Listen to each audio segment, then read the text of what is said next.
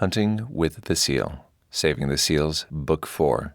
Written by Leslie North, narrated by Matt Haynes. Chapter 1. I need 2 blowjobs and a screaming orgasm, please. Kyle Matthews glanced over at the scantily clad waitress who'd yelled the order at the overworked bartender and snorted. Living up to the name of this not-so-fine establishment on the outskirts of Nashville, Tennessee, Double D's, the gal met his gaze and gave him a naughty grin. "And what can I get for you, stud?" "I'm good." He raised his half-full bottle of ale in her direction. "Thanks, though." "No prob." She chewed her gum, giving him a slow once-over, her earrings dangling against her bleached blonde hair. The smoky air smelled of stale alcohol and dying dreams, and some loud, obnoxious, countrified crap music throbbed over the club's sound system. The waitress placed her drink order on her tray, winking at Kyle over her shoulder. "Just let me know if you need anything else. My name's Kiki." He gave a short nod, then refocused on the nondescript black door near the opposite end of the bar. That door was the reason he was here. Well, that and the fact he planned to nail Miles Arietta's ass to the wall once and for all, for betraying his country and for killing Kyle's baby brother, Nick. Fucking terrorist asshole. But first, the door. In the month since Kyle and the rest of the guys from SEAL Team 10 had gotten back from their last mission in the small Middle Eastern country of Jubail, a lot had changed. First, after they'd apprehended the number 2 guy on their most wanted list, billionaire media mogul Corin Williams, he'd turned state's witness against Miles Arietta and given the team full access to his intricate data network to infiltrate and defeat terror cells around the world. Second, the information the government had found through Williams's network had cleared Kyle's team of any wrongdoing in Nick's death. The exoneration should have made him ecstatic. It should have lifted the burden of guilt and anger, the weight he'd been carrying around since the horrible day his brother took a sniper bullet to the back of his brain, off Kyle's shoulders. It should have stopped him from reliving the moment he'd heard the shots ring out from where he was securing the crates they'd loaded in the back of the truck. Securing the fucking crates instead of protecting my brother. Too late to do a thing to save Nick. It should have made him finally wipe away the memory of the coppery smell of his brother's blood, and worse, spattered all over the boxes still waiting to be loaded into the truck. Still, that twist of responsibility remained tight in his gut. Regardless of that committee's findings, there were still a few personal loose ends that needed to be tied up before Kyle could finally lay down the weight of his brother's death and mourn his loss the way he needed to. One of those loose ends was Arietta. The other was a woman who'd haunted, perplexed, and vexed him since the day Nick had first brought her home to meet his family nearly 2 years prior, his sister-in-law, Natalie, or as she was now known, Nick's widow. From their initial meeting, something about her had intrigued the hell out of him. Kyle's instincts had always told him there was something off with Natalie, and now he knew why. Natalie had secrets. Secrets that started with those romance novels she'd written under the pseudonym N.T. Smalls, trashy books filled with complex code to guide terror cells to do Arietta's bidding. Then there was the whole debacle where she'd faked her own death to avoid capture and had nearly gotten them all killed in the process. That had led to her being exposed as an undercover CIA operative and being whisked away by witness protection to start a fresh new life here. It was enough to make a man turn tail and run if he was smart. Or pursue her to the ends of the earth to discover the truth, if that man was Kyle. Yep. There was far more to his sister-in-law than met the eye, and he had every intention of uncovering all of her secrets, or die trying. And seeing how he was a highly trained, exceptionally skilled, battle-tested Navy SEAL who'd survived more attempts to kill him than a third-world dictator, chances were good Kyle wasn't going to keel over any time soon. A flash of movement near the end of the bar drew his attention. He took another swig of beer and glanced toward the door again. One of the busboys, a smallish kid with a black baseball hat and a neon-pink Double D's t-shirt, fumbled with a bucket of dirty dishes and a full bag of trash. Normally, Kyle wouldn't have thought much about it, except the entrance to the kitchen was across the crowded room. The busboy stood in the shadows, face hidden by the brim of the baseball hat. The only lighting was the glare from the crackling neon signs above. Something about the kid's stance, rigid, tense, skittish, put Kyle on high alert. After downing his beer, Kyle tossed a $10 bill down on the bar top before sliding off his stool and moving slowly through the crowd toward that door. The sign beside it said the manager's office was back there, but from the intel he and his team had gathered about this place, there was more behind that door than employee files and pay stubs. There was, in fact, a secret storeroom for Corin Williams. Rumor had it there were all kinds of tech goodies holed up inside it, perhaps even the missing laptop they were looking for, its hard drive rife with all sorts of details about Miles Arietta and his band of lying, cheating, murdering scumbags. Not to mention the fact that according to the information they'd gathered so far, they had exactly a week to catch him. According to what they'd found, Arietta planned to unleash his mighty virus on the world on Patriots' Day, September 11th, to commemorate the 15-year anniversary of the World Trade Center bombings. So, if that laptop was in there, Kyle planned to walk away with all that data tonight. Several drunken patrons milled about ahead of him, blocking his way. By the time he'd pushed his way through, the busboy was gone, leaving only the tub of dirty dishes behind on the corner of the bar and the bag of trash beside the door as proof he'd been there at all. Determined to get inside, Kyle tried the door handle. It was locked, of course. He glanced around again. No sign of the busboy. No sign of the bartender either. He was too busy flirting with Kiki to pay attention to anything else. Careful to avoid nosy onlookers, Kyle pulled a small black leather pouch from his jacket pocket and picked the lock. The black door cracked open, and a thin sliver of dim light winked out at him, beckoning him closer. After a final glance around the bar, Kyle slipped inside, closing the door behind him. The noise and chaos outside dulled to a quiet roar as he made his way down a short hall, past the deserted, darkened manager's office on the right, toward another door near the back. A bright strip of light shone from beneath it. A few scuffling sounds drifted from inside. Well, shit. Seems Kyle wasn't the only person interested in getting inside that secret storeroom. His mind ran through a list of who else would want to get their hands on what Williams might have hidden away inside that space. There was Michael Bex, a rogue SEAL who'd taken out his own team and burned their massacred bodies to hide the evidence so he could go after the codes Natalie had embedded in those e-reader files. Bex had gotten close once already too, the bastard. Too damned close. He'd blown up one of Williams's publishing houses, nearly killing Kyle's explosives expert, Gage, and his girlfriend, Anna, all to make a few lousy million on the black market to sell the intel to the highest bidder. More muffled bumps and creaks issued from the other side of the door. Except last he'd heard, Bex had gotten himself arrested in Florida for a 4th DUI, the dumb fucker. Guy could mastermind the demise of his whole SEAL team, but didn't have the sense not to drive drunk in a 3-strikes-you're-out state. He was currently serving 18 months in a federal penitentiary. Stupid, deep-fried numbnuts got exactly what he deserved. Could be Miles Arietta himself, he supposed. That bastard was wily as fuck and knew how to disappear. After all, he'd learned from the best, America's own CIA. Didn't make much sense for the world's most dangerous terrorist to put himself in that kind of jeopardy, though, especially for the intel he'd already have.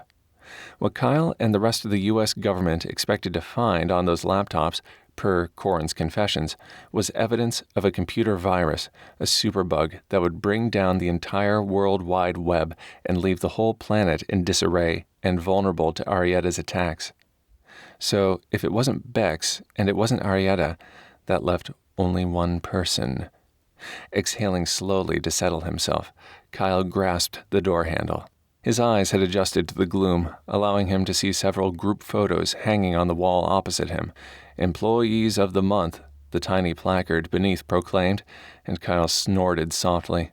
Normally, his team would have been providing backup on a job like this, but he'd given them all a bit of extra R&R time back in D.C. with their girlfriends. He'd take some time off, too, once this last mission was finished. Tonight he was flying solo. Damn it. The small curse echoed from the storage room beyond, a decidedly feminine curse. Fuck. Kyle reached for his weapon in its holster at his waist and clicked off the safety, easing the door open slightly, then peering inside. Lining 3 walls of the small room were boxes and old furniture stacked nearly to the ceiling. A metal filing cabinet sat crooked on a diagonal out toward the center of the space, as if it had just been shoved there. He inched inside, weapon first, and closed the door soundlessly behind him before creeping in the direction of the sounds. The corner, behind the file cabinet, more soft curses were followed by a few pounds and what sounded like maybe a kick or two. An ominous creak.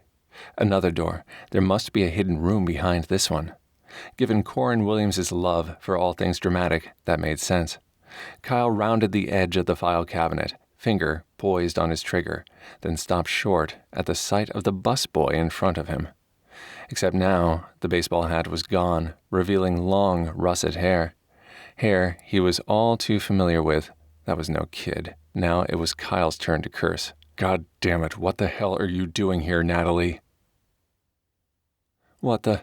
Natalie Matthews whirled around to find the barrel of a Glock 9mm pointed directly between her eyes. Unfortunately, it wasn't the first time this had happened. She held up her hands and swallowed hard. Kyle, this isn't what it looks like. Really. He watched her, his hazel gaze hard as granite. What exactly do you think this looks like? Good question. Natalie should have known better than to trust her handler when he'd said this would be an easy assignment. Not to mention the fact they hadn't let her out of the office to do actual field work since Bush was president. Rusty didn't begin to cover how she felt about her skills, but she'd get through it, mainly because she had no choice. This was her assignment now, for better or worse. Besides, nothing in her life had ever been easy, especially when it had come to the Matthews brothers. She chewed her bottom lip and narrowed her gaze, trying to find a plausible excuse for her presence here, and coming up empty. So she went for the first lame thing that popped into her head. I work here now. Nice, Natalie. Not. Right. His flat tone said he didn't believe her for a second. I thought you were in witness protection. Yeah, well, that didn't exactly work out. Truth was, the agency had pulled her out of the program as soon as she'd left the hospital, but she wasn't about to tell him that. Kyle looked her over in a slow appraisal, and she felt his glance like a physical touch. It had always been that way where Kyle was concerned, that instant, irrevocable bond of awareness between them, despite the fact she'd been married to his brother. The wrong brother, her conscience whispered before she shoved it aside. Oh, she'd loved Nick Matthews more than anything in the world, but they'd both been so young and stupid. She hadn't really had time to know herself, let alone the man she married, and by the time she'd realized she'd mistaken close friendship for something more, Nick had been head over heels. Natalie had put her true feelings for Kyle from her mind, thinking they'd fade with time. Geez, though, he was seriously the best-looking man she'd ever seen. Nick had always been a pretty boy, cover model good-looking with a dazzling smile and perfect hair. But Kyle was bigger, rougher, more manly. His nose was a bit crooked, as if he'd had it broken once or twice, and the planes of his face were a bit too angular for classic handsomeness. Still, from the cut of his strong jaw to those long, sooty lashes fanned out over his cheeks, he was H.O.T. She shook her head and forced herself to get back on track, to focus on the task at hand, namely, getting out of here with the information the CIA needed and getting the hell on with her life, post-Nick. I was, Natalie looked around her, just filling out my time card. Really? Behind the file cabinet? I dropped my pen. I see. And you always dress like a guy for your new job? You never seemed to have a problem with how I dressed before, she said, brow raised. Oh, snap. Kyle's jaw visibly tightened, the corded muscles in his neck straining. I couldn't care less what you wear, Natalie. You stopped being my problem the day Nick died. Well, until you decided to take up with that murdering asshole Bex. She flinched. Couldn't help it. She blinked back the unwanted sting of tears and squared her shoulders. She didn't owe this man anything. He was nothing to her now that Nick was gone. Nothing. Funny, though, how nothing felt more like a black hole in the center of her chest. She forced words out of her constricted throat, scowling. This office is for employees only. Why are you here? He didn't say a word. Neither did she. They just stared at each other across the span of a few feet, divided by hurt and grief and differing loyalties. Their own Mexican standoff smack dab in the middle of double D's. If Kyle wanted to be a stubborn ass, then Natalie could give as good as she got. The outer door to the bar slammed open, and voices grew louder in the hall. One she recognized, the bar manager. The other she didn't. The conversation was muffled, but the manager's ending words were clear as a bell. "Come into my office and we'll discuss it." Footsteps moved closer to their tiny storage room. "I don't remember leaving the lights on in here." The door handle jiggled. "Have a seat in my office. I'm just going to grab my keys and turn those off." "Shit," Natalie hissed. "Fuck," Kyle said at the same time. His gaze darted toward the door before returning to her. "We need to get out of here." "And how do you suggest we do that, Lieutenant Commander Matthews?"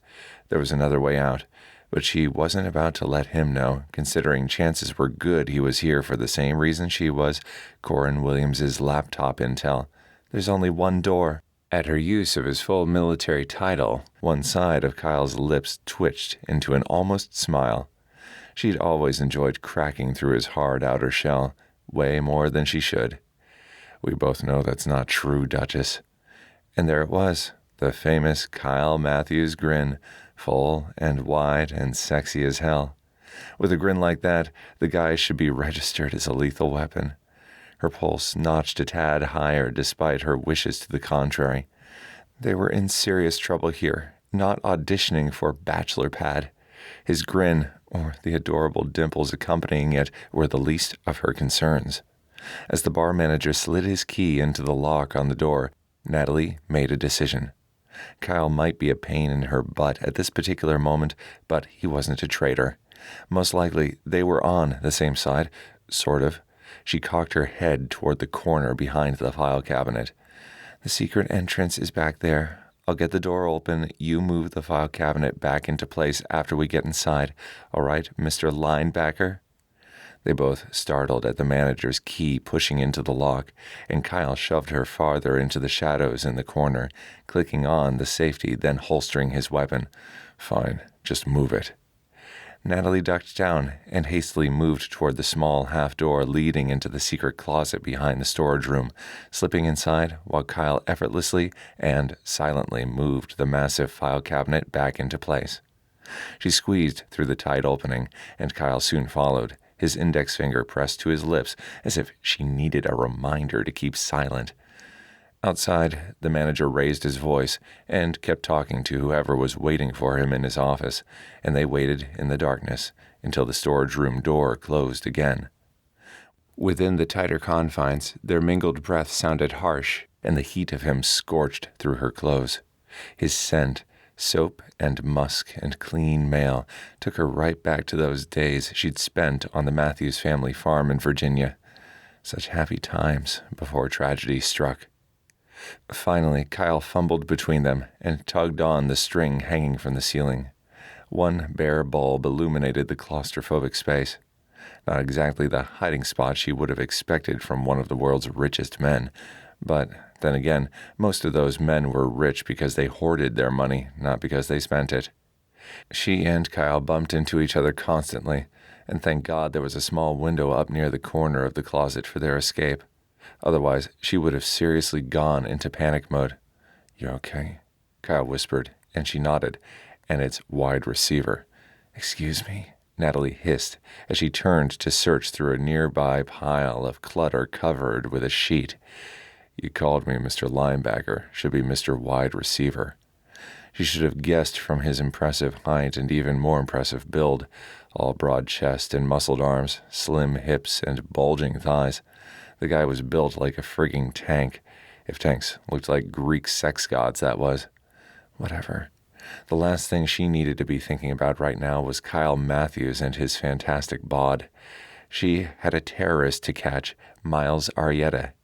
Given that the agency had all but thrown her to the wolves and basically painted her as best buddies with Michael Bex, a known criminal and murderer, and against her wishes, she might add, to try and lure in Corin Williams, she'd been surprised when her next mission had been nothing short of tracking down the head honcho himself, Arietta and bringing him in. She wasn't about to argue, though. There was nothing quite as satisfying as settling a personal score. But first, she needed to find the damned laptop that was supposedly stashed here. A whole team of techs were waiting back at the agency to hack into its hard drive to see if they could locate a copy of Arietta's purported virus and find a viable way to counteract it. "Help me look, please." "You act like you're the boss here," Kyle said, his grin quickly morphing into a thin-lipped frown. "You are not in charge." "And you are?" "Commander Brighton seems to think so." "Yeah?" She crouched to check behind a stack of crates. "Maybe Brighton should contact the CIA then. I'm here on top-secret clearance." "The fact you're here at all is due to me and my team rescuing your sorry ass back in D.C. I'd think you'd show a little more respect." "Respect?" Mission or no, she wasn't about to let that one slide. "You've disrespected me from the day I walked through your parents' front door, Kyle. Respect is a two-way street." "Respect needs to be earned." They stood nose to nose, his gorgeous eyes glittering with annoyance. Her nerve endings fizzed to life before she could control her reactions. "When have you ever done anything to earn mine?" This was getting them nowhere. Natalie had always prided herself on staying cool under pressure, on analyzing each situation rationally and calmly, on blending seamlessly into any situation. But this man, with his killer looks and dangerous edge, made her want to scream and thrash and make a spectacle out of herself. And that was unacceptable. "We need to find that computer," she said, her tone cold. She stepped as far away from him as she could, away from temptation. "That's why we're here, yeah?" Kyle's gaze flickered from her eyes to her lips before returning. His tense shoulders relaxed a tad, and Natalie bit back a smile. Perhaps she wasn't the only one still affected by this volatile chemistry between them.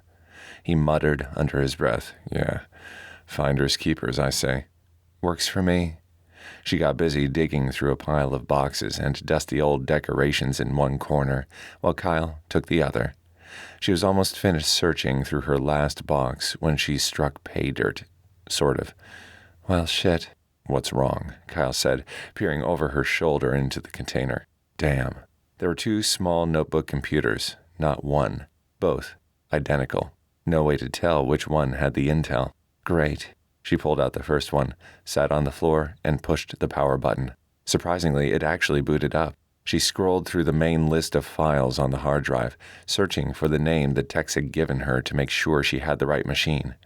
Arietta had named his virus after his mother, Rosarita. Except there didn't seem to be anything even remotely resembling that name on her notebook. "What the hell are you doing playing mahjong?" Kyle asked, his tone annoyed. He grabbed the small computer from her hands. "It's not like we've got all night. Let me try." "Fine." She hadn't found anything useful on that one anyway. Natalie pulled the second notebook from the box and hit the start button. "Good luck there, Bill Gates." "Like you did any better, Steve Jobs." He gave her the finger without looking up from his screen. She chastised herself for sneaking glances at him when she should be concentrating on finding those damned files instead. The fact he looked like a fevered dream in a black t-shirt and tight faded denim with the single light above glinting off his black hair and making it glint with midnight blue highlights didn't help either. Her notebook beeped loud, and she scowled. This one wasn't booting up, damn it. The battery indicator in the corner glowed red. Shit. Out of juice. She dug in the box again and came up with a power cord, but there weren't any outlets in the tiny closet. Frustrated, Natalie stared down at the expensive gadget that was behaving more like an impenetrable brick. Stupid technology. Did you consider user error instead of blaming the machine? This time, it was her giving him a rude finger gesture. Seriously, what? Kyle leaned around her to peer at her screen. His warm breath tickled the hair near her temple, and Natalie closed her eyes, remembering how she and Nick used to cuddle on the sofa together for Netflix marathons, her back cuddled against his chest. Except this wasn't Nick, and now wasn't the time to snuggle. "Dead battery, huh?" Kyle said, then sat back. "That's too bad." Natalie blinked several times before she picked up their thread of conversation again, taking a deep breath to calm her traitorous body. What's too bad is we've got two computers and no idea which one is the good one. And since when did you become such a computer geek? I'm not. Kyle winked, then held up his phone to show her a screen full of texts. Haley and Scotty are still together. She's telling me what to do. Nice. Natalie shoved the power cord into her pocket, then pushed to her feet. Well, I have a whole tech team waiting for me back at the agency, so if you'll kindly hand over that notebook, I'll be on my way back to my office. Kyle stood as well, brushing off his jeans. I'm not handing you anything. We had a deal. Finders keepers. That deal's null and void. It applied when there was only one computer. Now there's two. He pointed to the small window high up on the wall. So it looks like we both win, or lose depending on how you look at it. Now, you want to go first, or should I? What if you have the wrong one and mine has all the data? Then I guess I'll just have to track you down again. He tucked his notebook inside his jacket, then jumped and caught the window ledge easily with his long, dexterous fingers. She did her best not to think about all the lovely things those fingers could do to her. You won't find me. Wanna bet? With a small grunt, Kyle hoisted himself out the window. Seconds later, the cush of his combat boots drifted in from outside, and he called to her. Any time now, Duchess. She'd just clambered up onto a teetering tower of crates when she heard the sticky, sweet drawl of the busty waitress from the bar. Hey, stud, you come to find me after all? Kiki said. Natalie could just imagine the woman shoving her big knockers up in Kyle's face. The image bothered her more than she cared to admit. Not about to wait for Kyle to get it on with Boobzilla out there, Natalie improvised. If he made it out on his own, then so could she. She turned off the light, tucked the small notebook down the front of her jeans and beneath her t-shirt, then scrambled to the top of the nearest stack of boxes before making a calculated leap, narrowly grasping the window ledge. Conversation continued to filter in from below, and Natalie narrowly avoided gagging at Kyle's overtly flirtatious tone. Maybe someday she'd find a guy who appreciated her sort of brains and talent over the more obvious assets. She swung one leg over the window ledge and pulled herself up to sit in the open window, then called down to Kyle, her tone drenched in snark. I hate to butt into your game and all, but you got a second to catch me, lover boy?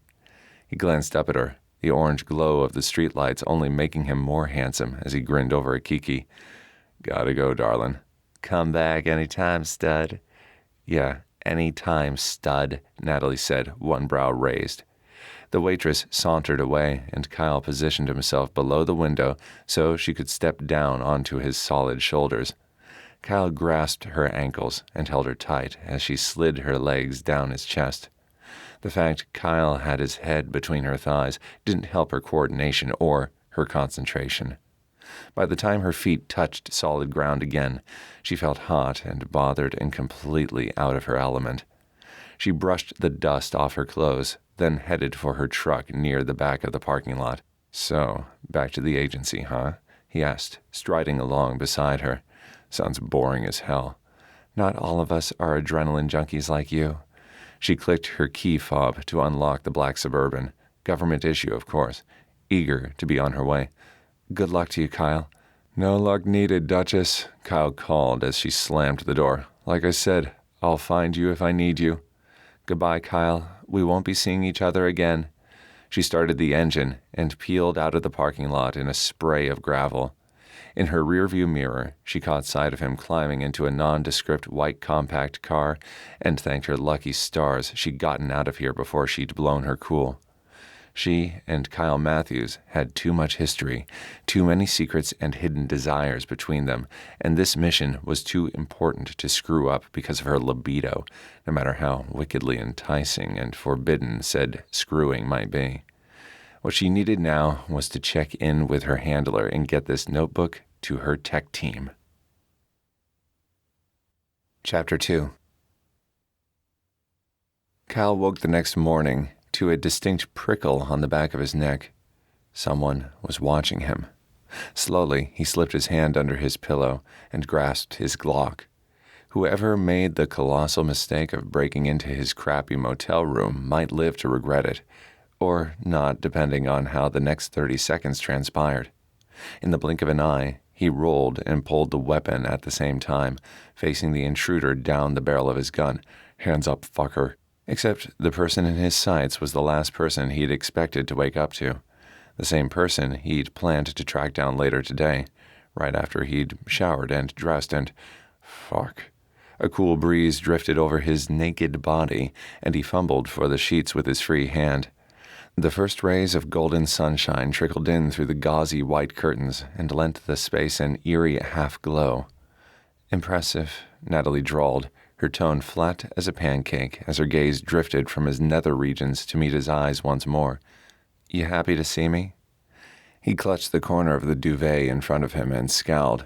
"It's morning, and what the hell are you doing in my room? Last time I checked, you were ditching me in the parking lot." She squinted, one eye shut, sighed, and lowered her own gun. "According to my tech team, this whole which notebook is the good one is more complicated than we'd first thought." "Seriously? And that justifies breaking and entering?" The duvet slipped a bit, and he cursed, yanking it back into position to keep himself decent. He'd woken up beside plenty of women in his time, but none as beautiful or as dangerous as Natalie. Jesus, I feel so violated. "You'll get over it." Natalie clicked on the safety, then laid her weapon aside, right next to his notebook. "Has Haley seen your computer's hard drive yet?" "No, I was going to send it to her later this morning. Why?" Kyle's concentration was centered on that notebook.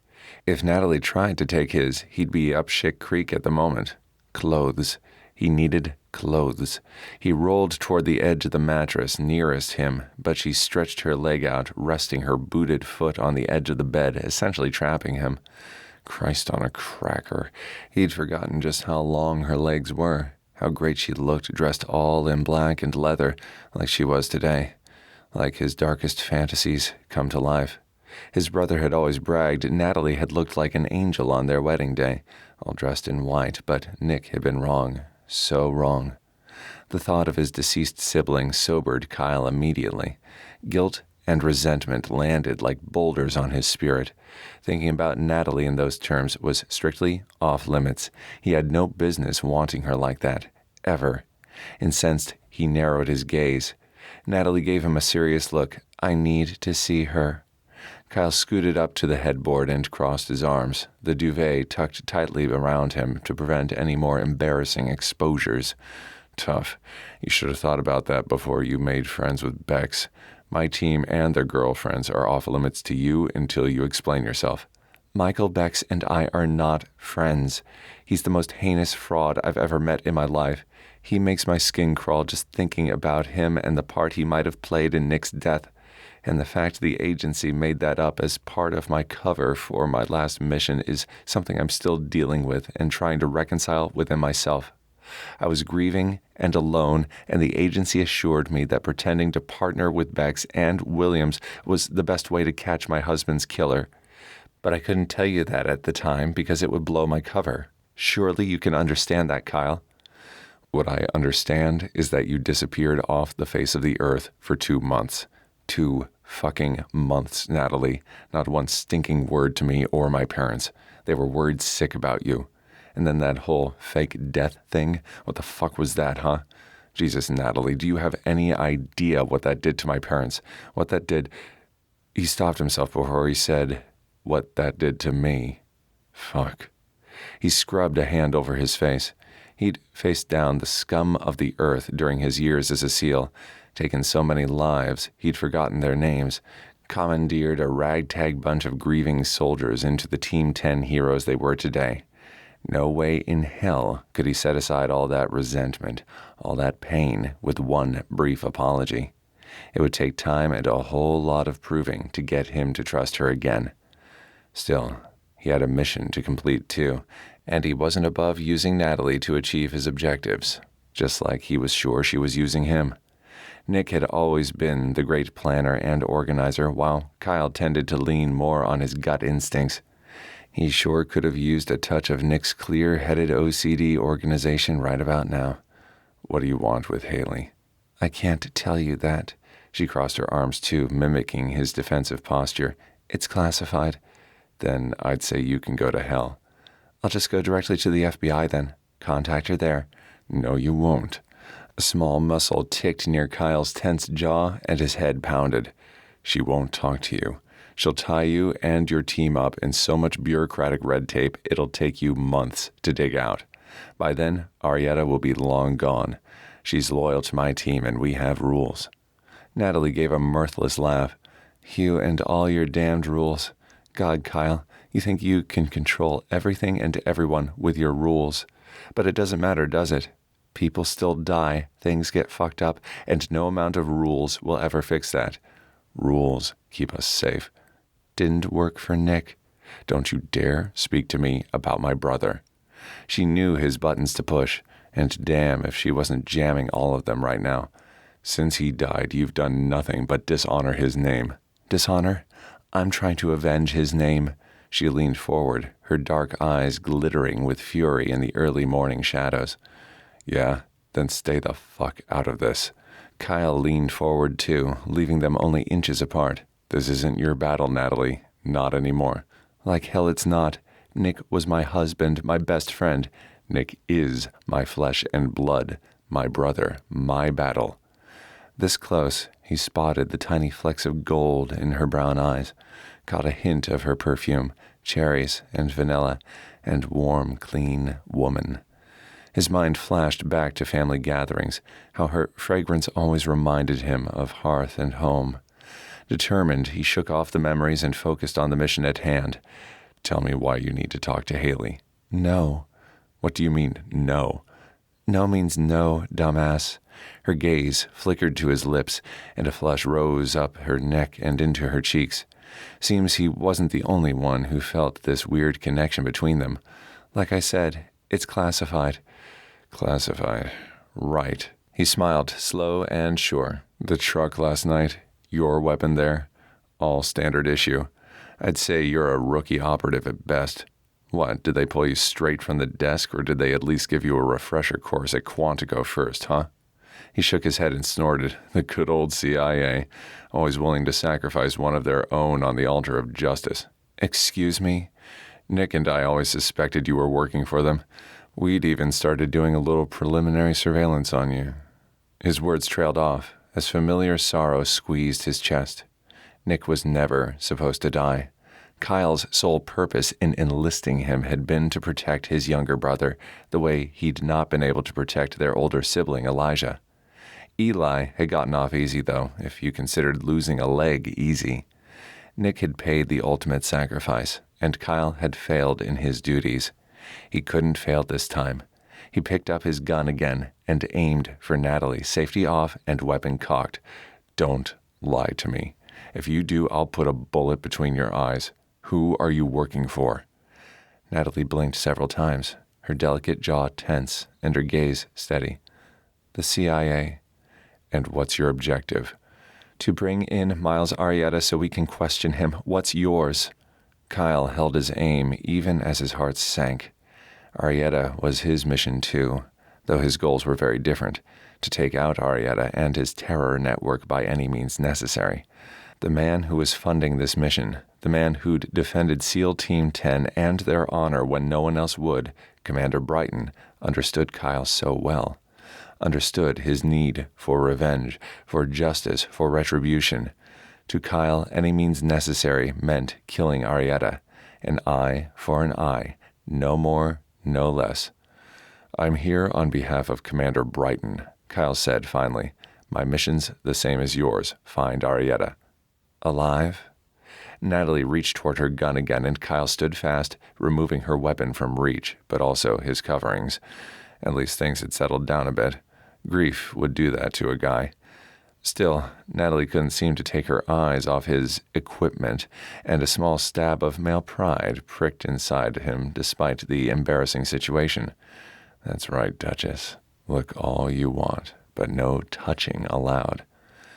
Guess we're on the same side, then. Her voice had gone husky, and Kyle felt that roughness like a physical caress. Jesus Christ. He swallowed hard and stepped back, taking her Smith & Wesson with him to the dresser. He dug in his duffel for a pair of fresh undies, pulled them on fast, then stalked over to grab his computer off the table and secure it inside the room's tiny safe in the closet. Afterward, he faced her again, feeling a bit less naked, if no less exposed. "I need to take a shower," he said. "Get in the bathroom." "Like hell I will." "Your choice. You want to talk to Haley? Want to find Arietta? You'll do as I say." He leaned a shoulder against the wall, his gun still aimed at her. "Get over here, Natalie, before I accidentally pulled the trigger." Lips compressed, she pushed to her feet, mumbling curses as she started toward him. "Happy now?" "Not by a long shot, Duchess." He tilted his head toward the bathroom beside him. "In you go." "Fuck you," she said as she passed. "You wish." He instantly regretted his comeback as he stepped into the small room behind her and shut the door. Even with her perched on the closed toilet seat, they constantly brushed against each other. But what other choice did he have? Kyle wasn't about to let her or his notebook out of his sight again. Not until he found out about these complications she'd mentioned. Grumbling to himself, he maneuvered to the shower and flipped on the faucet. Steam soon filled the air, only adding to the already crackling sexual tension between them. Sorry, readers. Here's where we fade to black due to YouTube explicit content guidelines. If you dream for the steam, you'll need to take a look in the book. Kyle bit back an angry groan, and Natalie looked up at him, one brow quirked. "Looks like I'm not the only one wishing." Damn. Why had her handler insist she sneak into his motel room? Why? Because your team said you need both notebooks to have all the data, that's why. Natalie sat in the steamy bathroom and did her best not to ogle Kyle's naked, muscled form through the shower curtain. The guy was a walking billboard for hotness, all cut lines and sinew and masculine protectiveness rolled into a tanned, toned package. Nick had been cute and funny and honorable to the core, but Kyle Matthews was another kind of beast entirely. Shaking her head, Natalie did her best to get her brain back in the game and out of forbidden territory. No matter how delectable and attractive she found the man, there was no way in hell she'd ever get involved with him sexually, ever. It would be too weird, too wrong, too incredibly hot and sexy and wet and wild and, "Duchess?" Kyle asked over the rumble of running water. Each and every time he called her that, it was like a sweet knife stab to the heart. Sweet, because she remembered the day he and Nick had started using the nickname. It had been mid-November, and though there wasn't much in the way of brilliant color-changing foliage yet on the Matthews, Virginia farm, Thanksgiving was still approaching. The whole Matthews clan had gathered, and everyone seemed so open and loving and happy. She and all three Matthews brothers were playing a game of touch football in one of the recently harvested fields, and they were making fun of her for not wanting to mess up her hair before the big dinner later in the day. Truth was, she'd been nervous about meeting Nick's extended family, all his cousins and aunts and uncles. Sure, his mom and dad and brothers had all seemed to take her in as one of their own without question, but she didn't want to press her luck. After all, her own family hadn't exactly been a shining example of acceptance. They'd kept to themselves, shunning outsiders, especially after her stint in juvie. Anyway, Nick had thrown a Hail Mary pass, and for some crazy reason Natalie had made a play for it, lunging to the right and straight into Kyle's path as he moved in to catch the same ball for the opposing side. They collided midair, and he'd wrapped her tight in his arms, turning to take the brunt of the fall with his body. She'd landed atop his chest, the wind knocked out of her, but her competitive spirit intact. While Kyle recovered from the tackle, she'd managed to reach the ball, raising it weakly over her head in victory. "Got it," she wheezed to her teammate Eli. "Yes!" Eli had done an improvised happy dance on the field, waving his prosthetic leg in the late afternoon air. "You don't quit, do you?" Kyle had grinned from beneath her. There'd always been something about his warm hazel gaze, so earnest yet so perceptive, as if he could see into her very soul. "Not unless I'm absolutely forced," she replied, hoping her voice didn't quiver like she seemed to whenever he was near. She was with Nick. They were engaged, but that didn't mean she was dead from the neck down. Why? You remind me of someone, he said, his expression going soft. I do, she managed to say, her heart catching in her chest. Whoever it was, it must be someone truly important to him, given the kindness and affection on his face. Yeah, Duchess. Who's Duchess? Natalie whispered, not wanting to break the spell of intimacy. An old girlfriend? He shook his head, chuckling. My prize 4-H calf. Had to put her down after she got caught in a fence, poor thing. Good little heifer, though. Always came through in the end. A cow. The guy has the nerve to compare me to a cow. Nick, who'd come over to help them up, snorted. Nice one, bro. Kyle had laughed so hard there were tears running down his face. Natalie punched him hard in the chest, then took her fiancé's hand to climb to her feet. You're an ass. What? Kyle had stood, brushing off his jeans. I loved that cow. Jerk. Natalie, Kyle called again from behind the shower curtain. Are you ogling me again? Some things never changed.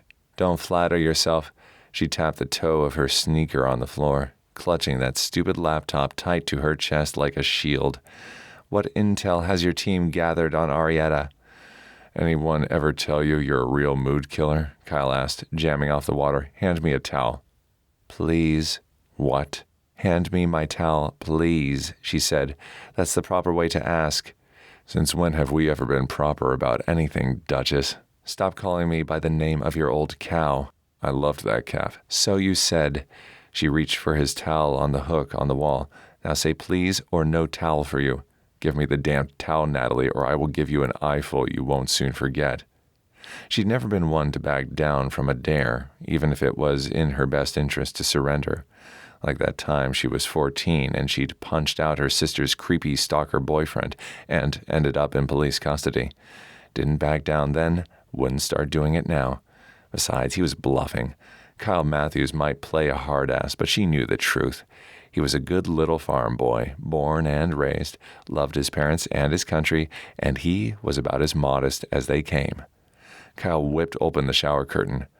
From the top of his wet, spiky hair, down the tanned length of his neck, to his cut torso with its smattering of dark hair, she couldn't seem to get enough of him.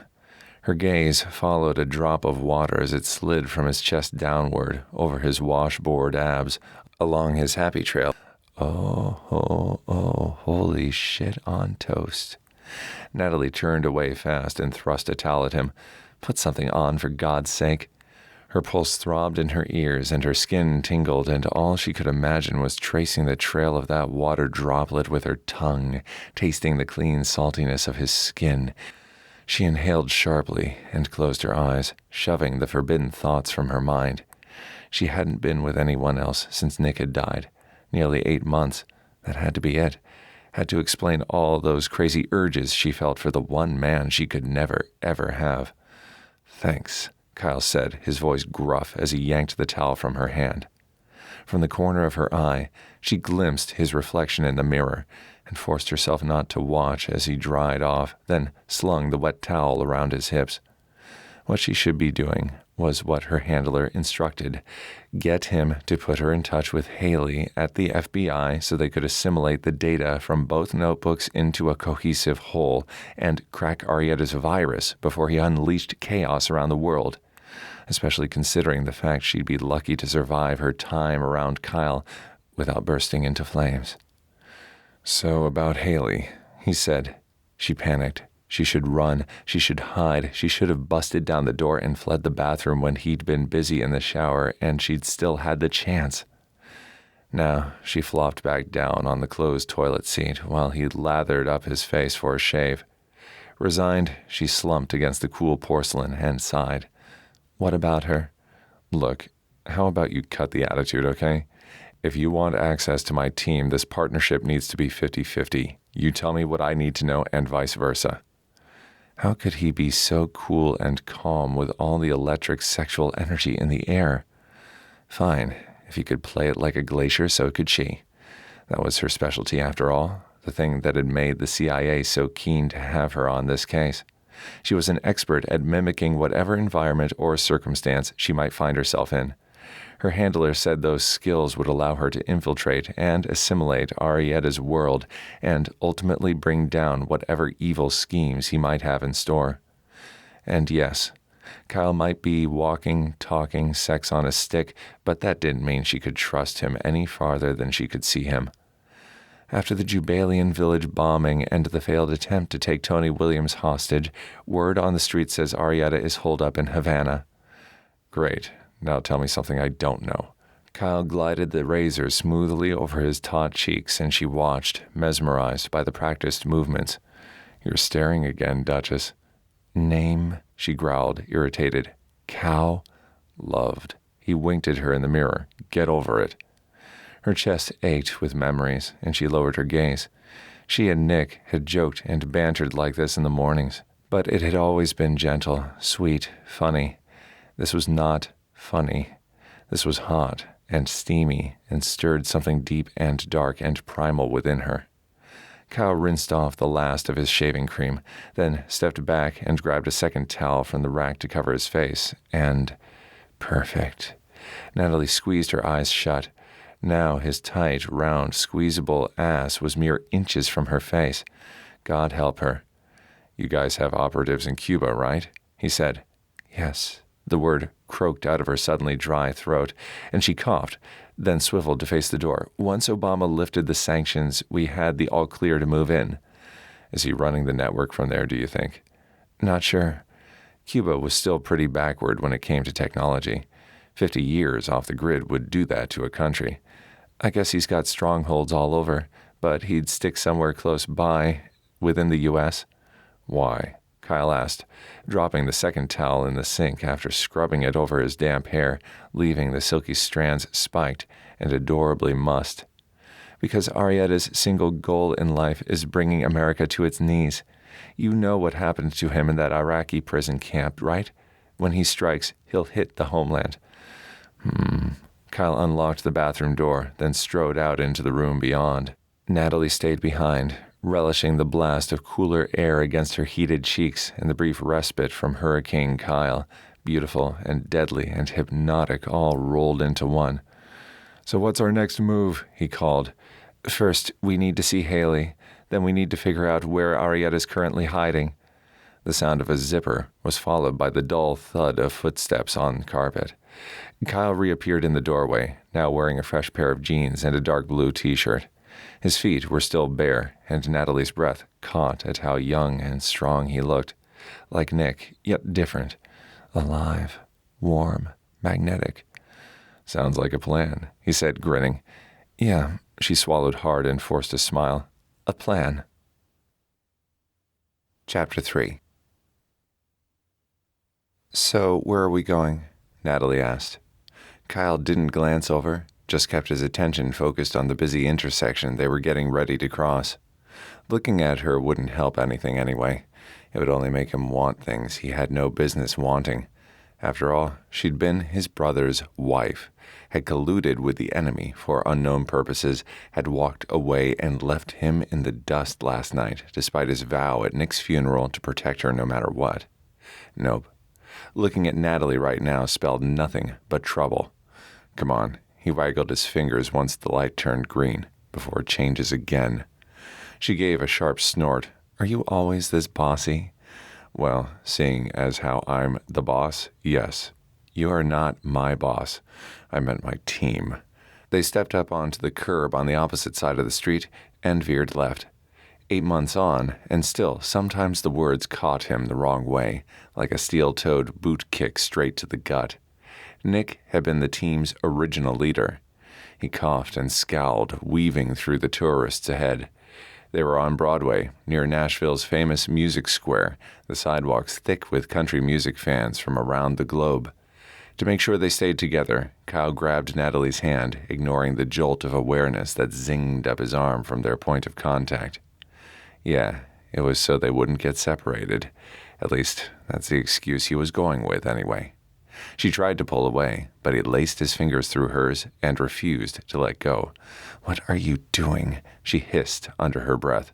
Protecting my asset. You want to get lost in this chaos? Oh, so now I'm an asset?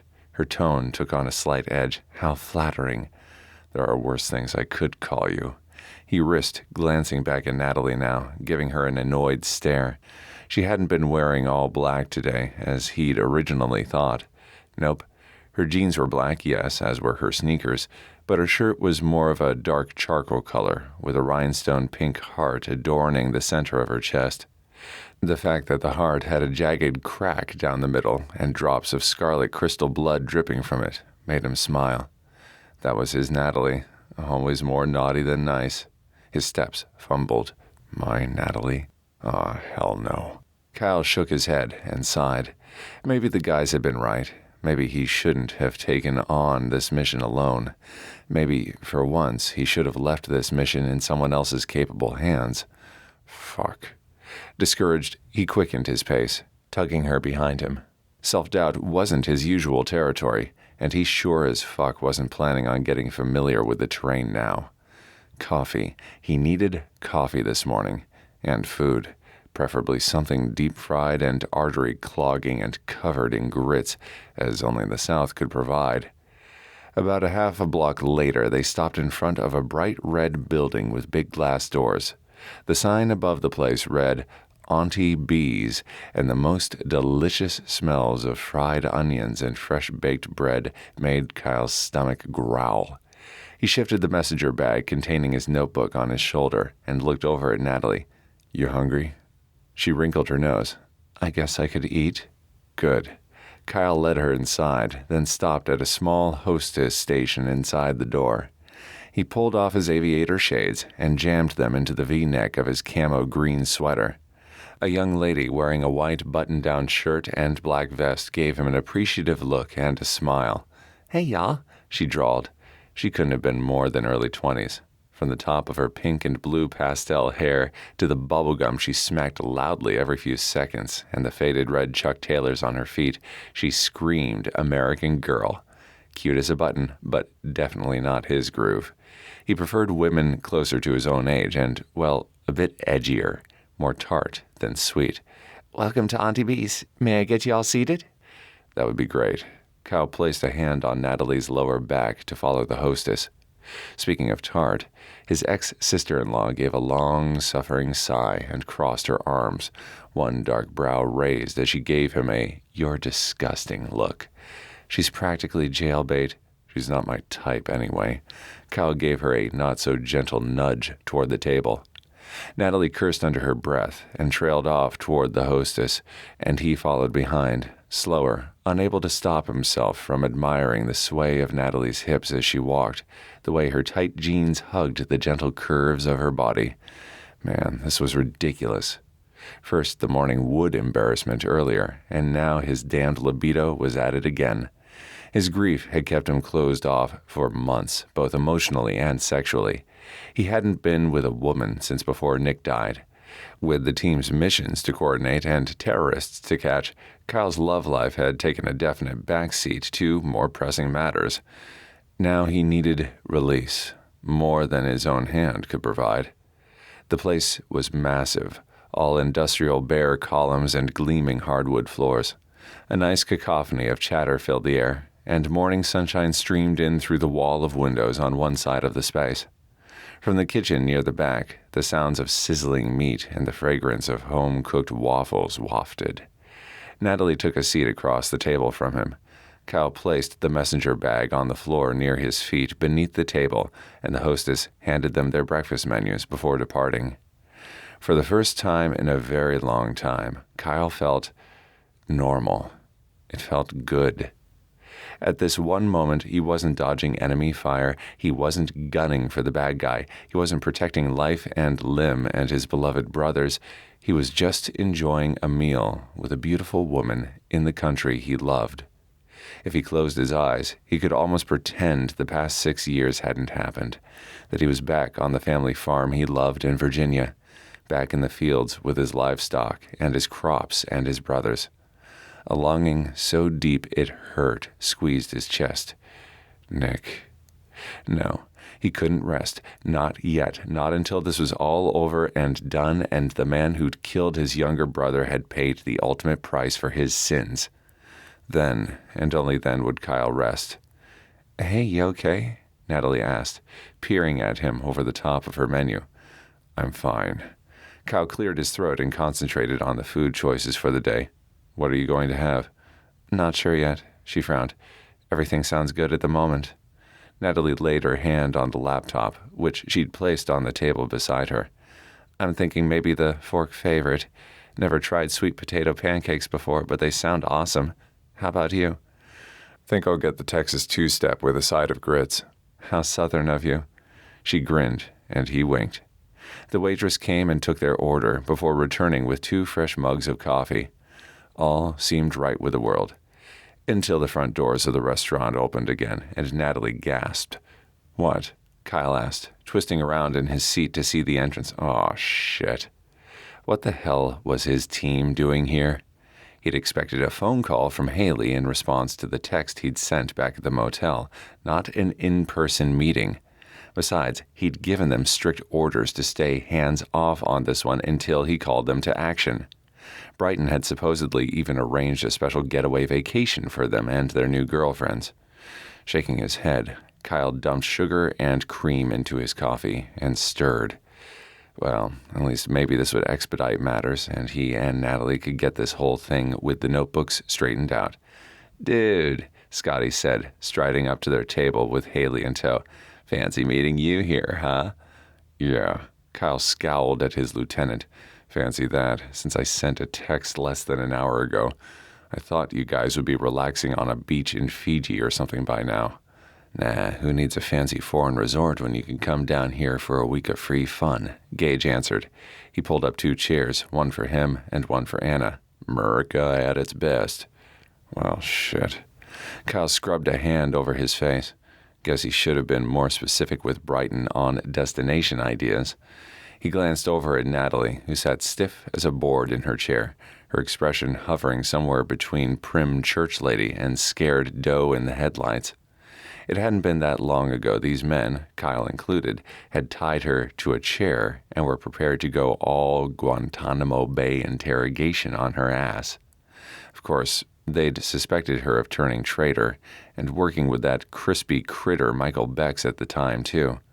Her grip on the laptop had reached white-knuckle stage, and he couldn't really blame her for not trusting them after what had happened.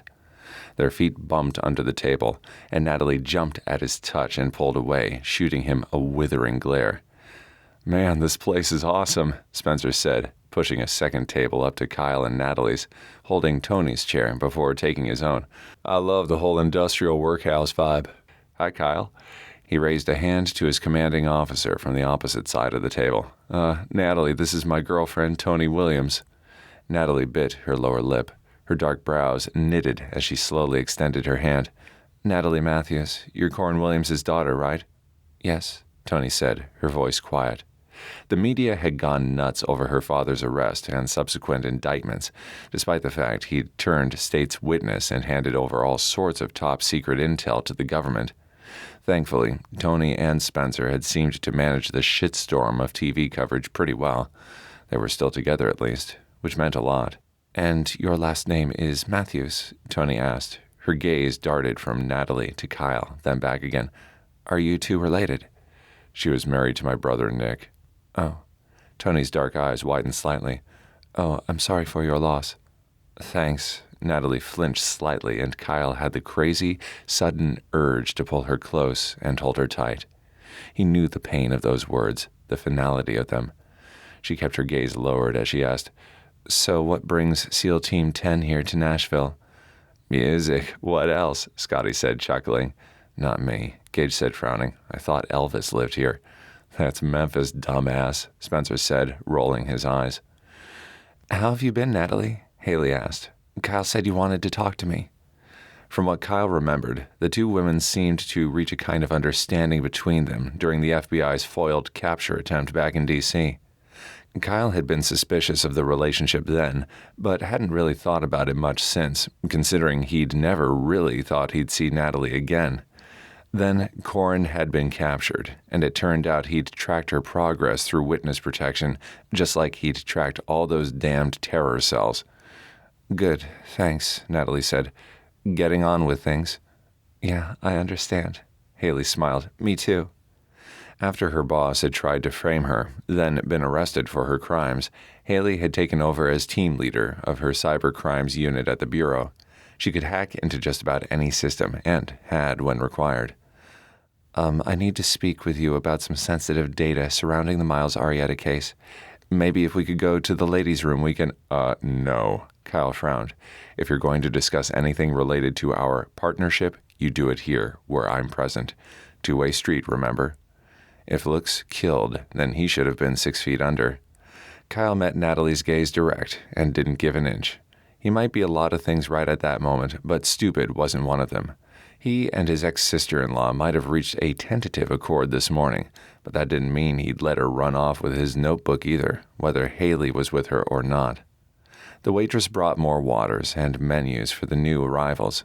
Natalie dropped her napkin and bent to pick it up, then pushed to her feet amidst the melee. "Where are you going now?" Kyle asked, frowning. "I'm going to the ladies' room alone." She gave him a peeved stare. "Be right back." Kyle had to wait until everything settled down again before he could talk to Haley properly. "Listen, Nat and I found 2 notebook computers the other night belonging to Corin's network. We each took one, but Nat says her tech team at the agency said there are complications. I'm not sure exactly what that means, but the CIA wants your help figuring it out. I've still got my notebook with me. Think you can take a look?" "Sure." "Great." Cal reached under the table and into his messenger bag to grab the small computer. "It's right," but when he stuck his hand inside, there was nothing there. His gaze flew to Natalie's chair. Shit. Her purse was gone, too. "Haley, can you go check the bathroom for me?" Sure." She gave him a concerned look. "Be right back." "What's wrong?" Gage asked. "When I went to that storehouse of Corin's the other night, Natalie was there too. We found 2 notebook computers Corin used instead of the 1 laptop we'd expected. As insurance, we each took one, but now..." Kyle pushed to his feet, craning his neck toward the glowing neon sign near the back of the establishment that proclaimed in large green letters, "Restrooms." Haley disappeared inside, then came back out moments later, shaking her head. "Looks like we got a runner," Scotty said. It didn't make sense. Natalie said she wanted to talk to Haley, and he'd facilitated that, so why did she run then? Of course, he was talking about Natalie, and most of what she did made no sense to him. Kyle clenched his jaw, his appetite gone. He'd been thinking with his dick instead of his brain. The same damned thing he'd warned his team about before every fucking mission. Sex and espionage didn't go together, no matter what all the slick spy movies said. He knew better. Hell, usually he did better. "Kyle," Spencer said, "what do you want us to do, man?" At least that answer was crystal clear. We need to find her. Fast. Natalie hurried down Broadway toward Lyle Avenue, head down and Kyle's notebook tucked securely beneath her arm. Running had been a stupid move in hindsight, but when he'd forbidden her to talk to Haley alone, something inside her had snapped. She didn't like being treated like a peon, and she got enough of that at the agency anyway. So she'd stolen it from his messenger bag easily enough and climbed out a window in the bathroom. Then she'd texted her handler and told him she had the other notebook in custody. Not exactly fair play under their temporary partnership, but she had her long-term goals to consider. Her entire life had been put on hold the moment that bullet had stolen Nick's life. Since then, she'd lived and breathed for one reason: to catch the people responsible for his death. Now that that goal was in sight, she had to consider what kind of life she wanted afterward. A home, a family, a normal job with normal hours and normal people doing normal things on a normal schedule. No more bang-bang shoot 'em for her. She craved peace and solitude and fresh air. First, though, she wanted to meet her handler and get this other notebook to the tech team so they could figure out Arietta's plans and stop him. They had half the puzzle already. What was on Kyle's notebook hard drive should provide the missing pieces. She ducked into a shadowed alleyway between 2 brick buildings, then hid in her designated rendezvous point behind a dumpster. Talk about the glamorous life of a CIA operative. Not. Doug should have been here by now. That was weird. The guy was never late, and he'd sounded more than eager to get his hands on this computer when she'd texted him earlier. Natalie checked her watch again, then scanned the area. Nothing but trash and graffiti. The putrid smell of rotting meat stung her nose, and she edged a bit farther away from the dumpster. 5 more minutes passed, with little more than a stray tomcat to keep her company. Finally, footsteps echoed from the other end of the dead-end alleyway. She tensed and placed her hand on the gun holstered at her side. She'd been careful to avoid being followed, but one never knew. Doug was late already, so maybe that was him. Natalie swallowed hard and raised up slightly on her toes to peer over the top of the dumpster. She was taller than most women she knew, at 5'7", but the debris piled so high she couldn't see anything. Cursing, she crept to the front of the dumpster and held her breath as she peeked around the corner. Something loud and metal crashed to the ground behind her, and a flurry of pigeons took flight, their shrill cries and beating wings drowning out everything else. Natalie panicked, her inexperience in the field showing. She drew her weapon and clicked off the safety with shaky hands. But what if it wasn't Doug? What if it was Arietta?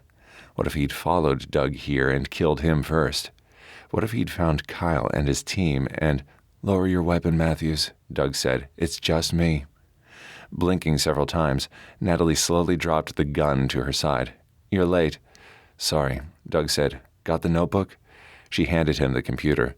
"You're supposed to call if things change. That's protocol." "Yeah, well, things are different when you're out in the field, Matthews. We can't all sit safely behind a desk all day."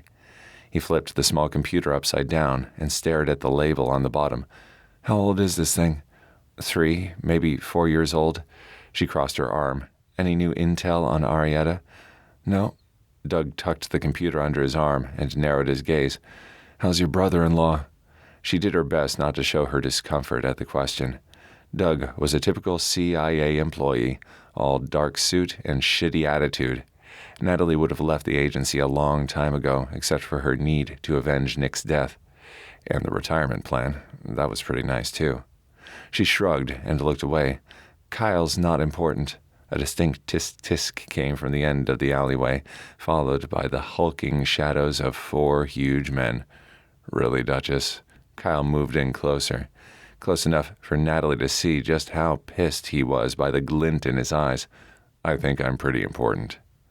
Guilt stabbed her in the chest before she tamped it down. She'd had a job to do, and she'd followed orders. Kyle of all people should understand that. Too bad her actions had most likely ruined any chances they might have had for a reconciliation. That thought hurt more than she cared to admit, so she fell back on her old standby sarcasm. "You are important, Kyle. Believe in yourself." Snickers rang out from the rest of the SEAL team. "Ouch, dude." Scotty pointed his weapon at Doug's temple while he retrieved the notebook from the messenger bag. "She burned your ass good, Kyle." "Yes," Kyle whispered, leaning in so Natalie felt his warm breath on her cheek, her neck, the heat of him making her core clench with need despite the situation. "You were always too hot to handle, weren't you, Duchess?" "I told you not to call me that," she hissed, warring between her need to get the hell away from here and her desire to push him up against the nearest brick wall and ravish him silly. "How did you find me?"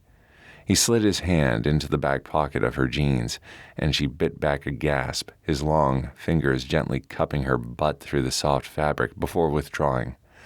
Kyle grinned and held up a tiny metal device no bigger than the head of a nail. Tracker. Great. Her brain had been so dazzled by Kyle Matthews' naked glory this morning she'd never paid attention to what he might have been doing with his hands. Doug caught her eye and gave her a "you're such a newbie" look, then shook his head. Next thing she knew, tires screeched and the muffled sounds of boots pounding on pavement sounded nearby. Soon, sirens joined in, and realization dawned on Kyle's face. Shit. He looked over at his team. "Guys, get the hell out of here. Keep that notebook safe until Haley can hack into those files. Go, now." "But what about you, man?" Spencer asked. "Aren't you coming with us?" "You guys go, and I'll cover your back," he said, moving around in front of Natalie now. "That computer is all that's important. Go, before the cops get here." The guys started backing away. Cops? Gage asked. Who the fuck called the cops? Doug waved and grinned. That would be us. Gage shook his head, his expression disgusted as he looked at Natalie. Some things never change. Once a traitor, always a traitor. His words stung more than she cared to admit, but there wasn't time to correct him on that issue at that point. The team disappeared around the end of the alley moments before agents swarmed in. Kyle grabbed onto a nearby fire escape ladder and started to climb up, then stopped. He stared down at Natalie, and for a moment, her breath caught. Wish I could say it was nice seeing you again, Duchess. Same here. She shook off an unwanted pang of sadness and squinted up at him. See you around, Kyle. See you around, Duchess. Stop or I'll shoot. An agent ran up and grabbed the same ladder Kyle had climbed moments before. The agent scrambled up to the roof, followed by several reinforcements, and soon the sounds of a scuffle echoed down in the alleyway. Several shots were fired, then silence. Natalie lived and died in those few seconds. Nick had been taken away from her too soon. If the same happened to Kyle, she wasn't sure she could live with herself. There were far too many things left unsaid between them. Thankfully, minutes later, the agents from the rooftop banged out of a side exit and back into the alleyway, with a pissed-off handcuffed Kyle in tow. Wait, Natalie said, frowning at her handler. This wasn't part of the plan. You didn't tell me about any of this. Stand down, Agent Matthews. This was my call to make. I've got years of experience on you and can smell a con job a mile away. You think this guy can be trusted? He planted a tracker on you, Natalie. Grow up and stop being so naive. Doug straightened his tie and cleared his throat. Lieutenant Commander Kyle Matthews, I'm placing you under arrest for the attempt to steal national security secrets. Yeah, Kyle said, a trickle of blood marring one corner of his full lips. Natalie clutched her fists tight to keep from reaching out to wipe the blood away, to stop herself from kissing his small wound to make it all better. She wanted to apologize for the agency's actions. She wanted to tell him she was sorry, that she'd had no part in this, but it was too late. Fuck you, Agent, and fuck your whole department, too. Natalie didn't miss the way his furious glance flicked to her with those last words. Oh, yeah, far, far too late.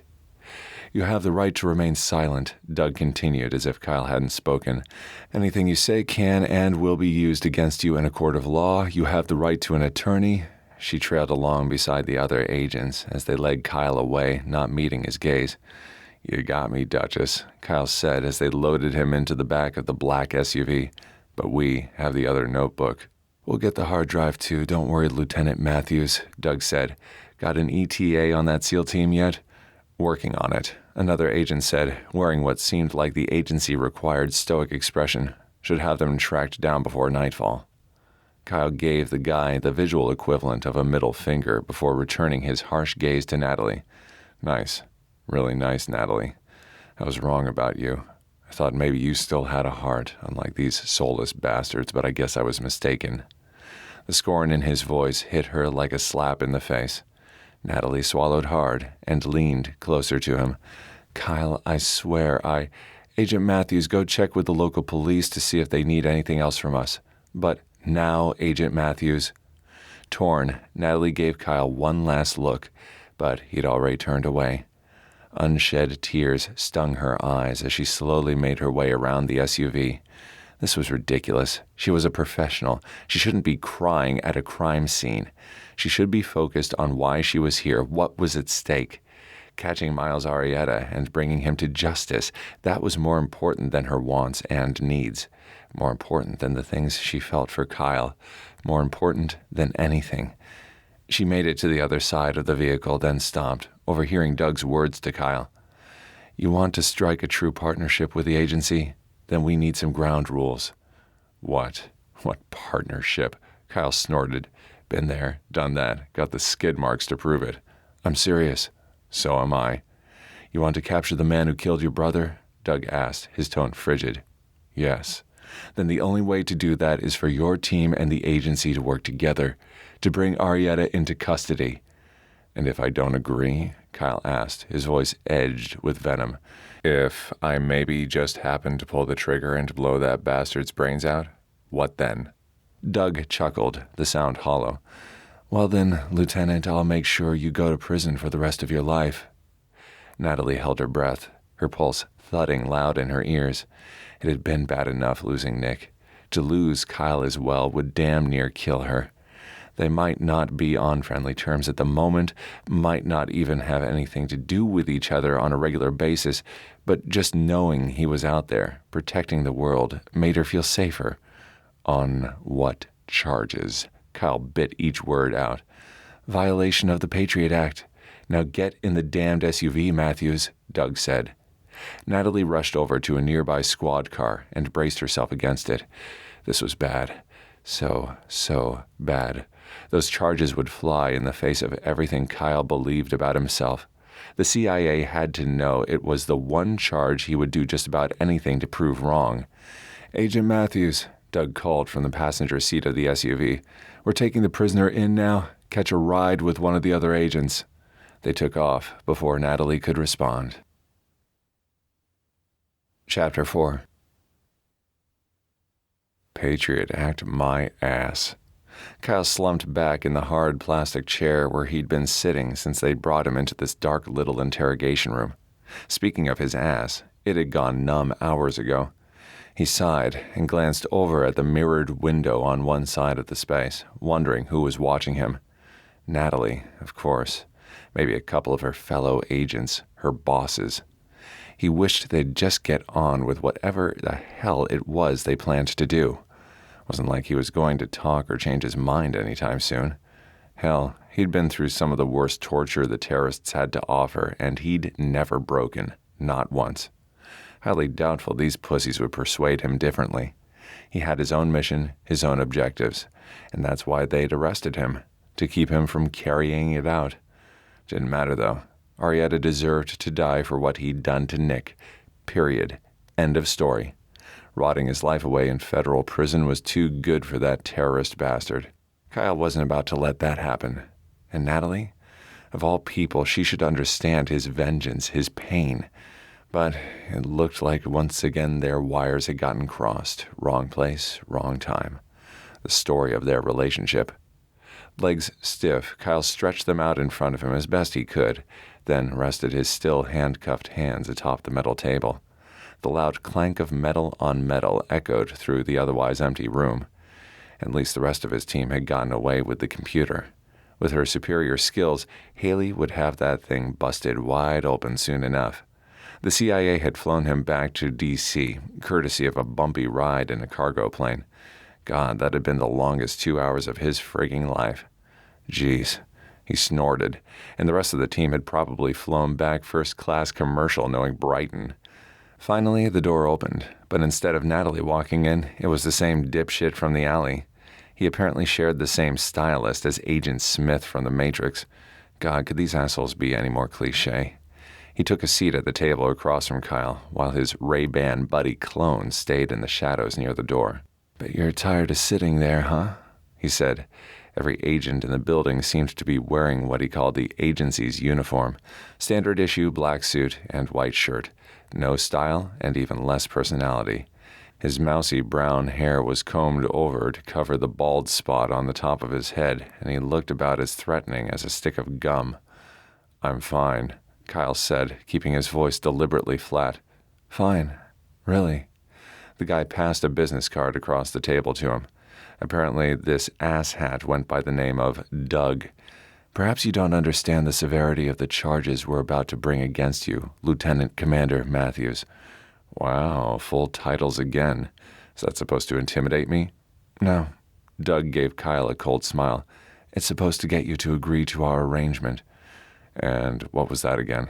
I've forgotten in my boredom coma. "Funny. You should go on the road." "Where's Natalie?" "She's busy with paperwork." Doug shoved another paper across the table to Kyle. "This is a list of all the known terror attacks that Miles Arietta has claimed responsibility for in the last year." Impressive. Kyle barely glanced at the list. "What's that got to do with me?" "We believe there's more that aren't on there. We also believe that he's infiltrated several other radicalized groups around the world. With him dead, we have no way of finding out exactly which groups those are and stopping them. That's why we need Arietta alive. He killed my brother. This is why I need him 6 feet under. So we're at an impasse then. Appears so. The other agent started toward the table, but Doug held up a hand to stop him. Give us 5 minutes, please, Rami, and tell the others to leave the observation area too. Agent Smith Jr. nodded and left. Kyle smirked toward the mirrored window. Douchebags. Doug leaned back in his seat and crossed his arms. I can't protect you if you won't cooperate, Lieutenant Commander. Sorry, I didn't realize my safety was so important to you. I realize you think the CIA is nothing but some hive of mindless bureaucrats, but we love this country as much as your team does, Matthews. Now, I'm very sorry about what happened to your brother and the unfortunate mess that occurred afterward, but apprehending Arietta and bringing him to trial is our #1 priority. Even at the expense of your own agent, huh? What's that supposed to mean? Doug folded his hands atop the metal table, his demeanor chilly.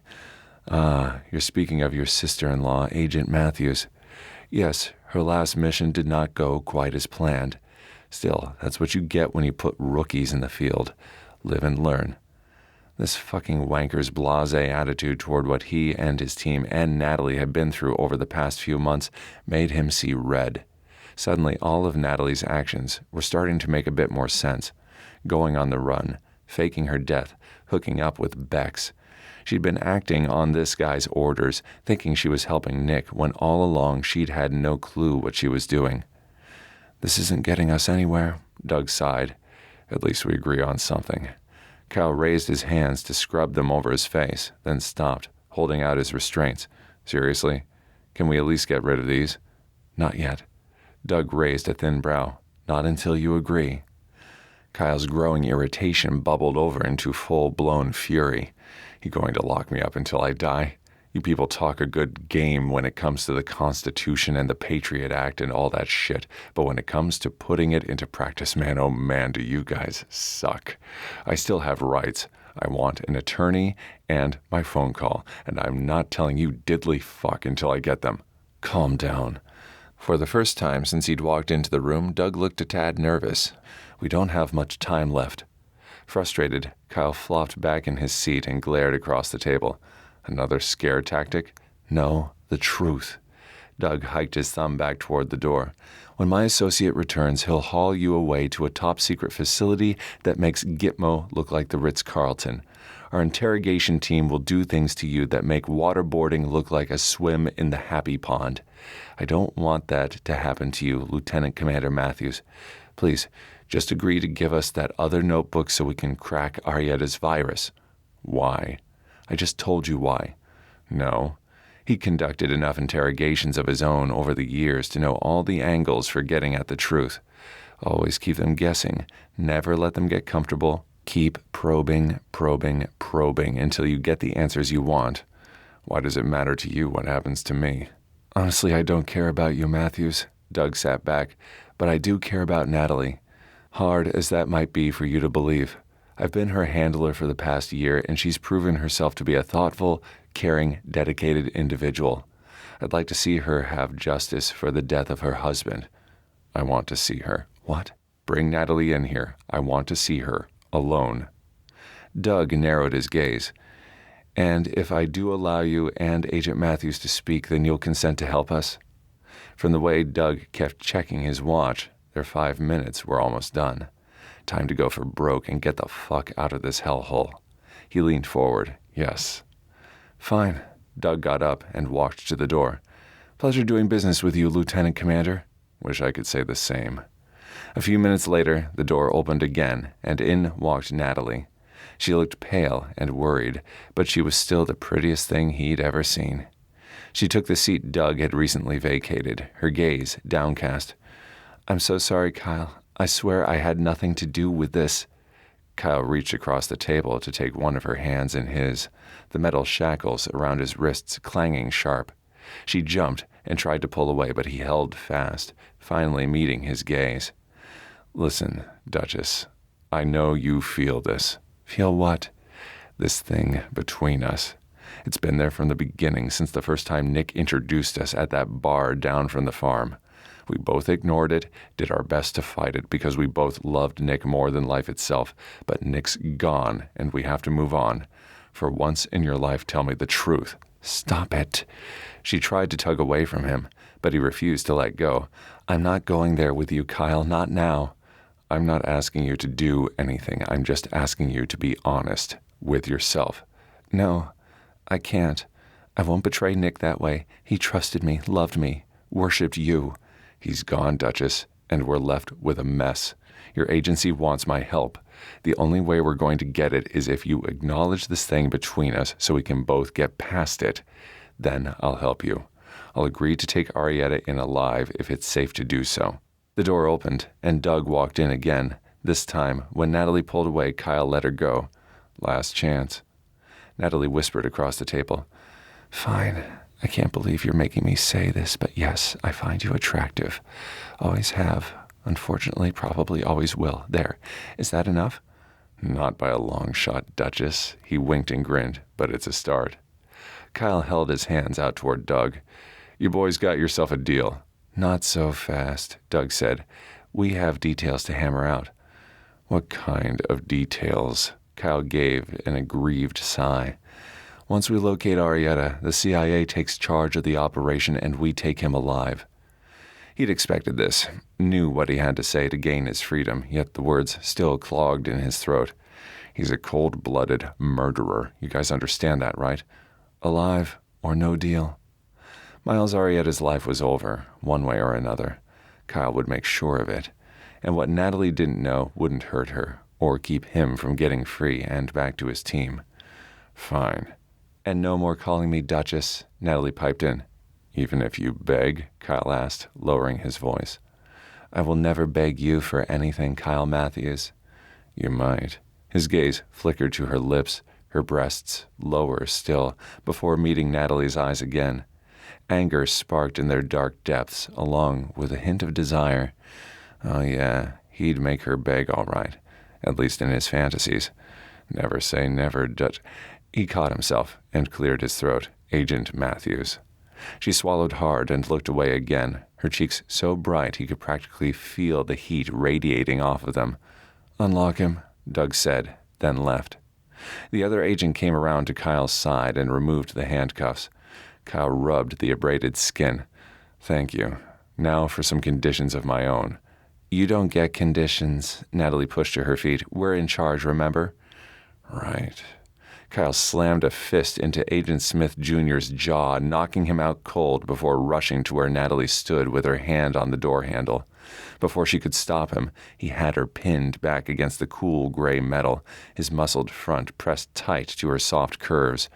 Her warm breath tickled the skin at the base of his neck, and his pulse kicked higher. She half-heartedly struggled against him, tried to knee him in the groin, but he quickly subdued her, pinning both her hands on either side of her head and trapping her legs between his. The agency won't do anything but fuck things up like usual. My team's got the best chance of catching Arietta, and you know it. You want him? We do things my way, with my team. No, Natalie twisted in his grasp, but all that did was press her closer to him. His body responded, and her pupils dilated. Jesus, she was as turned on as he was right now. Her lips parted, and he longed to see if her mouth felt as soft as it looked, to see if she tasted as sweet as she smelled. Stop it, Kyle. Stop what? He backed off immediately. This, whatever it is between us, it can't happen, she said, her tone breathy. I won't let it happen until Nick's memory is honored as it should be. The mention of his little brother was like an ice water shower. Kyle pushed away from the door, away from Natalie, away from temptation. Absolutely. This is all for Nick. Nothing else matters. Agreed. She crouched to check on her fallen partner. You're right. Excuse me? Now it was his turn to be surprised. Say that again. You're right. About your team. Mobile is the way to go. So you'll let me take charge? For now. Natalie straightened and glanced over at the mirrored window. But the same conditions apply. You run all plans by me for approval first, and we take Arietta in alive. Kyle stared at her across the span of several feet. Fine. No tails, though, just you, alone. He held out his hand. Fine. They shook on it. Yeah, this probably wasn't my most brilliant idea ever. Blindfolded, Natalie stumbled blindly into what she assumed was an elevator, given the loud ding and swishing sound of doors sliding open.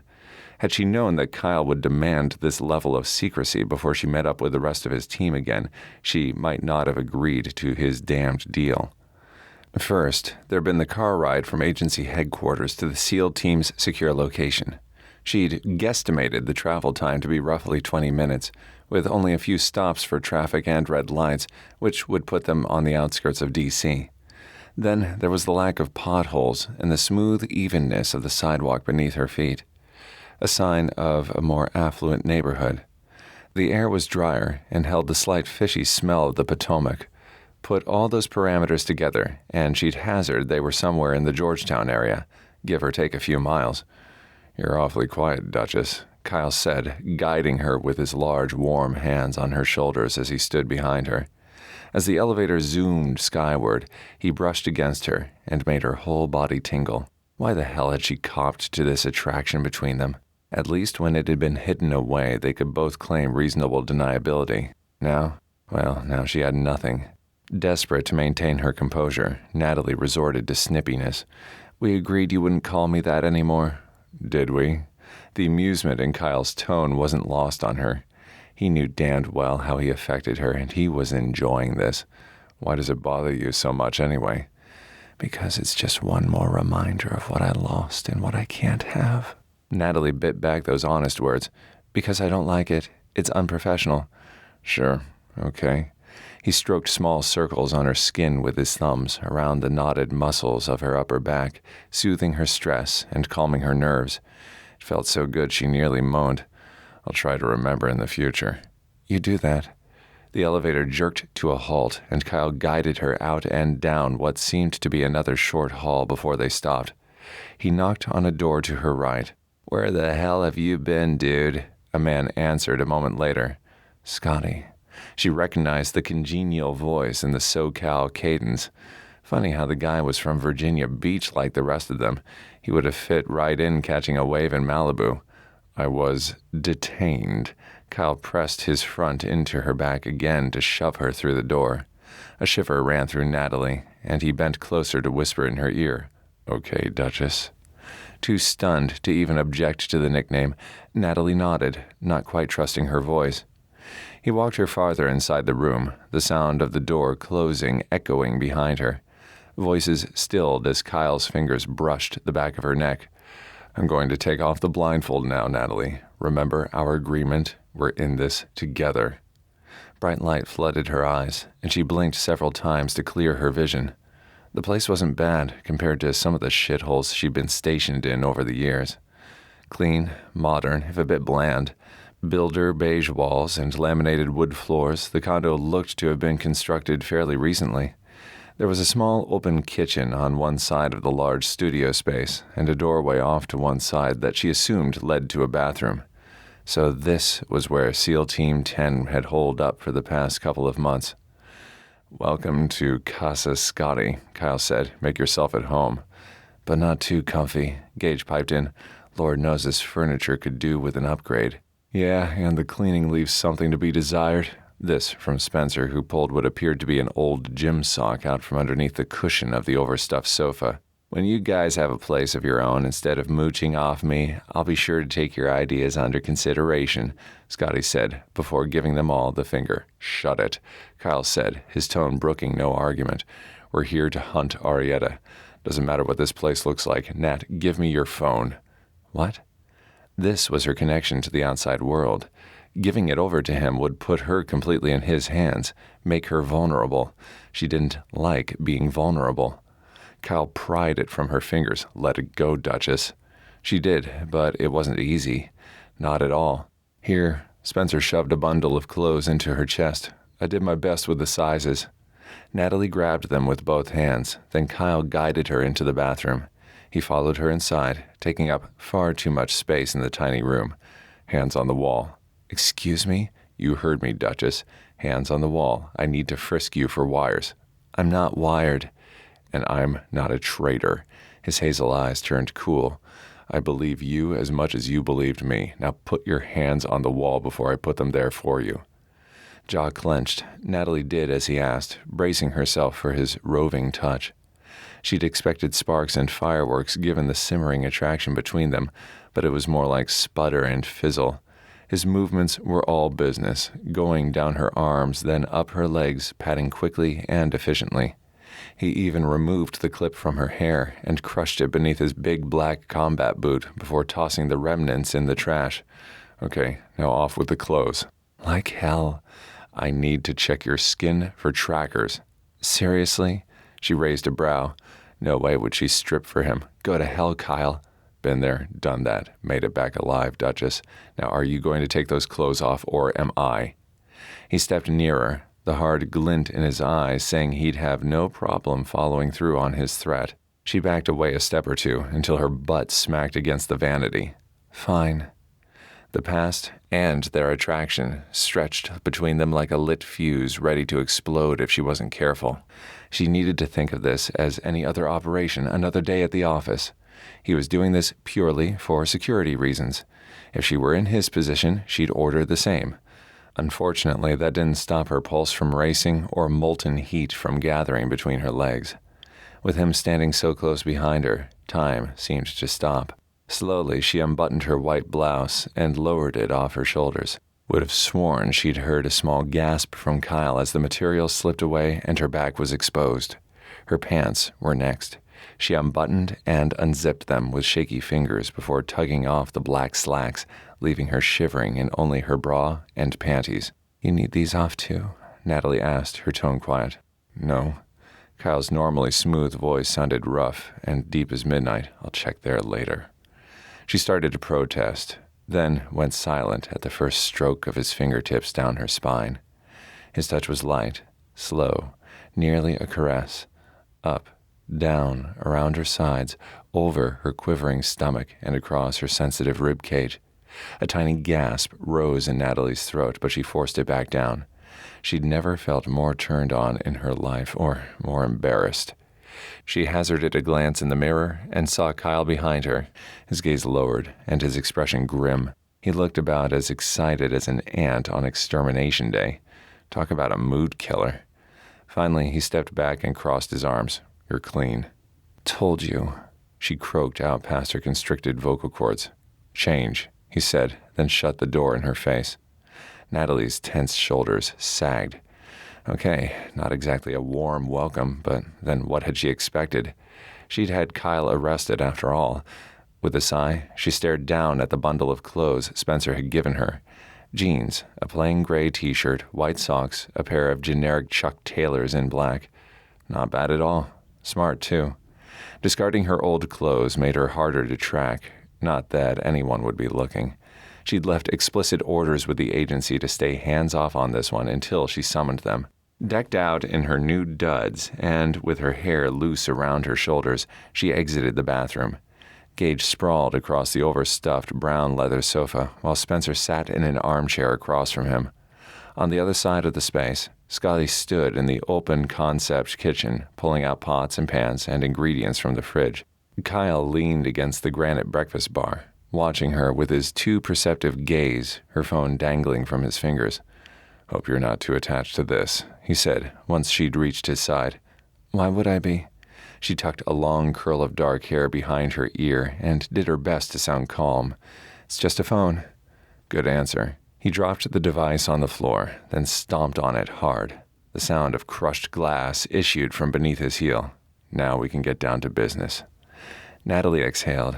She could get another phone, a burner one if she needed to call her team.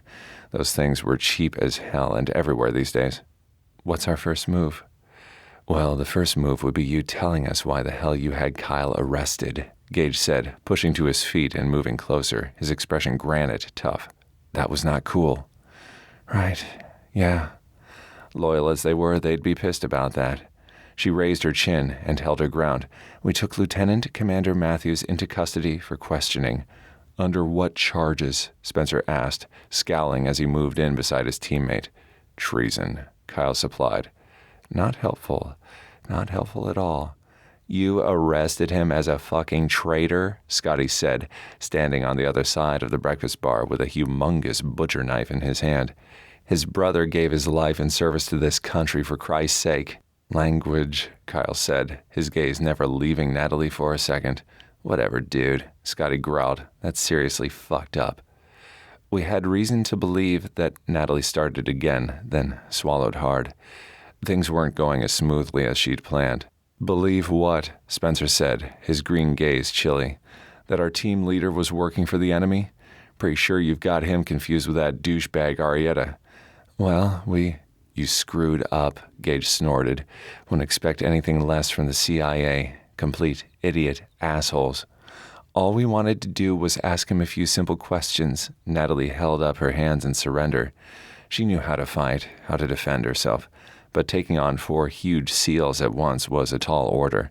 Which we did. Then we released him. After you made him cut a goddamn deal. This from Scotty again. He turned away and ripped open a package of bacon, throwing it into a pan. The air soon filled with the rich scent of frying pork. Jesus, I thought what you did after Nick died was bad enough. Hooking up with fucking Bex and meeting him on the down low and shit. He pushed the meat around in the pan with a spatula with one hand while beating together eggs and cheese in another bowl with his other. God, were you sleeping with him too? That's enough, Kyle snarled. Natalie is here to help us now. Whether we like it or not, you will treat her with respect at all times. Understand?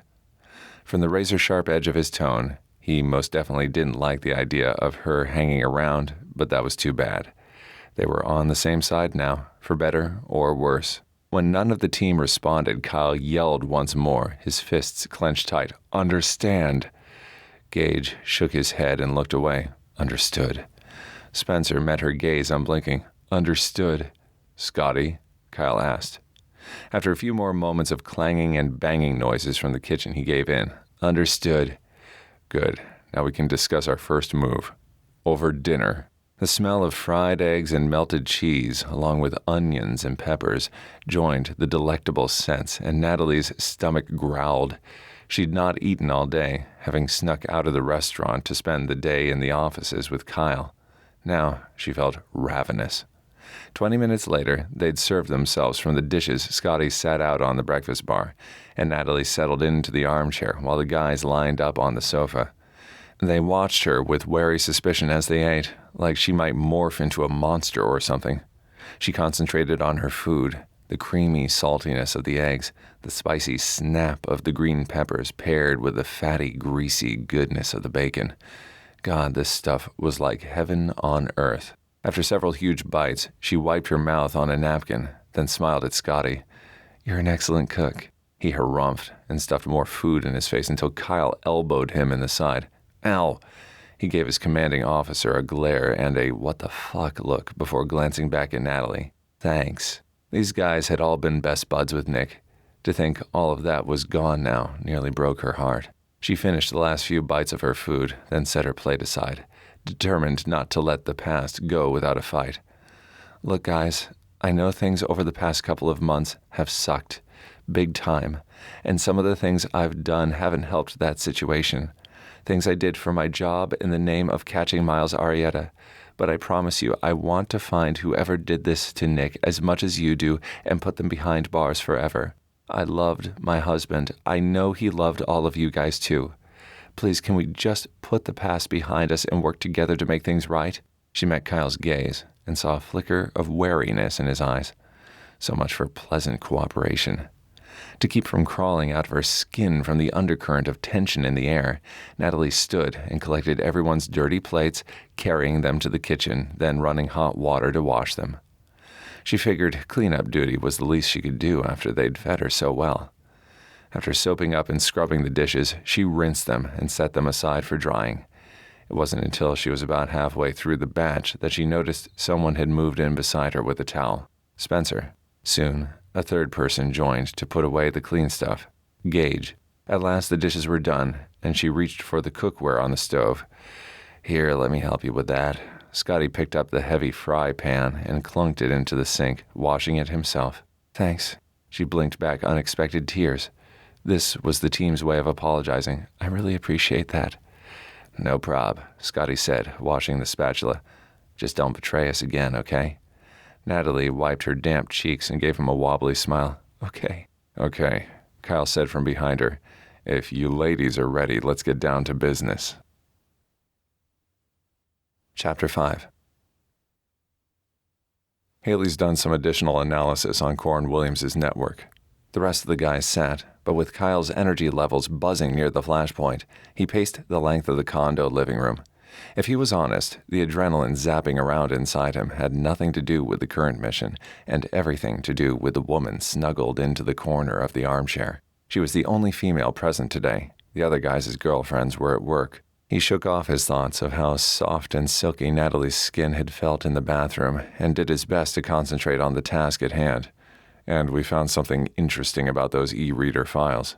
You mean besides the fact those books are crap? Spencer piped in. Romance novels are not crap. Natalie straightened in her seat. It's the largest sector of genre fiction on the planet, outselling every other type of book to the tune of over $1 billion per year. Yeah, well, not all of us like reading about throbbing members and heaving bosoms, Spencer said. A round of snickers erupted from the guys. I'd rather be the one making them heave, if you know what I mean.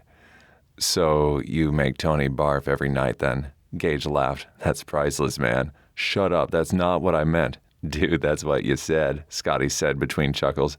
I need to write that one down. Kyle crossed his arms. Can we get back to work now?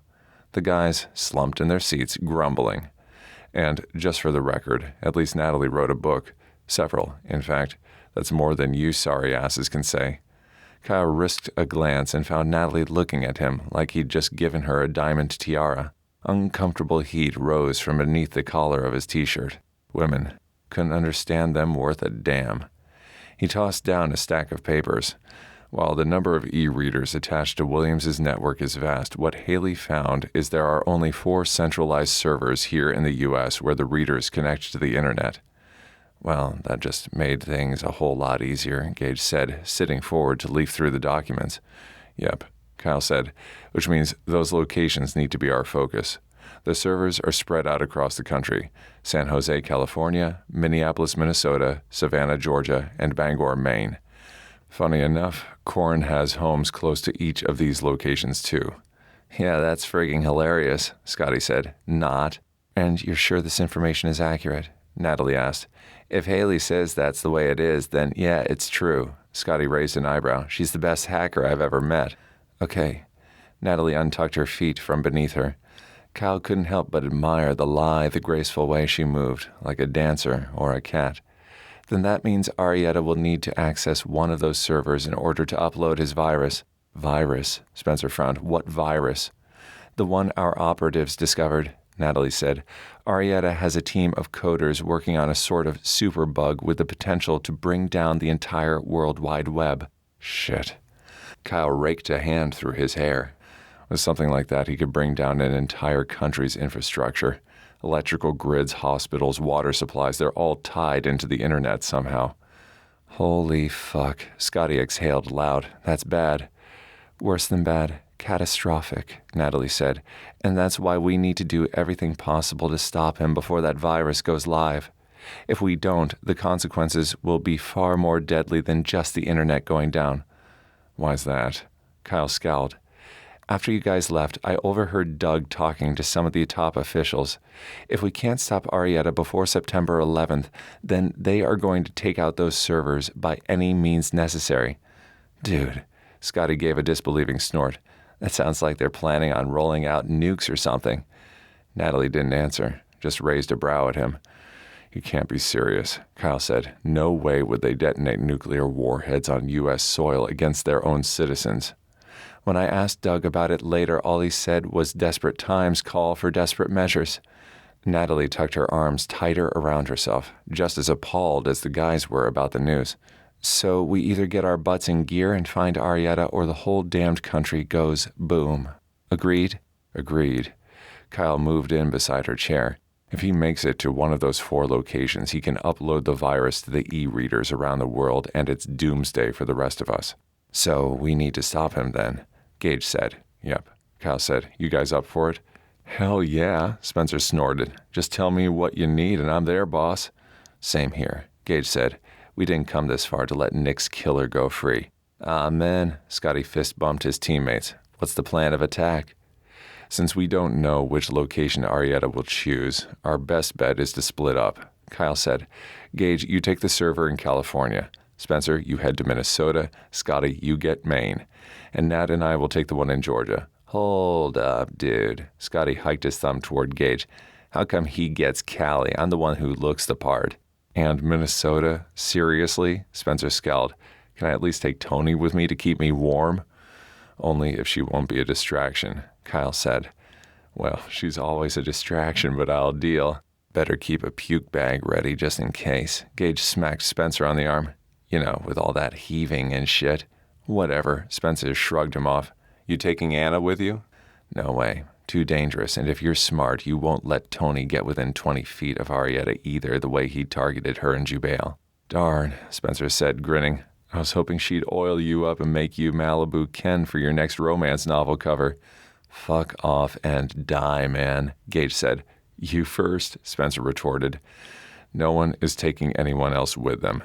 The only partners on this particular mission are Nat and I because that was part of the deal I made with the CIA. Kyle gave his team a withering stare, and their fun stopped immediately. This is serious. National security level serious. Do not fuck this up. Got it? Yes, sir, the guys said in unison, now all business and military precision. Right. Kyle walked to the door and yanked it open. Good. Now get the hell out of here so Nat and I can talk strategy. Be back here at, he checked his watch, 2000 hours for your final briefing.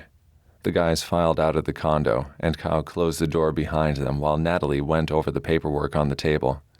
He had to hand it to his younger brother. Nick had excellent taste in women.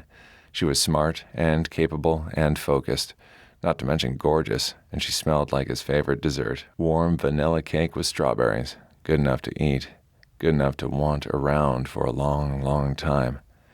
Except there were a lot of issues he and Natalie still needed to discuss. After all the history between them, the last thing he wanted to do was rush into anything too fast, no matter how urgent he'd sounded back in that interrogation room. Kyle wanted to take his time with Natalie, to get to know her all over again, her dreams, her fears, her goals for the future. Until then, he needed to play it cool, keep things light, no matter how much he might want her. It was better that way, for both of them. Kyle walked back into the living room and took a seat across from Natalie. She cleared her throat and frowned down at the document in her hands. From what I can tell, looks like the Georgia location would be his most likely target. Why's that?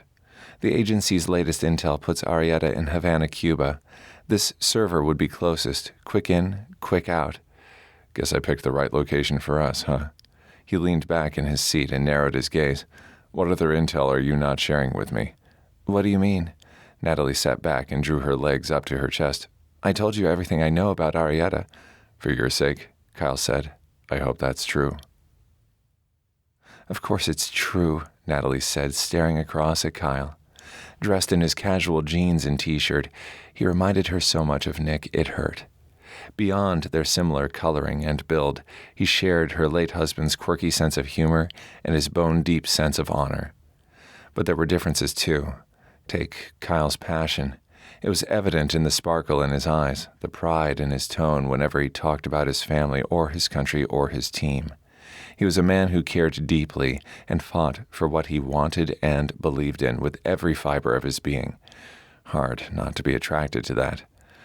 Tell me what happened after Nick died, how you got mixed up with Corin Williams in the first place. She'd expected him to ask about that at some point, just not so soon. Natalie took a deep breath and frowned at her niece. My boss approached me about Nick's death 2 weeks after the burial. She said she understood my pain, said she could give me a purpose and help me heal. She shrugged. At the time, I felt like I was drowning in sorrow. I was desperate, so I took their offer. Turns out they wanted me to write a book. How did you get a novel done so fast? I didn't really. I minored in literature and creative writing in school, so I'd toyed with the idea of being an author off and on for years. Even had a few manuscripts hidden under my mattress, never expecting them to see the light of day. Wasn't hard to pull one out and polish it up for them. Plus, the editing helped take my mind off Nick. Kyle watched her for a moment, then looked away. I tried to call you, before everything went to shit and we had to go underground. You did? You didn't leave a message? Yeah.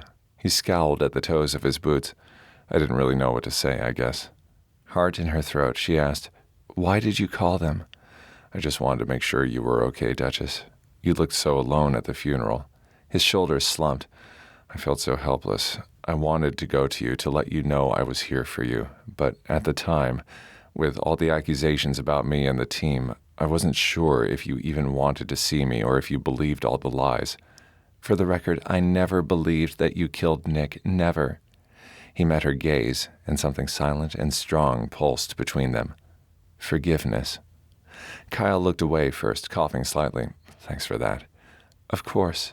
Her strongest instincts said to climb into his lap and hug him tight. But considering they were still working on a mission together, and the volatile wildfire attraction that always seemed to be simmering just below the surface with them, that wasn't wise. So Natalie continued with her story. The agency couldn't have cared less about the quality of the book. All they wanted was to embed the codes inside it, then pass it on to one of the editors at Williams Publishing who was in on the whole plan. She gave a sad little snort. Most authors are thrilled to see their name on the cover of a book for the first time, but all I felt was dread. I knew this was going to stir up a global shitstorm if the news about those codes ever got out, but it was the only way we could think to expose Corwin Williams and his illegal activities. It worked, too. Yeah, it did.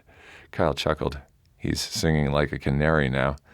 Yep, she smiled. Sitting here with Kyle, spending a nice quiet evening alone felt good. Too good. Good enough for her to imagine doing this forever with him.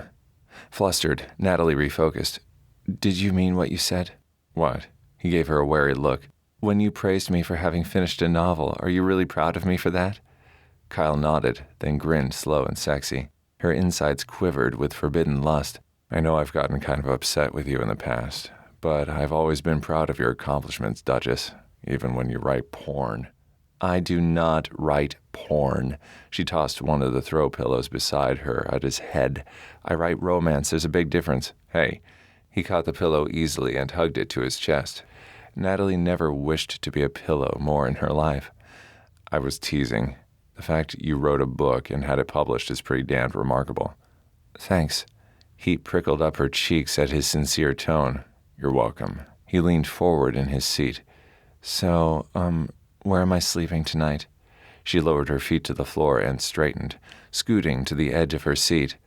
Only a few inches separated them now, and if she leaned forward just a bit more, her lips would meet his. Pulse fluttering in her chest, Natalie swallowed hard. Kissing Kyle right now would be wrong, and not just because of Nick's specter hanging over them. Back in that interrogation room, he'd forced her to admit her attraction to him, forced her to confront what she really wanted, really needed for her future. A man, alive, strong, virile, to share said future with. Someone to stand with her through good times and bad, to raise a family with, to buy a house with, to grow old with. Kyle's hazel eyes grew heavy-lidded, and his gaze remained steadfast on her lips. He blinked several times, apparently as dazed as she was by the connection between them. Natalie closed her eyes, praying for strength, praying for wisdom, praying he'd just kiss her already and put her out of her misery. Kyle shook his head, then scowled. I'll show you to your room.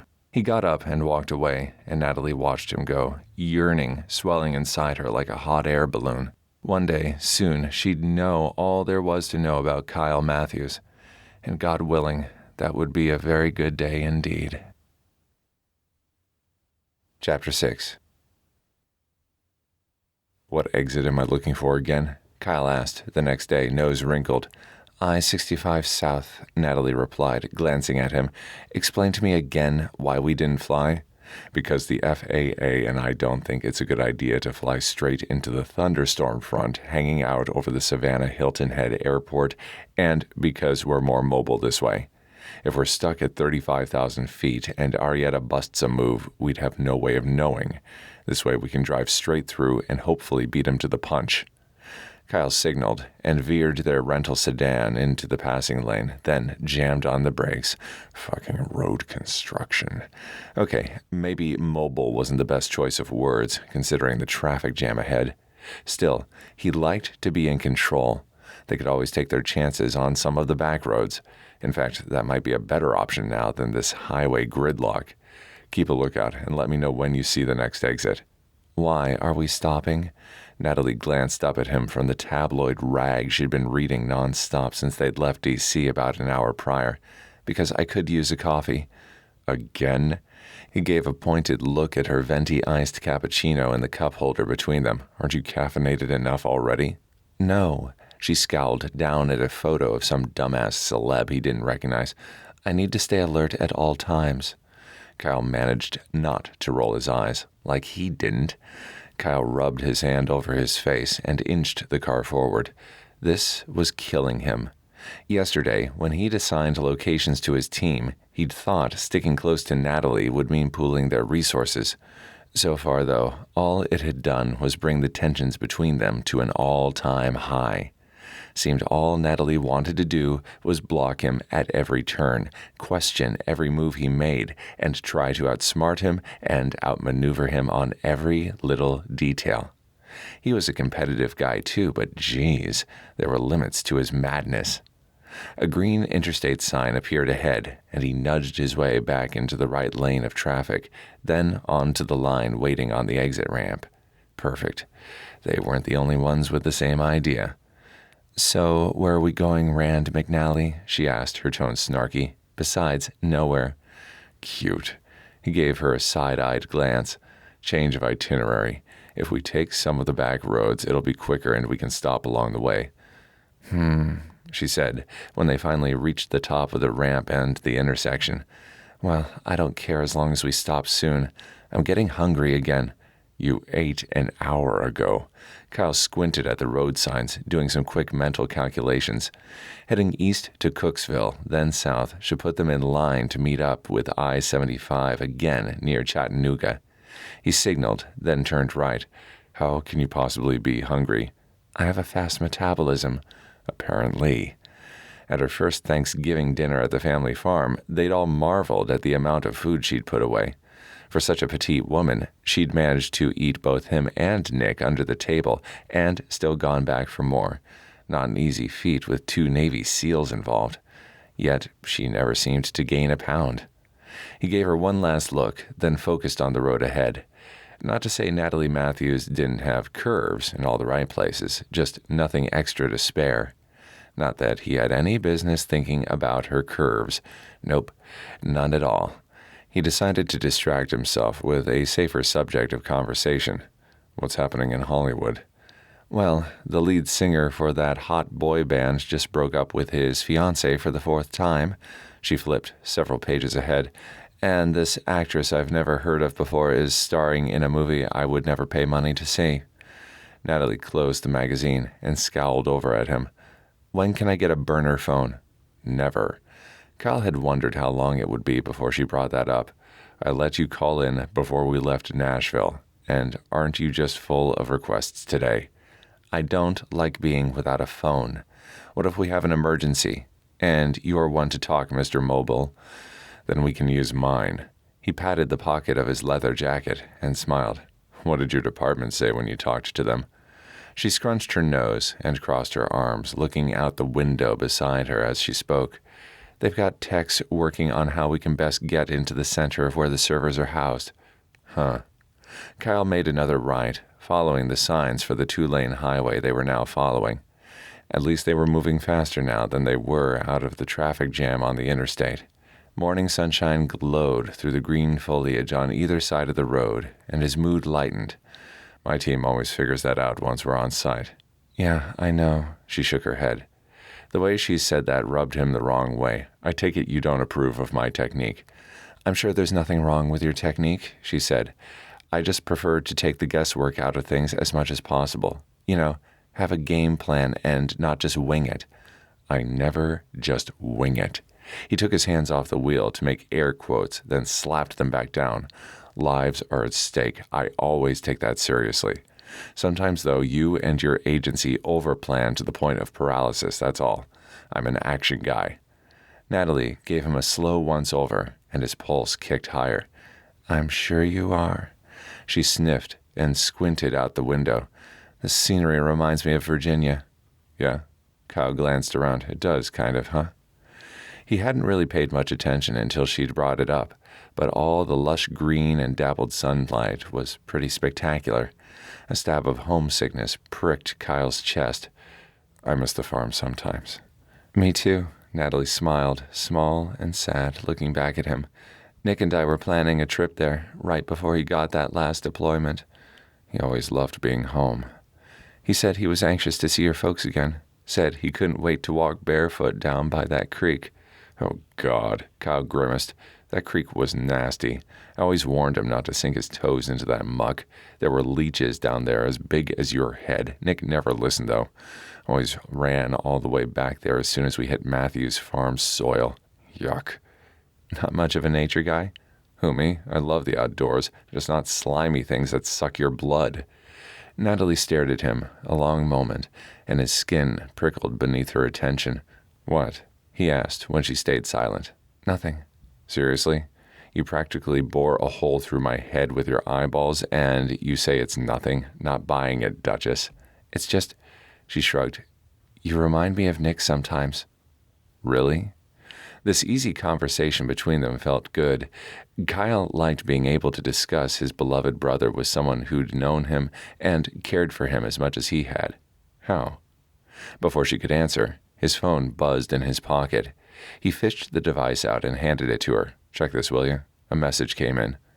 I gave the agency your number in case they found something while we were on the road, Natalie said, taking the device from him. She frowned down at his screen. My team says they think they have a plan to get us into the center where the servers are located. Cool. We can go over it when we stop to grab lunch. He rested one elbow on the car door and steered with one hand. They weren't even close to the state line yet, and already the temperature was rising. He reached over and cranked the air conditioning higher. So tell me. Tell you what? How I remind you of Nick. Oh. She shut off his phone, then rested her hands in her lap. Well, besides the fact you both sort of look alike, except I'm more devastatingly handsome, he grinned. She snorted. You both carry your honor like a shield. What the hell does that mean? You know, you make your decisions based on whether it's the honorable option. I don't always do that. Sometimes I just do things because they feel right, because it's what I want more than anything else in the world. I try to lead my team that way too, act on my instincts and let the guys do the same. We're like one unit, me and the guys, one for all and all for one, yeah? And that's where you're different. Huh? You and Nick. You lost me. Did you know Nick used to worry about whether he was the right leader for SEAL Team 10? No, Nick was the best. He had mad organizational skills and ran a tighter ship than I ever could hope to.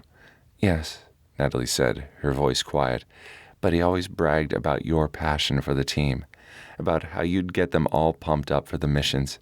He always said he was the brains of the operation, but you were the true heart. A sudden lump formed in Kyle's throat. Yeah, that sounded exactly like something his younger bro would say. He swallowed hard. We couldn't have made it all those years without Nick. That's funny. She looked at him again, her eyes bright with unshed tears. He always said the same thing about you. They slowed to a stop at a red light on the outskirts of what appeared to be an industrial park. The atmosphere in the car had morphed from playful to melancholy, and all Kyle wanted at that moment was to see the woman across from him smile again, to dislodge the knot of grief lodged in his throat. Natalie had such a great smile, wide and genuine and dazzling. In fact, her smile had been the first thing he'd noticed about her the first time they'd met all those years ago on his parents' farm. Her snuggled into Nick's side and him between girlfriends at the time. Look, Natalie sniffled, then pointed out the window. There's a sign for a diner up ahead. Can we stop? Sure. The light turned green, and Kyle eased the accelerator down. Looks like it'll be on the way, too. Always a plus. She laughed, the warm sound lilting through the air like chimes. And here I thought you were all about the spontaneity. Oh, I am when it counts. He winked, then drawled, Stick with me, Duchess. I'll show you a real good time. I never thought I'd say this, but this mission might turn out okay after all. I'm flattered. You should be. They drove on into the heart of the small town, and he found a parking spot on the curb in front of the small diner. From the full parking lot off to the side, the place appeared to be doing a crisp business.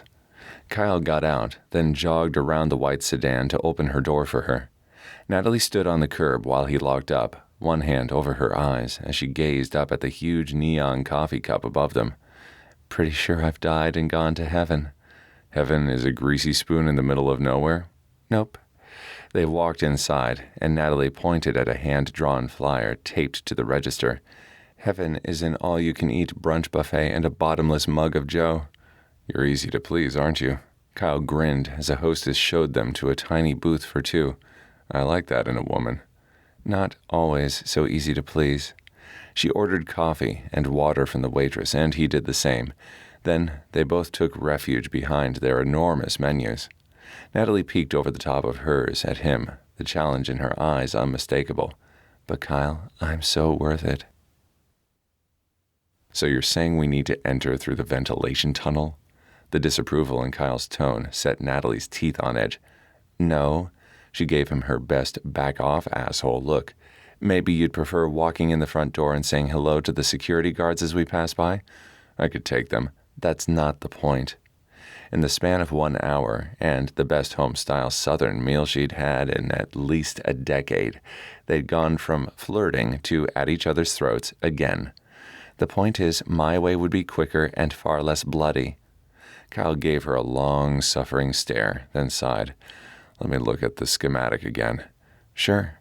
She passed the phone back to him. I'm sure your man eyes will see all sorts of ways into that house that my poor little womanly gaze missed. Jesus, I never said anything like that. He wrinkled his nose. Don't go all raging feminist on me. All I wanted to do was look at the map again. Maybe you need another cup of coffee. What I need is for us to get our shit together. She sat back and crossed her arms, the knots in her gut tightening. I don't like heading into things without a solid plan.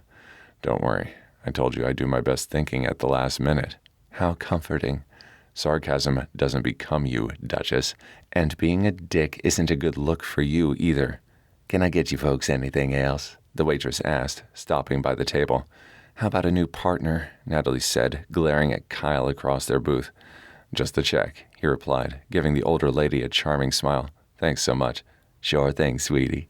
The waitress practically floated away, besotted with Kyle, as every other woman on earth seemed to be. It only irked Natalie more. Do tell me what you've come up with, oh wise one, she said, crossing her legs under the table and kicking him in the shin by accident. Sort of. Maybe the bottomless coffee was a bad idea. She was a bundle of nervous energy over here, and he looked as cool and calm and as unruffled as always. It made her itch to mess him up a little bit, preferably with her fingers and lips and tongue, and, oh no, not going there, not at all. She shifted in her seat. Find any new ways in? No, damn it. He ran a hand through his hair. Unfortunately, I think you're right. I'm sorry? She sat forward, gaze narrowed. Could you repeat that again, please? You heard me. He shoved the phone back into his pocket. Yeah, but it sounded so sweet. Can we get down to business? What's your problem, anyway? My problem is I hate going into things blind. It never works out well. I like to know what I'll be up against, to be prepared for the worst-case scenario. You went in blind with Nick. Yeah, and look how well that turned out. The minute the words left her mouth, Natalie regretted them. The color visibly drained from Kyle's face, and her heart lodged somewhere near her throat. That didn't come out the way I intended. No, because it sure as hell sounded like you regretted marrying my brother. No, she shook her head and slumped into her seat. I never regretted a single moment I had with Nick. He was my life. We were best friends. He was always there for me when no one else was. I miss him so much it hurts to breathe most days. Kyle watched her for several seconds before lowering his head. I miss him too. I know. Do you? He looked up at her again, his gaze angry, because you sure as hell don't act like it. All you've been to me these past couple of months is a pain in my ass.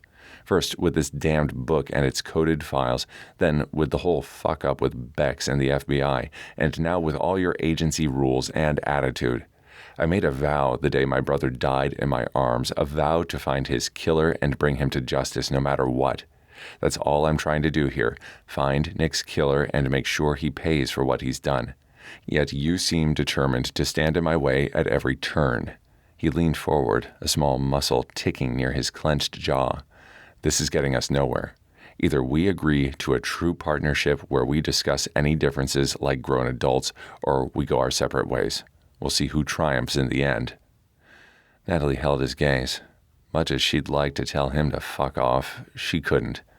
Truth was, they could make a good team if she gave him half a chance. Her penchant for details and analysis balanced out his passion and gung-ho attitude. It was just that sitting here with Kyle, laughing and working and planning, made her wish again, made her want again, made her ready to take a chance on a new relationship with him. And that was unacceptable. She couldn't, wouldn't, shouldn't. Not until she'd healed from her grief. Not until this mission was over and Arietta was behind bars and she could think clearly about her future. Still, she couldn't risk the agency's mission by letting Kyle run free after Arietta. He'd put a bullet between the terrorists' eyes and ask questions later. And there went all their years of tracking and hard work. There'd be no interrogation, no chance to question Arietta about all his terror cells, all his hidden agendas. The best thing for all parties involved was for them to stick together, no matter how hard it might be for her to resist this growing attraction between them. Natalie sighed and lowered her head. "Fine. Our partnership stands, but you need to compromise too, Kyle. I get that you like to charge into danger without a second glance like some crazed Superman, but there are times when holding back is good. We go in later through the ventilation tunnels and hit the servers before they change security at midnight. Agreed?" "Agreed." He frowned. "The rest of my team should be in position at their locations by then, too. So we should be good to go, coordination-wise." "Great. Perfect." "Here you are, sweetie," the waitress said, placing the check on their table, her gaze lingering on Kyle while she ignored Natalie completely. "You can pay me whenever you're ready." "Thanks." He gave the older lady another dazzling smile, then pointed to Natalie's empty mug. "Want more coffee? We got some time." "Maybe one more refill." She waited until the waitress filled her mug and left before stirring in more cream and sugar. "How long will it take us to get to Savannah?" Kyle checked his watch. "It's almost 1 now. If we don't hit any more snags, we should get in around 7:30. Plenty of time to rent a room and get a few hours of shut-eye before our break-in." The thought of sharing a motel room with Kyle filled her head with all sorts of naughty thoughts, but she tamped them down fast. "Yeah, that'll be super." "Yeah." He took a sip of his soda, not meeting her gaze. "Look, I'm sorry for being such an ass earlier. It's just this mission is really important to me." "I know. It's important to me too, Kyle." He nodded, his expression pensive. "You know, when I first found out you were in Nashville after the whole witness protection thing and all, I wasn't exactly excited to see you again. But I have to say it's better than I expected." "Thanks, I think." She gave him a wary look. "We were both in a lot of pain after Nick's death, and we lashed out at each other because of that. I know at least I did, and I want you to know I'm done." "Done?" "Yeah, done with the blame and the hurt and the pain. Nick wouldn't want us fighting like this, and I don't want it anymore either. I'd just like us to get back to the way we were before Nick died. Back to being friends and trusting each other again. Does that work for you?" She exhaled slowly. "Yes, that's what I want too." "Good." He leaned back and took another long drink of his soda. "Even if you are a pain in my ass." "Excuse me?" "Obviously, I like people who give me a hard time, considering I've got 3 guys who basically drive me bonkers on a regular basis. So don't worry, Duchess. You'll fit right in." "Gee, how wonderful." Natalie tossed her balled-up napkin at his head. "The jury's still out on you." "Really?" Kyle raised a brow at her. "And why is that?"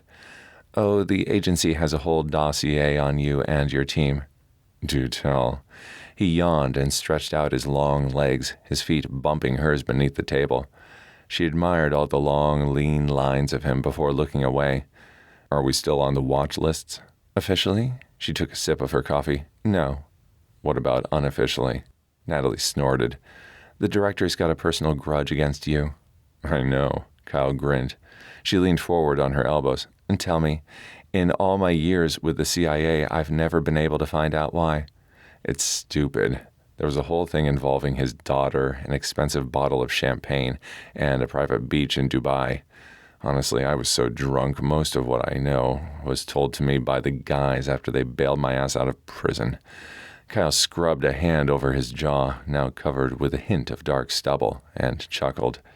Natalie licked her lips, imagining how that scruff might feel against her mouth, her chest, lower still.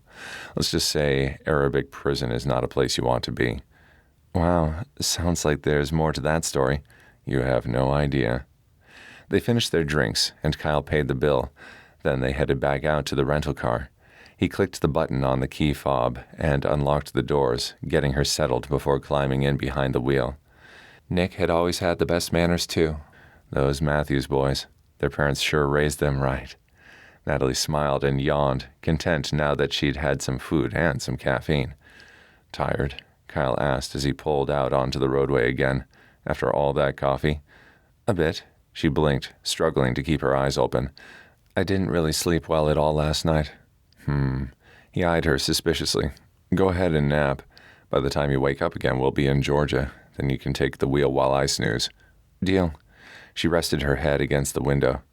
As she drifted off, she could hear the deep rumble of his chuckle, and warmth spread inside her like wildfire. So pleasant, and yet so dangerous. Sweet dreams, Duchess. And somehow, the fact he wouldn't stop calling her that didn't quite bother her so much anymore. Chapter 7. Can you not squirm so much? Kyle said, leaning as much as he could to the side. Squeezing his large frame through the tight confines of these ventilation pipes was bad enough. Having Natalie pressed against him each time they stopped at a juncture to change directions made it even worse. In the pitch black, all his senses were honed on her lush curves, mashed into his hard muscles, and it only made him more aware of her by the second. Not that he'd had far to go. After running his hands all over her in the bathroom, she'd been pretty much foremost in his thoughts. "Excuse me for having to breathe," she whispered, her tone strained. "Where are we?" "Besides hell." He managed to squeeze his arm out from beside him to look at the compass on his watch. Thank God for old-fashioned glow-in-the-dark technology. According to our current coordinates, we need to keep going straight. Should hit a duct about 50 feet ahead. Natalie sighed, and her breasts flattened against his chest. With her face illuminated from the reflection of his watch, she looked like some beautiful otherworldly nymph ready to lure him to his eternal death in her bed. Honestly, he'd go without a fight at this moment.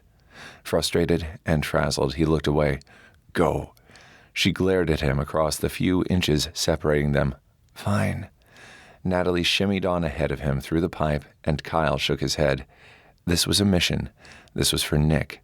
This was not a way for him to get laid. The sooner he remembered that, the better. "I found it," she hissed from somewhere ahead in the murky gloom. As he drew nearer, square-patterned dim light filtered up through a vent cover and highlighted her grin. She held one finger to her lips and pointed down at the room below. Two techs were seated in a cubicle directly beneath them, heatedly discussing the latest battle in their role-playing game. Kyle rolled his eyes and concentrated on slowly unscrewing the brackets on either side of the vent. "What are you doing?" Natalie whispered. "We can't go down there. They'll see us." "I can handle those two computer geeks with both hands tied behind my back." She gave him a pointed look before peering through the grate again. "They're the only ones here that I can see." "Perfect." He finished removing the last bracket, then carefully lifted the grate away from the vent without a sound. He set it aside, then waggled his fingers. "Ladies first." "What? Why, because I'm a woman you think all I can be is a distraction?" He sighed. "Nice to know you think so highly of me. And no, I want you to go first because you can blend in." "Blend in?" "Yeah, it's like your superpower or something." She narrowed her gaze. "My what?" "Ever since I've known you, you've had this crazy ability to adapt to whatever situation you're in, and people just accept it. Pretty useful at times like these," he said, cocking his head toward the room below. My plan is you go down first, engage them in whatever bullshit story you come up with, and get them the hell out of there. Then I'll use their terminals to access the server. That plan, she scrunched her nose, doesn't suck. Thanks. Kyle gave her a disgruntled look. Ready? I was born ready. Natalie ignored his proffered hand and lowered herself down through the vent and to the floor, directly behind the techs. After running her fingers through her hair and straightening her clothes, she cleared her throat to get their attention. Hello. Both guys nearly fell off their seats. The one on the left, skinny and small, with a mop of messy brown hair on his head, wore a name tag on his shirt that read, Bill. Who are you? Bill asked, his eyes wide behind his thick glasses. Maintenance, Natalie said, smiling. We're cleaning the air ducts in this section, and we'll need you both to move away from your desks while we flush the system. The other tech, a heavy-set dude with bad acne and body hair issues, scowled. Company policy says we can't leave our stations until break time. This is an exception, Natalie said. Trust me, it's better if you go. Why? Tech number 2 demanded. Well, Natalie took a step closer, and they both recoiled like she was a lady panther ready to pounce. She reached past him and grabbed something off his desk, then held it up. An asthma inhaler. Pride swelled in Kyle's chest. That was his Natalie. Always perceptive. His thoughts snagged. My Natalie? Nope, not mine. Not that way, at least. He'd meant it in a purely sister-in-law kind of way. Sure, yep, that was it. Except when he looked at Natalie, his feelings were decidedly not brother-in-law-ish in any way. Damned near pornographic was more like it. Shit. This was getting out of hand fast, and he needed to clamp a lid on it as soon as possible. Kyle had never had this much trouble ignoring a woman. Hell, most of the time it was hard enough finding a woman who lived up to his high standards.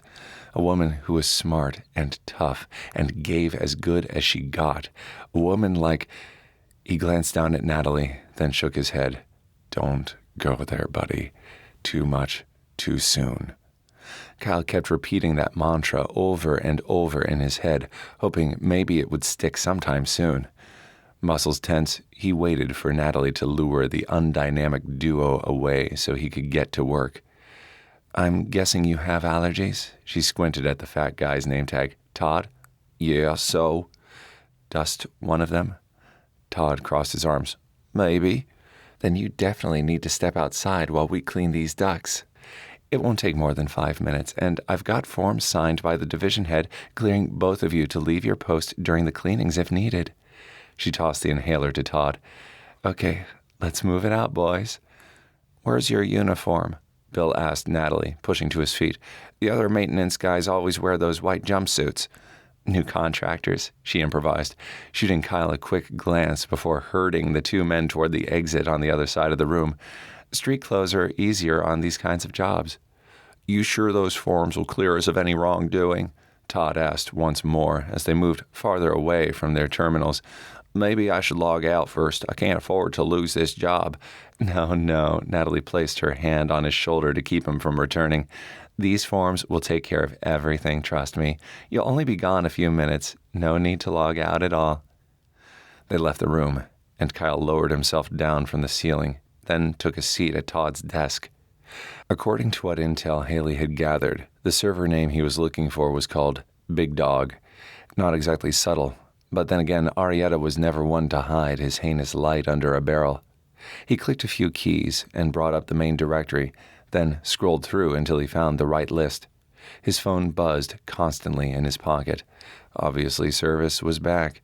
The other team members were hitting the servers in their respective locations tonight, too, so Kyle suspected they were just updates on their progress. Name after name whizzed by on the screen until he found the correct server. Haley had said they could tell if the virus had been uploaded or not by a particular line of code in the main directory. Honestly, he didn't really know computer code from coconuts. His specialty was war, and he was damned good at what he did. Still, if they needed him to sit on his ass and scan numbers and letters all night to protect his homeland, then that's what he'd do. The clock on the wall said he had 3 minutes left. Line after line, Kyle scanned until it all started to blur together into a glowing green blob. Jesus, how the hell did people do this for a living? He'd rather blow his brains out than do this forever. Buzz, buzz, buzz. Kyle scowled and pulled out his phone. Checking 1 or 2 messages might help him get his eyes uncrossed. Problem was, it wasn't just 1 or 2 messages. More like 15 or 20. His stomach plummeted to his toes. Dread bored straight through his stoic composure. The first message was from Gage in California. Houston, we got major problems. The next was from Spencer in Minnesota. I thought you said he was uploading in Georgia. And finally Scotty from Maine. Dude, something's fucked up here. He shut off his phone and scrolled faster for the code, searching for the line that Haley had mentioned. 2 minutes left. He was running out of time. The sound of doors opening swooshed from the other side of the room, but he couldn't afford to lose focus. He had to find that code, had to know if his deepest fears were going to be realized, had to... Find it? Natalie asked, coming up beside him. Why aren't you watching the geeks? Kyle growled, not taking his eyes off the screen. Oh, don't worry about them. I locked them in a supply closet down the hall. They'll be in there for a while. She bent closer, the spicy citrus scent of her perfume doing little to calm his nerves. What's wrong? The guys messaged me. There are problems at the other server stations. Problems? Yeah, I haven't had a chance to call them back yet. I'll handle it. Natalie picked up his phone and hit redial for Scotty. Hey, it's Nat. We're at the server in Savannah. What's up? Her gasp didn't help Kyle's situation. Right, okay, we'll be in contact later. She hung up and tossed Kyle's phone back on the desk. Arietta uploaded the virus. Fuck, where, when? I thought for sure he would have used this one. All of them. What? Kyle looked up at her then. How? Not sure. Natalie crossed her arms. But if you move, I'll see if I can capture a copy for our analysts in Arlington.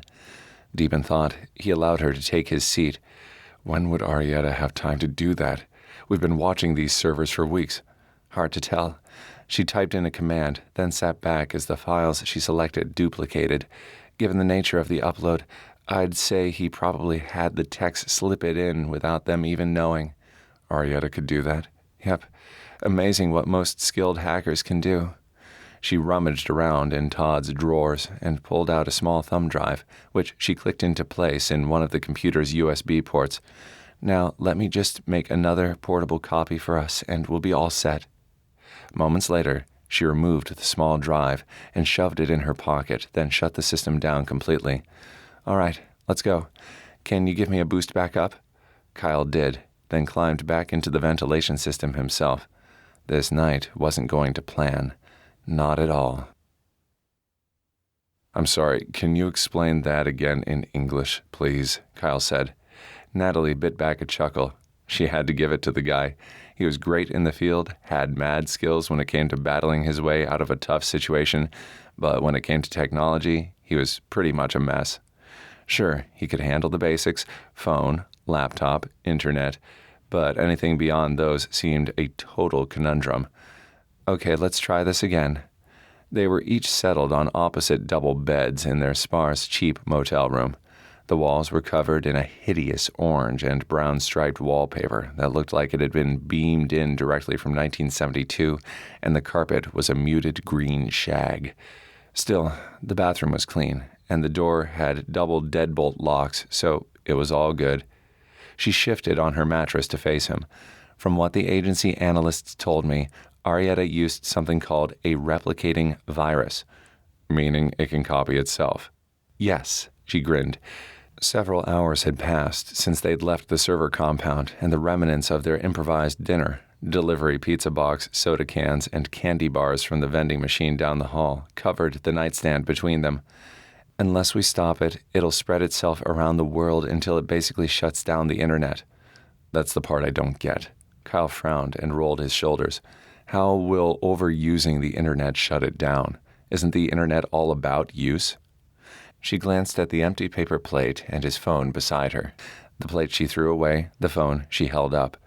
Think of it like this. The last time we had an emergency, say the mass shooting in Orlando, people flooded the cell network with calls trying to reach their loved ones. Too many calls at once, and the towers go down. They can't handle the overload. Okay. Kyle crossed his arms, and Natalie did her best not to notice all those sexy muscles bunching beneath his tanned skin. Hard as she tried, she couldn't seem to resist her attraction to him. It had gone far beyond his similarities to Nick at this point. In fact, the more time they spent together, the more she realized Kyle was his own man, and a force to be reckoned with where she was concerned. He seemed to be the yin to her yang, the abbot to her Costello, and damn if that didn't turn her on like a powerful aphrodisiac. He scrubbed his hand over his stubble-covered jaw. But if phone lines go down, they come right back up once the use goes down, right? No harm done. Except with the internet, it's different. Technology plays an essential part in just about everything these days, from GPS to cellular networks to healthcare. Losing internet service, even for a little while, would cripple the nation. We'd eventually get past it, though. Not before Arietta had a chance to strike. My guess is him taking down the internet would only be the beginning. He'd use the pandemonium that followed to launch an all-out assault on our government, on the institutions he blames for ruining his life. Shit. Kyle shook his head, then rolled over onto his back. America didn't fuck up that guy's life. He did a fine job of that all by himself. You and I both know that, but Arietta sees it differently. For him, the U.S. abandoned him when he needed it most. Natalie sniffed, then set his phone aside. Is there more pizza? Here. Kyle handed her the box. Finish it up if you want. I couldn't, she said, taking another slice. He laughed, seriously. Okay, maybe I could, she winked. But I won't.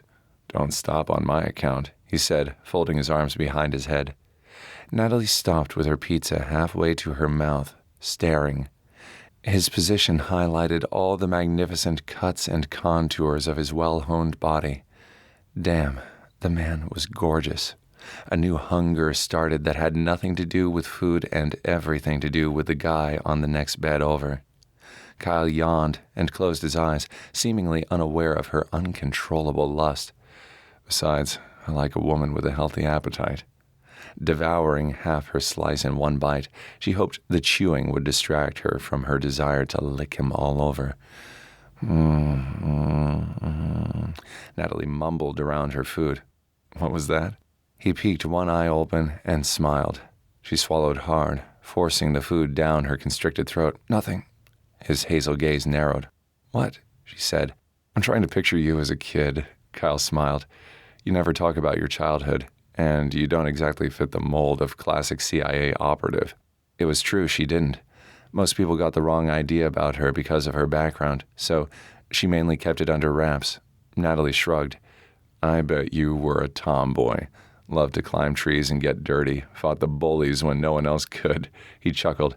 Am I even close? Closer than she wanted to admit. Sort of. I did get arrested once. No, Kyle said, his expression etched with mock horror. Do tell. The whole thing was dumb. Natalie couldn't quite believe she was telling him this. I was 14, and one of my sisters had a creepy boyfriend who refused to take no for an answer. He tried to break into her room one night, so I punched him out. Beat him up pretty good, too. Broke his jaw. The cops came and took us both to jail. My parents thought I needed to be taught a lesson and let the cops book me. Given her family was wealthy and her sisters were all over the society pages of the local paper, the whole thing had caused quite a scandal. Even worse than her father's constant bouts of drunken carousing. Not that she'd tell him that. Some wounds were still too painful, and her family's lack of acceptance where her differences were concerned certainly qualified. Anyway, jail wasn't so bad, Natalie continued. The cops let me out the next morning, and even told me that I'd done the right thing by protecting my sister. Said I'd taught that guy a lesson he'd never forget. She smiled. It felt good, you know, being the hero. So I kept on doing it. Hell, I turned it into a career. Natalie looked up to find Kyle watching her still, his expression a mix of understanding and respect. The heat in her cheeks increased until they felt hot enough to fry eggs. So, what about you? You never really told me why you joined the Navy. Nick's reasons were always clear. Love of home and family, and to get money for school. Mine were pretty much the same. Well, and I had the whole Big Brother protective act going on, too. What does that mean? After what happened to Eli in Iraq, I had no choice. Him losing his leg damned near killed my parents. So when Nick enlisted, I had to go too, if for no other reason than to protect him. He winced slightly, for all the good it did. Natalie felt his pain. Nick always appreciated you looking out for him. You sure about that? Kyle stared down at his hands. I think I just got on his nerves most of the time. Nope, Nick told me so.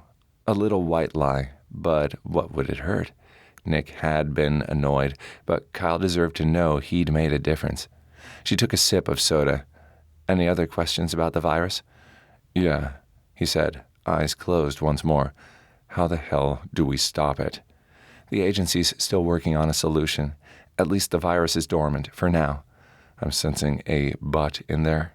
Natalie finished her pizza, then threw the empty box and their trash away. The important thing will be to find the answer before he sets off the trigger. Trigger? Kyle pushed up onto his elbows, watching her as she fussed around the room. Whenever she was nervous, Natalie always cleaned. Made her feel like she had some kind of control in all the chaos. What kind of trigger? There's usually a code with these kinds of viruses, one that wakes it up and tells it to start working. Since Arietta's been using Corin's e-reader system up to this point, my guess is he'll continue on that same path. What does that mean? More books? Sort of. The analysts think the key is when someone connects their e-reader to the internet to download a new book to their directory. That's when Arietta's virus will transfer over, meaning each e-reader that has books on it also has a copy of the virus, thanks to the server uploads. So now it's only a matter of time. Damn, there have to be millions of those e-readers scattered around the globe. Yep, and if the agency analysts are right, each one will activate at a different time. She sighed. It's really a nightmare scenario when you think about it. Millions of virus replicas each burrowing in simultaneously into the internet. The CIA said if they don't catch Arietta in time, they'll have to hire on hundreds of extra techs just to keep basic services going, and even then it's a crapshoot. More people will die too.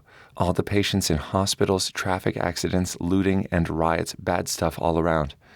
Man, I'd like to rip Arietta's head off his body with my bare hands.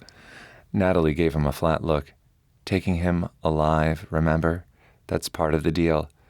What? Kyle wrinkled his nose. People can live without their heads. Chickens do it all the time. I remember once on the farm there was this rooster named Roscoe who... Stop, please. This is not a conversation I want to have. But no. She gathered fresh undies and her PJs from her duffel bag. No sense in unpacking since they'd be leaving again first thing in the morning to head back to D.C. I'm going to take a shower. Try not to kill anything until I get back. I'll do my best, Kyle said, his tone dry as desert sand. He grabbed the remote instead. Let's see what's on pay-per-view. Nothing but porn, most likely. She walked into the bathroom and started to close the door, then hesitated. Instead of clicking on the TV, Kyle rummaged around in his own bag, then pulled out a book, the latest crime thriller hitting the bestseller lists. She couldn't help but smile. I didn't take you for a reader. I read, just not trashy sex novels like yours. He gave her a sideways glance. And what exactly did you take me for? I'm not sure. You just always seem to keep surprising me, Kyle Matthews. In a good way. He turned his head to face her. Most of the time. She set her clothes on the vanity and reached for a towel, needing to do something. Otherwise, she'd run back out and tackle him to the bed, kiss him hard until they were both satisfied. Thanks, by the way. For what? For agreeing to help me bring Arietta in alive. I know you want justice for Nick, and I swear I'll make that happen if it's the last thing I do. He watched her for a long moment, then nodded. The most important thing is that we catch him before he has a chance to unleash this killer virus thing on the world. The rest is just semantics. Agreed. Agreed. Kyle picked up his book again and laughed. Now take your shower, Duchess. I'll keep the world safe until you return. Yes, sir. Natalie saluted him, then closed the door. She turned the water on, but left it cold. It was going to be a long night sleeping in the same room with a man who'd haunted her dreams for the last few days, and she'd need all the help she could get. Chapter 8. The next morning, Kyle blinked into the pre-dawn gloom. Natalie's gentle, even breaths signaled she was still asleep in the other bed. Too bad he'd barely managed 2 hours of shut-eye himself. After what had happened with that damned upload earlier, he was too riled to sleep. Instead, he stared up at the plain white ceiling and sighed. The fact a certain dark-haired federal agent with luscious curves and attitude to burn filled his dreams didn't help either. Glancing over, he spied the long, pale stretch of her spine through the shadows. She was a side sleeper, apparently, the rest of her body tucked into a ball, with only a hint of her silky pink poodle-festooned PJ bottoms visible beneath her pink tank top. When she'd walked out of the bathroom in that get-up last night, he'd damned near lost it. She even had a pair of fuzzy pink slippers to complete the ensemble. Definitely not what he'd expected from his ex-sister-in-law at all. Then again, Natalie had been surprising him a lot these days.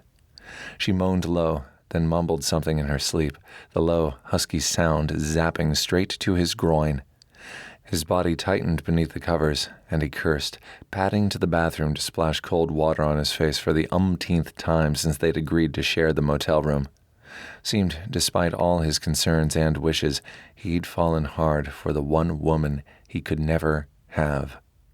Distracted, he shut the door behind him and flipped on the bathroom lights. Beneath the harsh fluorescent bulbs, his face looked tight and drawn.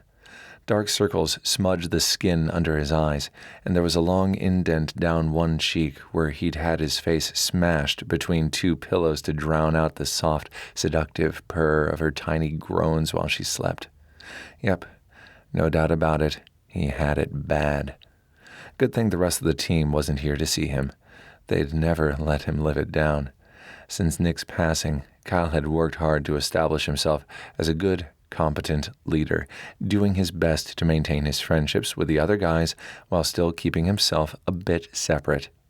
They needed someone who could both take their side yet still provide the discipline necessary to keep them safe in life or death situations. Being leader had always been Nick's dream, though, never his. Still, Kyle did his best to carry on his younger brother's legacy as best he could. Squinting, he grabbed his watch off the vanity. 4:45. Damn. Early, but there was no sense in him going back to bed now. He'd never be able to sleep knowing Natalie was so close and yet so far away. Every time he closed his eyes, all he did was picture her in his arms, her dark hair flowing around her as she writhed beneath him. Christ almighty. Kyle jammed the shower on and stripped off his boxer briefs. Normally, he slept nude, but with Natalie around, there was no way in fuck he'd consider that now. After grabbing a towel from the rack and hanging it within reaching distance, he stepped beneath the chilly water, welcoming the briskness. This shower wasn't about comfort. It was about getting his head back on straight. Making love to Natalie was out of the question, no matter how much he might want her. She was his younger brother's widow. She worked for an organization that fought against his team at every turn. She was still in mourning and grieving and in no condition to make any sort of rational decisions where romantic involvements were concerned. Unfortunately, none of that eased the discomfort in his groin at all.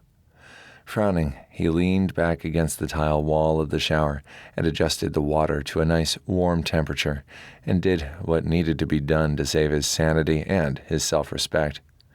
Eyes closed, he allowed his long, forbidden thoughts free rein. Sorry, readers. Here's where we fade to black due to YouTube explicit content guidelines. If you dream for the steam, you'll need to take a look in the book. Jaw clenched to keep from calling out. Kyle slumped against the shower wall to prevent his wobbly knees from buckling. That had been one of the hottest things he'd ever done. It felt so wicked and wrong and yet so goddamned right. It took him several minutes before he was able to collect himself enough to finish scrubbing down before shutting off the shower. He'd just reached out to grab his towel when a knock sounded on the door. "Are you about done in there?" Natalie called. Shit. Feeling oddly guilty, Kyle dried off quick, then wrapped his towel around his hips. He'd forgotten to bring fresh clothes in with him, so it was either the towel or his used drawers.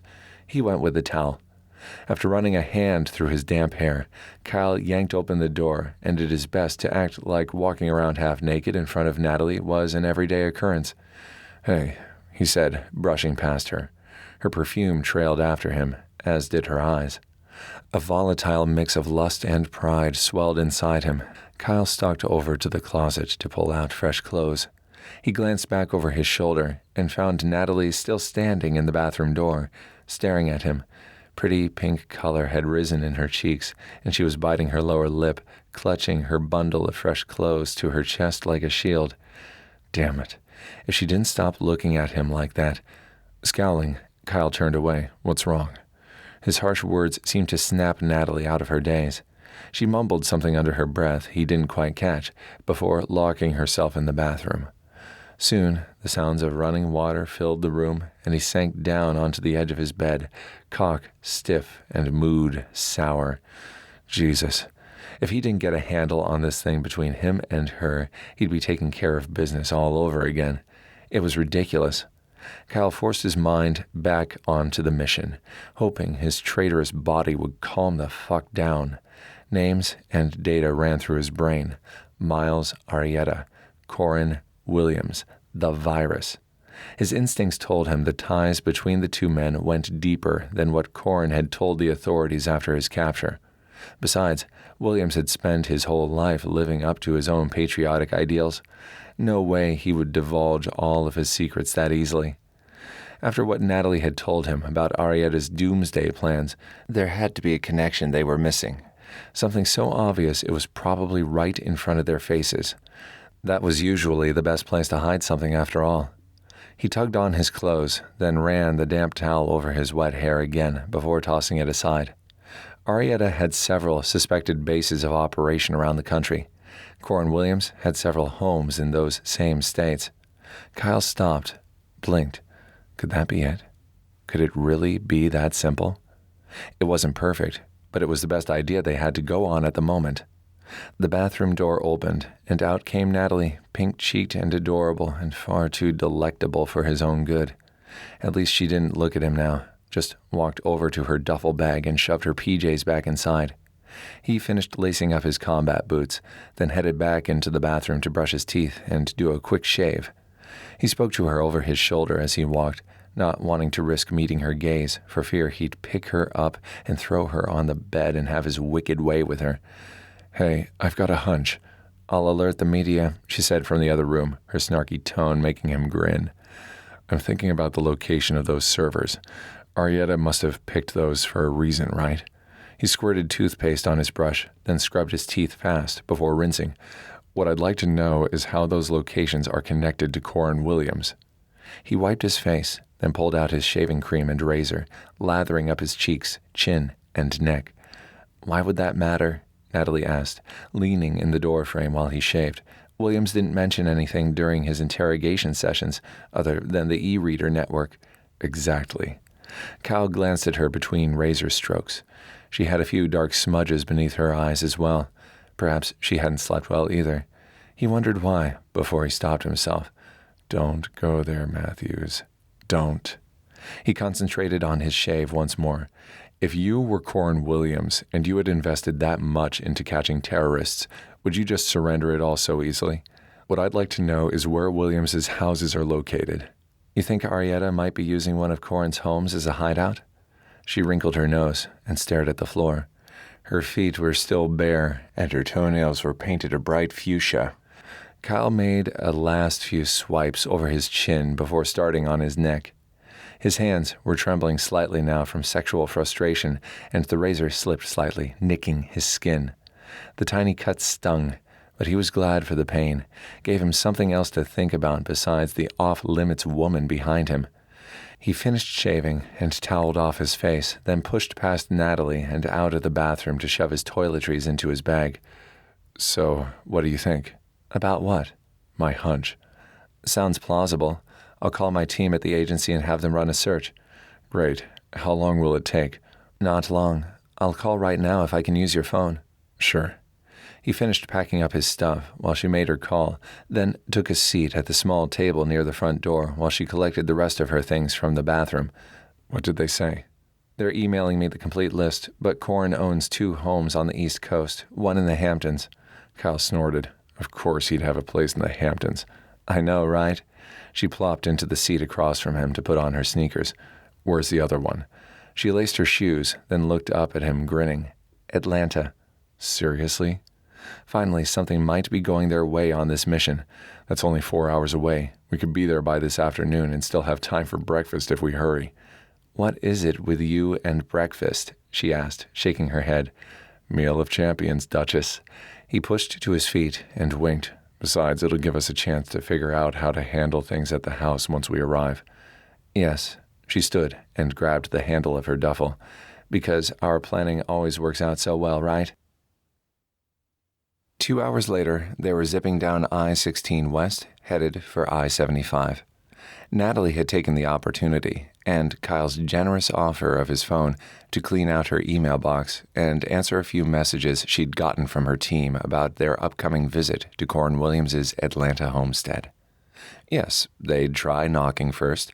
No, weapons wouldn't be involved unless absolutely necessary. Maybe they'd call in local law enforcement if needed. After firing off one last text to her boss at the agency, Natalie set his phone aside and stretched, rolling her stiff neck and gazing out the window at the passing scenery. How long until we get there? Another 2 hours, maybe. Looks like there's some road construction outside the city that might slow us down a bit. He tapped the onboard GPS again, then glanced over at her and smiled. Why, can't wait to get away from me already? She shrugged. No, actually, I'm kind of having fun on this mission. Really? His shocked tone made her grin. Don't sound so surprised. It's been nice getting to know you better. I've missed connecting with your family. She stared out the window, feeling oddly sad. Nick died so soon after our wedding, it's almost like I never really got to know him. Kyle didn't look at her. His attention focused forward, his thumb tapping on the steering wheel. I can see that. You and Nick dated for a while, though. Surely you guys got to know each other pretty well then, right? Yes and no. I mean, we did all the usual dating stuff, movies, dinner, sleepovers, but Nick was a pretty private guy. He never liked to talk about himself much, and most of his SEAL missions were top secret, so he couldn't talk about those even if he'd wanted to. In some ways, it's like there was this whole side of him I never knew. Kyle was silent for a while before finally saying, You can ask me anything you want. Really? Yeah, we're not active duty anymore, and the whole team's been debriefed, so I'll even share what I can about those missions. Not that you'd probably care about that stuff, but still. Wow. Well, I'm not sure what to ask, she chuckled. Weird, huh? No, not really. He gave her a half smile. The offer stands. No expiration date. Okay, thanks. You're welcome.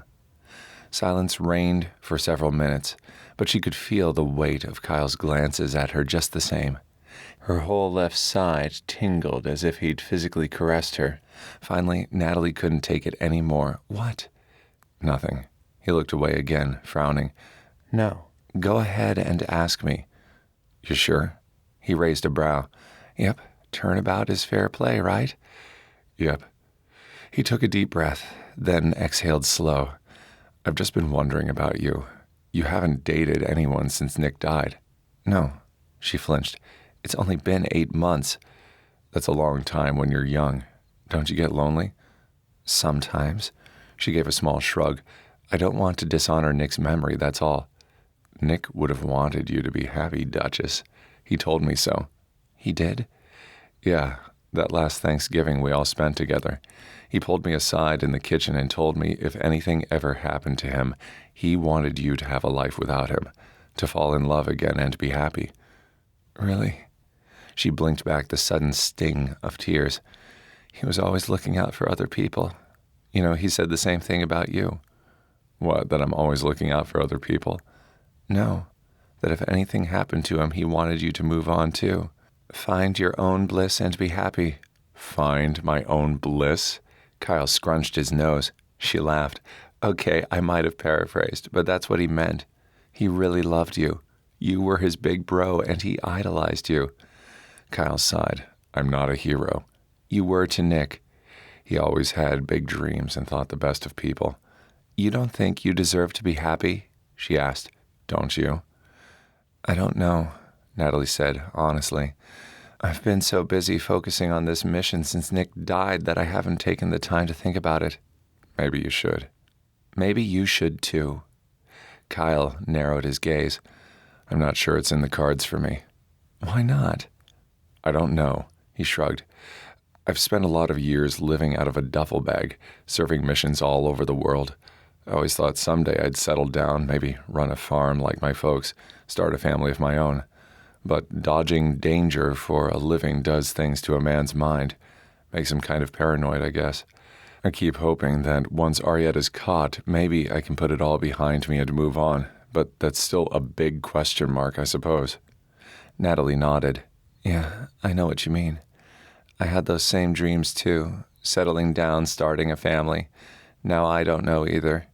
She stared at the passing views out the window beside her. I'd love to find the right person and just be happy, but I'm not sure the agency will ever let me go. I thought maybe I'd gotten out after the whole FBI incident, but they just pulled me back in. I don't trust them anymore, not after they arrested you without telling me. Well, at least that's progress. Kyle's tone held a hint of amusement. I always knew those guys were lying bastards. I'm still a sworn agent, you know. She gave him a sideways glance. I know. He winked, then settled back to steer with one hand. But perhaps your loyalties are shifting in the right direction finally. She crossed her arms and stifled a smile, resting her head against the window to avoid looking at him again. Maybe they are. Chapter 9. About 3 hours into their drive, Kyle had pulled over at a rest stop and let Natalie take the wheel. Now he reclined in the passenger seat, eyes closed, hoping to catch up on a bit of sleep he'd missed the night before. Unfortunately, the presence of a certain woman, along with the scent of her perfume and the way she kept whistling and humming to herself as she drove, kept him awake for the most part. That, and the uncomfortable ache that appeared in his chest whenever he remembered the conversation they'd had earlier. I'd love to find the right person and just be happy. He'd love to be her right person more than he cared to admit. Giving up, he sighed and stretched his arms above his head. So, where are we now? She reached over and fiddled with the GPS, frowning and biting her lower lip again in that adorable way she did, and he stifled a moan. She really needed to stop that, or he couldn't be held responsible for his actions. About 20 minutes outside of Macon. Really? He raised the back of his seat into the upright position, then squinted out the window. Weak sunlight filtered through the overcast sky above, and ominous-looking dark clouds gathered in the distance. I would have thought we'd have been closer to Atlanta. Road construction. We were stuck sitting at a dead stop for nearly half an hour a few miles back. You wouldn't know that, though, since you were sawing logs. Excuse me. You snore, big guy. I do not. He shook his head and stared at the scenery flashing by. Nothing but fields and farms as far as the eye could see.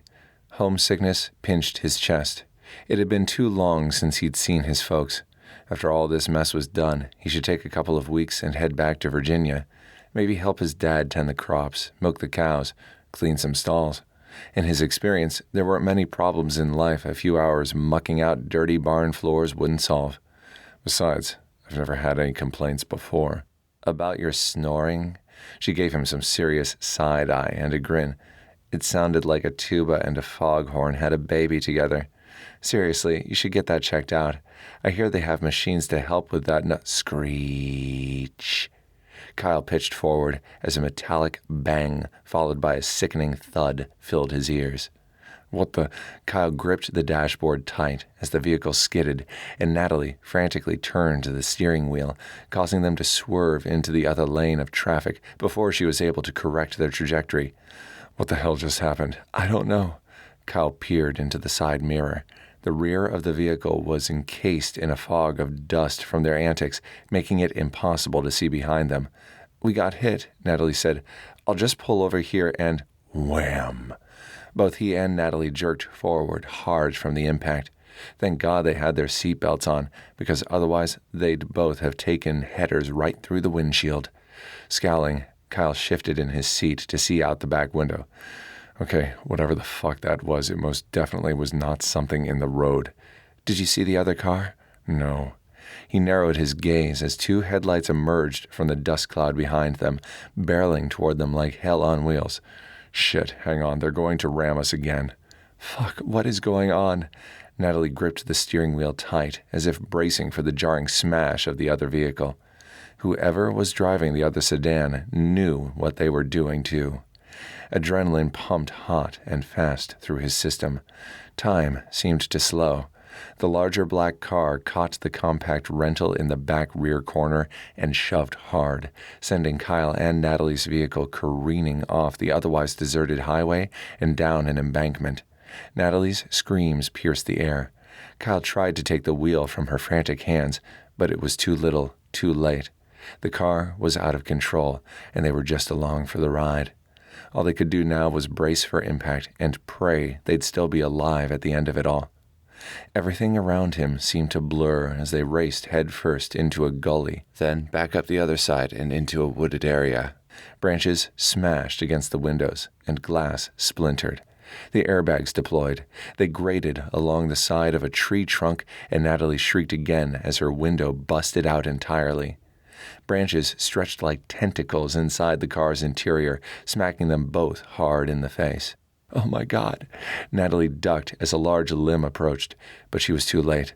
It struck her hard on the side of the head, and the next thing he knew, she was slumped against him.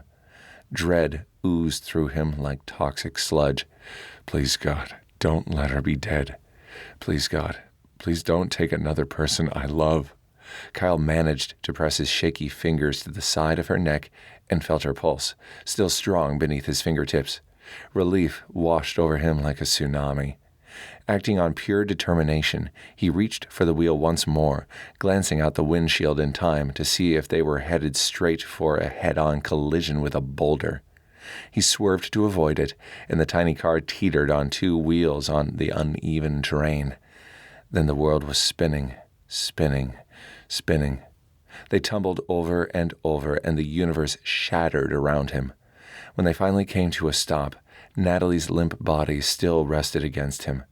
Kyle's vision tunneled, and he was pretty sure he was going to puke. After the nearly deafening cacophony of moments earlier, it took a few moments before the sounds around him registered.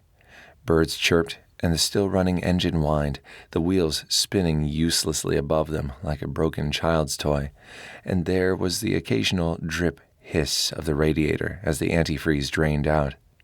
The car was upside down. His shoulder ached and his neck felt like it had been whipped around one too many times. Something warm and sticky trickled down his stinging cheek. Natalie moaned, and Kyle fought the quicksand pull of unconsciousness and struggled to keep his eyes open. He needed to get them out of the wrecked vehicle, needed to get Natalie to safety. He also needed to contact his team and let them know what had happened so they wouldn't freak out when he and Duchess didn't rendezvous with them in Atlanta like they'd planned. Except his eyelids refused to stay open, and his thoughts grew fuzzy. All he wanted to do at that moment was rest, just for a minute, just one precious second, then he'd be back to normal, back to being the guy everyone depended on, back to being a hero again. Kyle! Natalie smacked him across the face, her heart in her throat. He couldn't be dead, damn it. She'd lost one man too soon already. She sure as hell wasn't about to lose another. She shook him hard and slapped him again. Kyle Matthews, wake up! He groaned and frowned, then mumbled something under his breath. Natalie checked his pulse and his breathing. Both were steady and strong.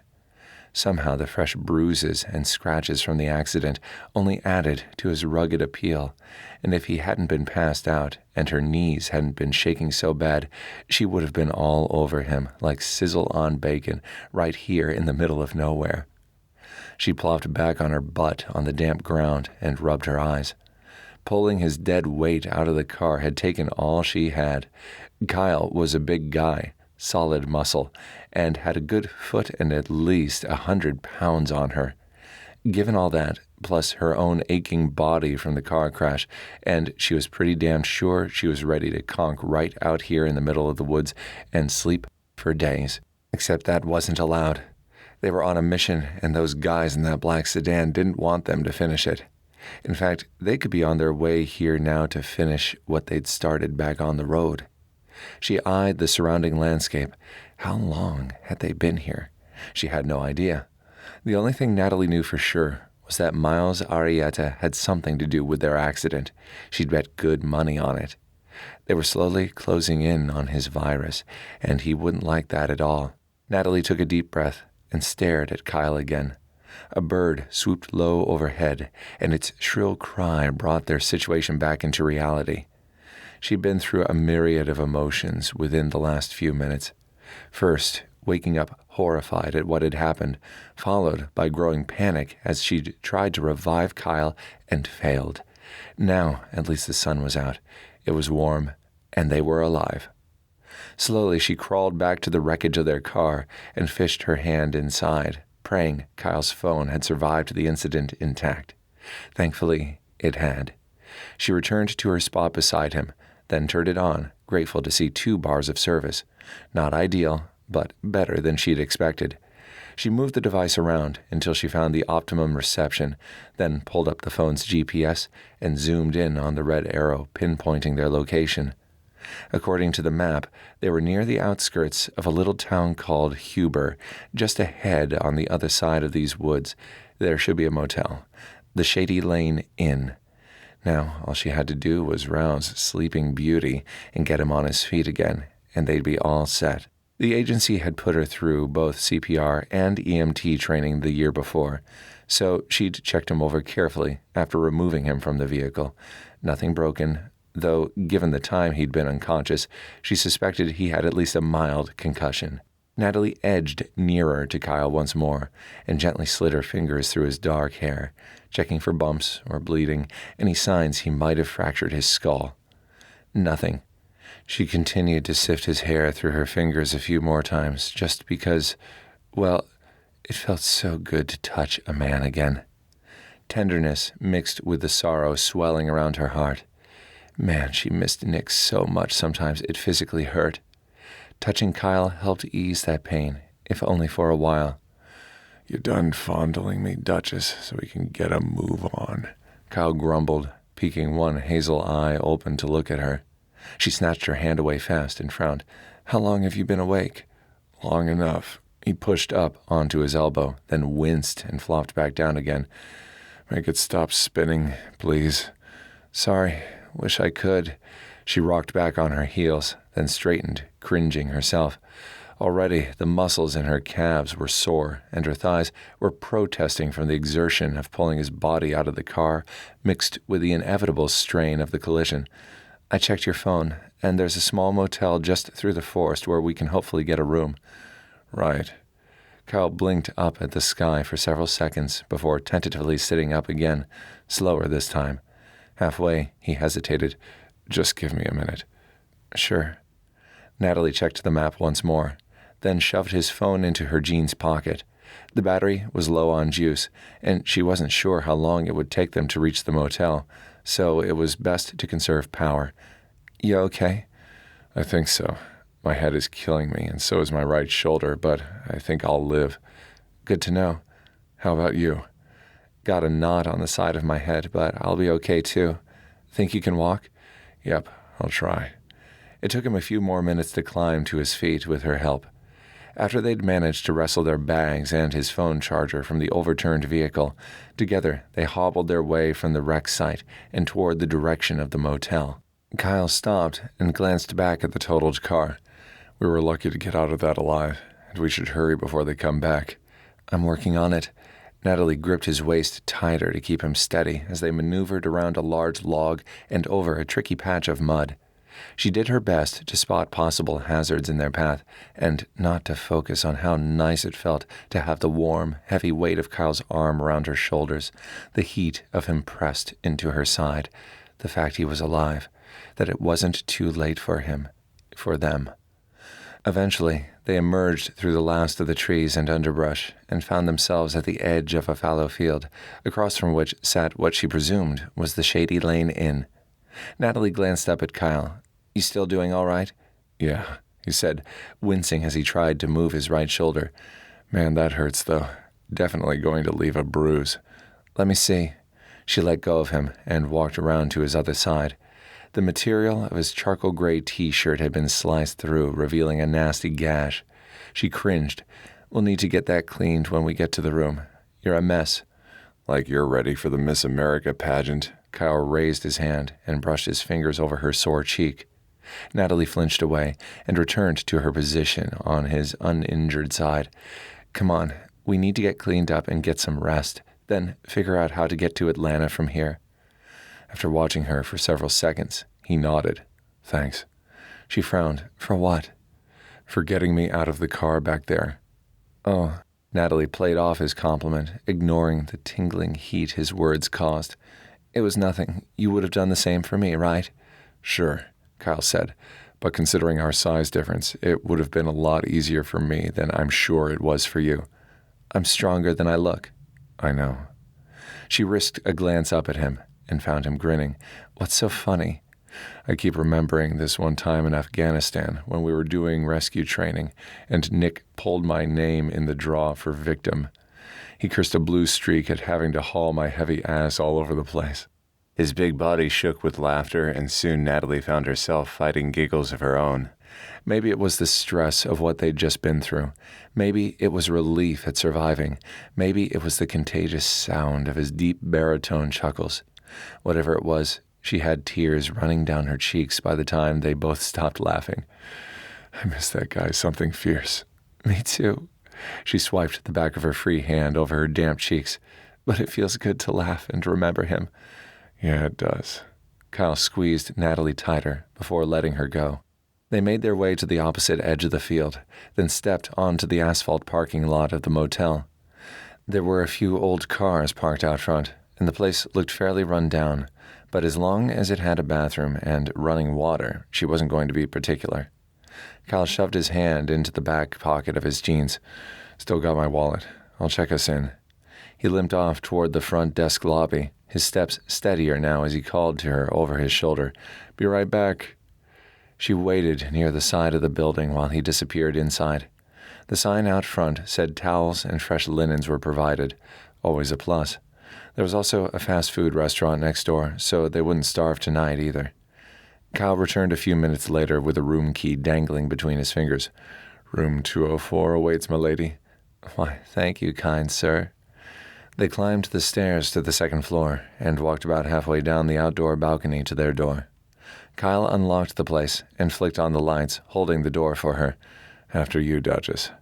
The room smelled of old cigarettes and lemon furniture polish. Brown shag carpet, second-hand mismatched furnishings, and beige walls completed the retro-style decor. Still, it looked clean enough. Only one bed, king-sized. Honestly, Natalie was so tired she would have slept in a U-Haul if that's all they'd offered. The bathroom beckoned, and she raced across the room. Be right back. Sure thing, Duchess, he called from behind her. After she'd taken care of necessities and tidied herself up as best she could, she stared at her reflection in the mirror, bruised and scratched and about as attractive as a feral cat stuck in a mud puddle. She picked a few dead leaves and sticks from her hair, then went in search of a first aid kit. She found one under the sink and set it on the vanity, then walked back out into the living room. Next. Several minutes later, Kyle returned, his phone to his ear. From the snippets of his conversation that she picked up, he was talking to his team again. Yes, we're fine. No, I don't know who ran us off the road, Spencer. Yeah, the Shady Lane Inn. He cocked his head toward Natalie. What town are we in again? Huber. You get that? Okay. Yep. See you then. He hung up, then plugged the device into its charger. The team will be here tomorrow. Cool. Her scalp itched, and the smell of soil and rotted leaves wafted from her clothes. Okay, then. Guess that takes care of how we're going to get to Atlanta. Yep. She curled her toes inside her sneakers. Awkward silence ensued. They both stared at the single bed in the room. Finally, she couldn't take it anymore. I'm going to take a shower. Great. He looked at the ceiling, the floor, anywhere but her. You hungry? Not at the moment, but we'll need to eat before we go to bed. Heat prickled from beneath the crew neck collar of her shirt. "There's a fast food place next door." "Yep, saw it. How about I go pick us up some dinner and bring it back?" "Sounds awesome, but be careful. Whoever tried to kill us is still out there." In fact, time apart to regroup and stop herself from going crazy with lust whenever he was around sounded like the best plan ever. "Let me give you some money." "No way, Duchess." He backed up a step. "Buying you dinner is the least I can do after the way you helped me earlier." Okay, but you don't have to do that." "Are we going to argue about this too? I'm trying to do something nice here." "No." Her cheeks blazed hotter, and she wished the ground would swallow her whole.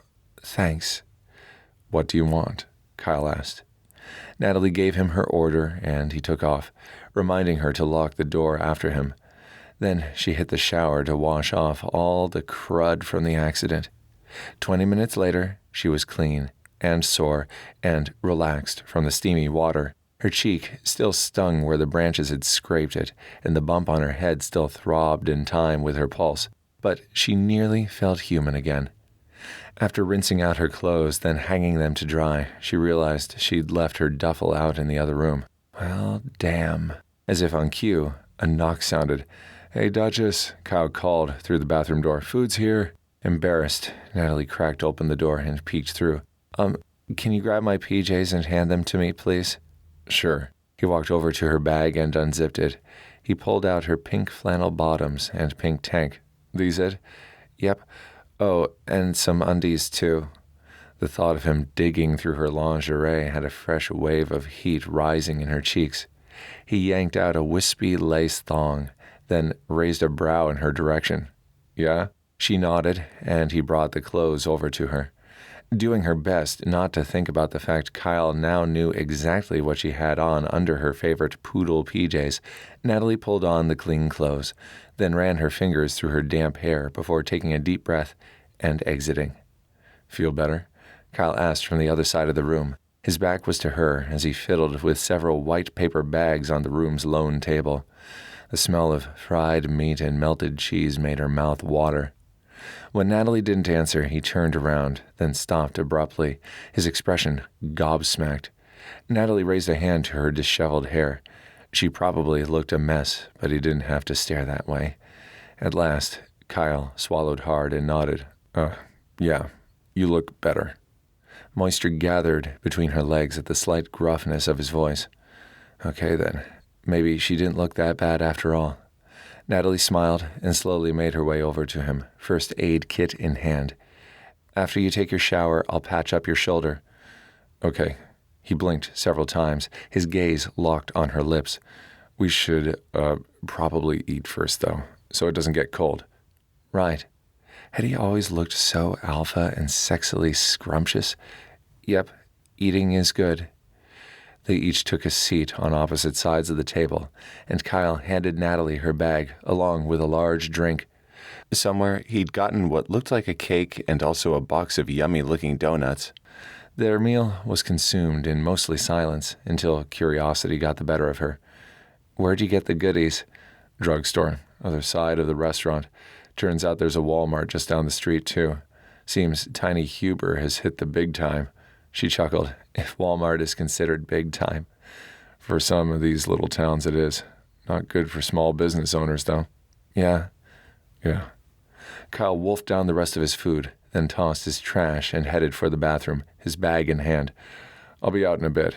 Maybe we can talk about who ran us off the road."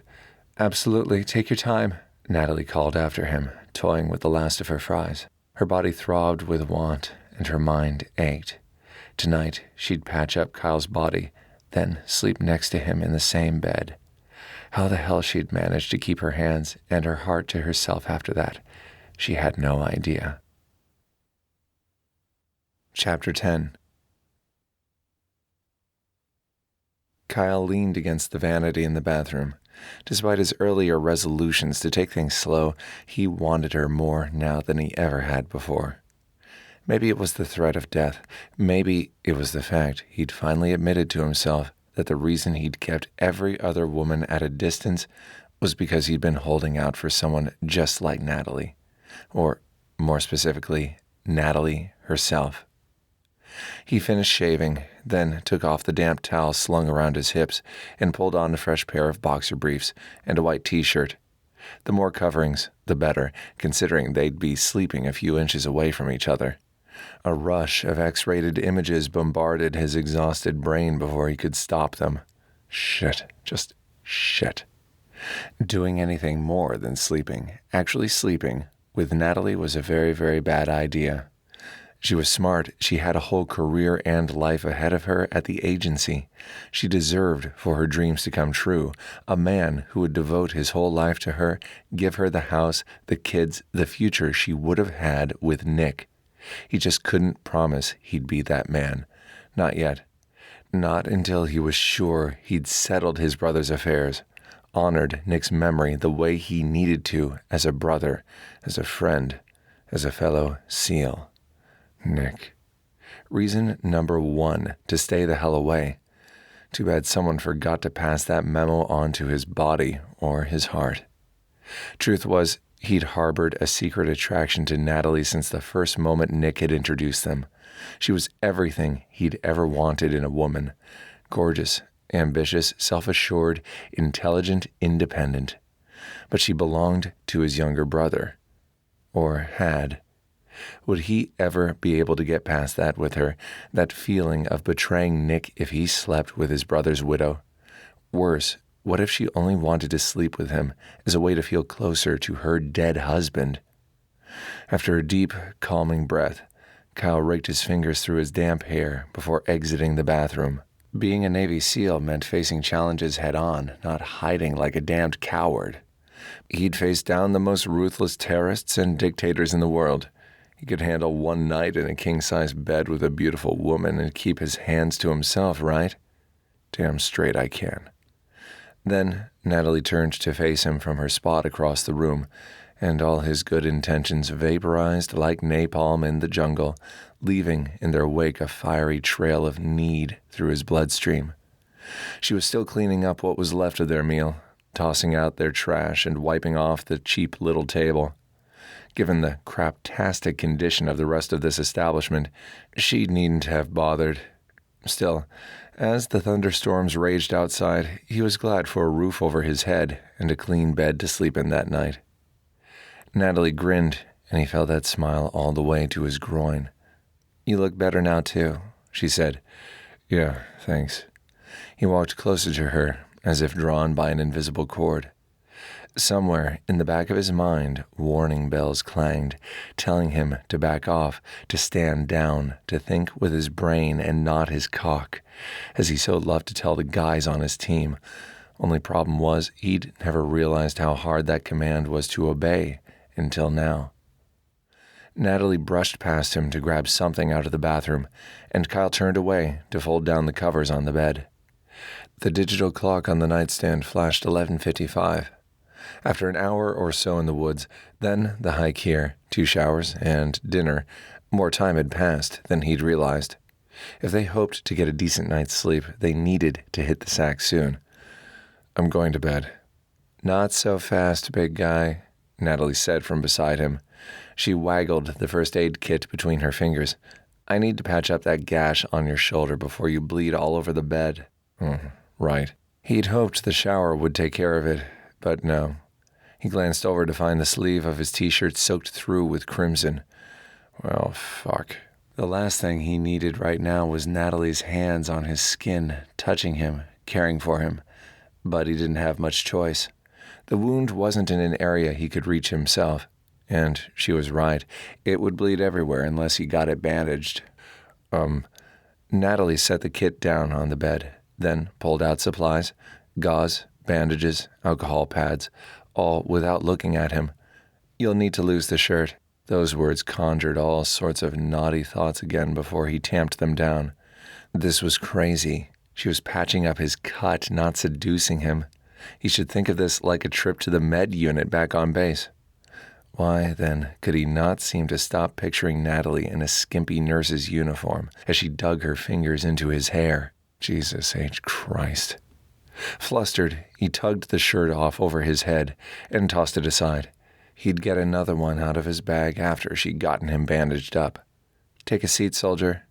Natalie pointed to a spot on the bed, and he did as she asked, keeping his gaze on the floor and thanking God above that the boxer briefs were roomy enough to hide his semi-erect cock. Otherwise, this whole situation would be beyond embarrassing. She leaned closer to squint at his cut, her small, pink tongue peeking out between her soft, full lips, the citrus floral scent of her shampoo wafting around him. God damn, it should be illegal in all 50 states for a woman to smell that fucking good. Okay. She straightened and ripped open one of the alcohol pads. This might sting, but I need to make sure it's clean. Hold still. Hold still? Shit. He'd been shot, stabbed, beaten to within an inch of his life by some overzealous interrogators. A little cut on his arm was a piece of cake. Ow! Kyle flinched away from the searing pain, and Natalie grabbed his arm with both hands to keep him in place. Seriously? Stop being a baby and let me get this done, all right? We're both exhausted and need some sleep. I'm not a baby. What the hell is on that thing? Pure gasoline?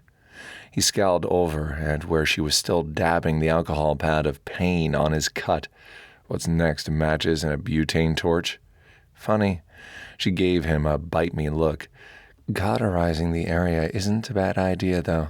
Would definitely stop the bleeding and prevent the possibility of infection. In fact, I think I have a lighter in my bag. Natalie started to walk away, and he grabbed her wrist. Don't even think about it. Kidding. She laughed, the sound low and rough, and rubbing him just right in all the wrong places. She shook off his grip and reached for a stack of gauze pads. Let me put some of these on to cover the cut, then I'll tape it up and you'll be all set. Her breasts rubbed against his arm as she worked, and he hazarded another glance at her. Color suffused her cheeks and her breath had deepened. She met his gaze for a brief second, and her pupils were blown wide. Heat seemed to pulse between them in waves. His cock twitched in anticipation despite his wishes to the contrary. Almost done, she said, her words soft and husky. Her fingers gently stroked his skin as she twined the bandage and tape around his arm. Natalie, Kyle croaked out past his tight vocal cords. Yes? Have you been lonely since Nick died? She stopped working, and her hands fell limp to the comforter, her dark brows furrowed. Why? Tentatively, Kyle stroked the backs of his fingers down her flushed cheek. Because I have. Natalie looked up at him then, and his world shifted on its axis. Yes, she'd once belonged to his brother. Yes, she should be strictly off limits. But tonight she was here, and warm, and tender, and sweet. He couldn't hold back any more. Leaning forward, Kyle brushed his lips over hers, once, twice, before claiming them. She tasted of sugar and salt from their food, and a slight hint of orange from her drink. He felt overwhelmed. He couldn't get enough. Natalie moaned low in her throat, and Kyle shifted slightly to deepen the kiss. The roll of tape still dangled from his arm, but he didn't care. All that mattered was this moment, this thing between them, this woman who felt so right and perfect against him. She placed her hand on his chest and pressed away slightly, took a ragged breath, and blinked up at him, seeming as shocked as him that this was really happening. Natalie bit her lip again, and it took every ounce of willpower Kyle had not to take a nibble of her as well. I'm not sure this is such a good idea. What about the mission? And Nick? You're probably right, he said, his words emerging harsher than he'd intended. This was torture of the worst kind. Pride long gone, he took a deep breath and nodded. We should stop. This isn't right. Silent, Natalie watched him for what seemed like an eternity. A host of emotions flickered through her gorgeous dark eyes. Fear, desire, guilt, need. Finally, she traced the tips of her fingers down the center of his abs to the waistband of his briefs. We shouldn't. Shouldn't what? He croaked, his mouth dry as bone. Yes, this might be wrong, but nothing had ever felt so right in his life. Stop. She cupped the length of his erection and stroked him from base to tip. Please. Please, what, Duchess? Kyle groaned. He stroked his thumb over her cheekbone before taking her face between his hands and drawing her closer. "Tell me." "Don't stop." She leaned in and kissed him hard, then pulled back just enough to speak. "Don't ever stop." "Never, Duchess." He rolled her beneath him, down onto the mattress, savoring the feel of her lush curves pressed against his hardness. "Never." Her body felt alive for the first time in months. Natalie had never been this aroused in her life, even with Nick. It felt so bad, so wicked, and yet so wonderful all at the same time. She'd taken vows with her husband, yes, but those vows only lasted until death do us part. Natalie clutched at Kyle's arms, tore off the roll of tape still dangling from his arm, then tossed it across the room. Sorry, readers. Here's where we fade to black due to YouTube explicit content guidelines. If you dream for the steam, you'll need to take a look in the book. Natalie ran her fingers through his hair, shivering from the whisper of his long lashes against her skin. Sex with Kyle had blanked her mind of everything, her mission, her worries, her grief. A tear slid down her cheek as she drifted off to sleep, guilt pinching her chest. "I love you, Nick. I will always love you. But I'm falling in love with Kyle, too." Beep, beep, beep. Natalie sat up and punched the button on the alarm clock, then pushed a tangle of curls from her eyes, squinting into the hazy sunshine blazing through the curtains. She glanced around the strange motel room. One minute, she'd been burrowed into Kyle's muscular warmth, and the next it was morning, and the space beside her was empty. The erotic memories of the night returned, and she flopped back onto the pillows. Kyle Matthews. Sure, she'd fantasized about him for months, but the reality was so much better. She strained to hear if he was in the bathroom. Nothing. Sitting up again, Natalie glanced at his side of the mattress, the covers rumpled and the pillow still showing a slight indent where his head had rested. A yellowed piece of hotel stationery was tacked to the headboard above the pillow, written in Kyle's signature scrawl. "Went to grab us some food. Be back by 0800. Grinning, Natalie stretched, then tossed back the covers and padded naked to the bathroom. Not only was he great in bed, he was so thoughtful, too. Just like Nick. Oh, God. Nick. She'd barely made it to the bathroom and flipped on the lights when the guilt hit her like a freight train. She'd slept with her dead husband's brother last night. Gripping the edge of the vanity tight, Natalie took several deep breaths, eyes squeezed shut against the awful truth. She'd broken every promise she'd made to herself about how she'd handle Kyle, and yes, it had been amazing, but at what price? Bile rose hot in her throat before she swallowed it down. Perhaps a lesser woman would have brushed off the memories, the guilt. Nick had been dead for months. Technically, she was single, available. She'd not broken any vows. But in Natalie's heart, she wasn't ready to let him go. Not yet. Not until she'd given Nick the justice he deserved. She jammed on the shower and stepped under the frigid water, hoping to rinse away her sins, her bad decisions. From this moment forward, things between her and Kyle would stay completely professional, because there was no other way she'd survive. After scrubbing down and toweling off, Natalie pulled on her dry clothes from the day before, then walked back out into the room and shoved her feet into her sneakers. She needed to get out of here, get some fresh air, get her priorities back in order. He'd left her a note, so she'd do the same for him.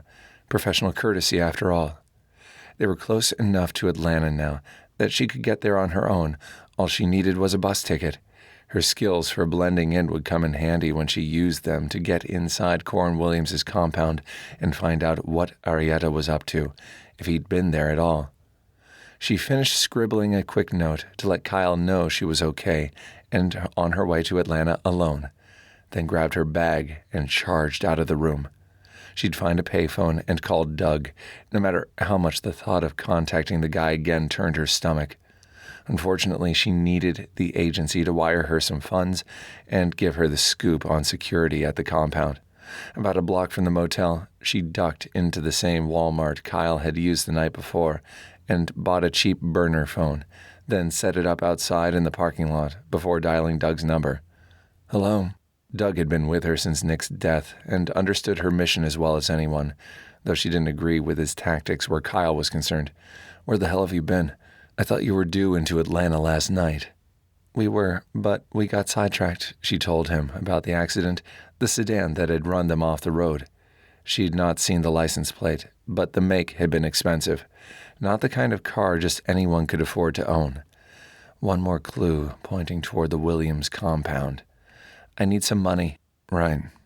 Doug mumbled something offline to one of the other agents, she assumed, then came back on the phone. Funds will be waiting for you at the Wells Fargo inside the Greyhound station 3 blocks east. That work for you? Yep, thanks. Call me when you get into Atlanta, and I'll let you know what we find out about the security and that car you described. Where's the SEAL? Still back at the motel. His team is due to arrive this morning, so they won't be too far behind me. Need to go. Talk to you later. Natalie hung up, then jogged across the busy 4-lane street toward the bus station. Still, she couldn't help one last glance back at the Shady Lane Inn. Her heart tugged as she hurried away, but she needed to do this on her own. For herself, for her conscience, for Nick. Chapter 11. No way, dude. She did not run out on you again. Kyle gave Scotty a murderous look as the team's combat expert doubled over in laughter. She did not run out. She disappeared. There's a difference. Really? Spencer looked around the motel room, his expression a mix of horror and loathing at the decor. Well, if this shithole is where you slept last night, I can see why. Yeah, man, talk about motel hell. Gage chimed in. I've got some C4 in the car. Blowing this place up might be an improvement. Shut it, all of you. Kyle had figured riding with his team to Atlanta would be the fastest way to get to the compound and handle the situation.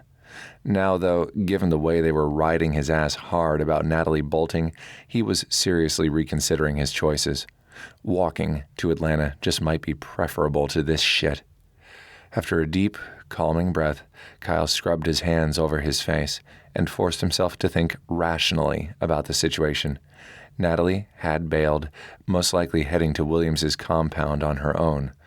Why? Well, the most obvious reason was the fact they'd slept together. And yes, it had been the most mind-blowing sex of his life, but it had also forced them both to face some hard facts. Nick was gone. They were left to pick up the pieces. His brother would always hold a special place in his heart, but Kyle had also developed strong feelings for Natalie, feelings they would need to confront and deal with one way or another if they were ever going to move forward. He'd thought perhaps she felt the same for him, or not. Kyle plopped down on the edge of the mattress and rubbed his eyes. The sheets were still rumpled from where they'd slept, limbs entwined and his arm tight around her waist. If he picked up her pillow, chances were good he could still smell her shampoo there. Shit. The morning had started out so promising, too. He'd awakened first, muscles sore but heart happy for the first time since Nick's death, and wanted to do something nice, something thoughtful, for Natalie. So he'd gotten up, gotten showered and dressed in the dark, then snuck out to buy them both breakfast. The last thing he'd ever expected was for her to run. When he'd come back and found the room empty, he'd been stunned and hurt and angry and... At least he got decent grub, Gage said, pulling a hash brown patty out of one of the fast food bags still sitting on the table, unopened, and shoving half into his mouth in one bite. I would have gone for the pancake special myself. You're going to go for my boot up your ass pretty soon if you don't shut the hell up, Kyle snarled.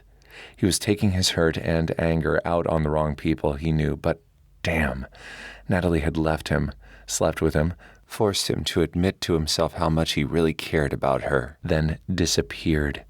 Jesus, she should have just stabbed him through the heart. Would have been far less painful.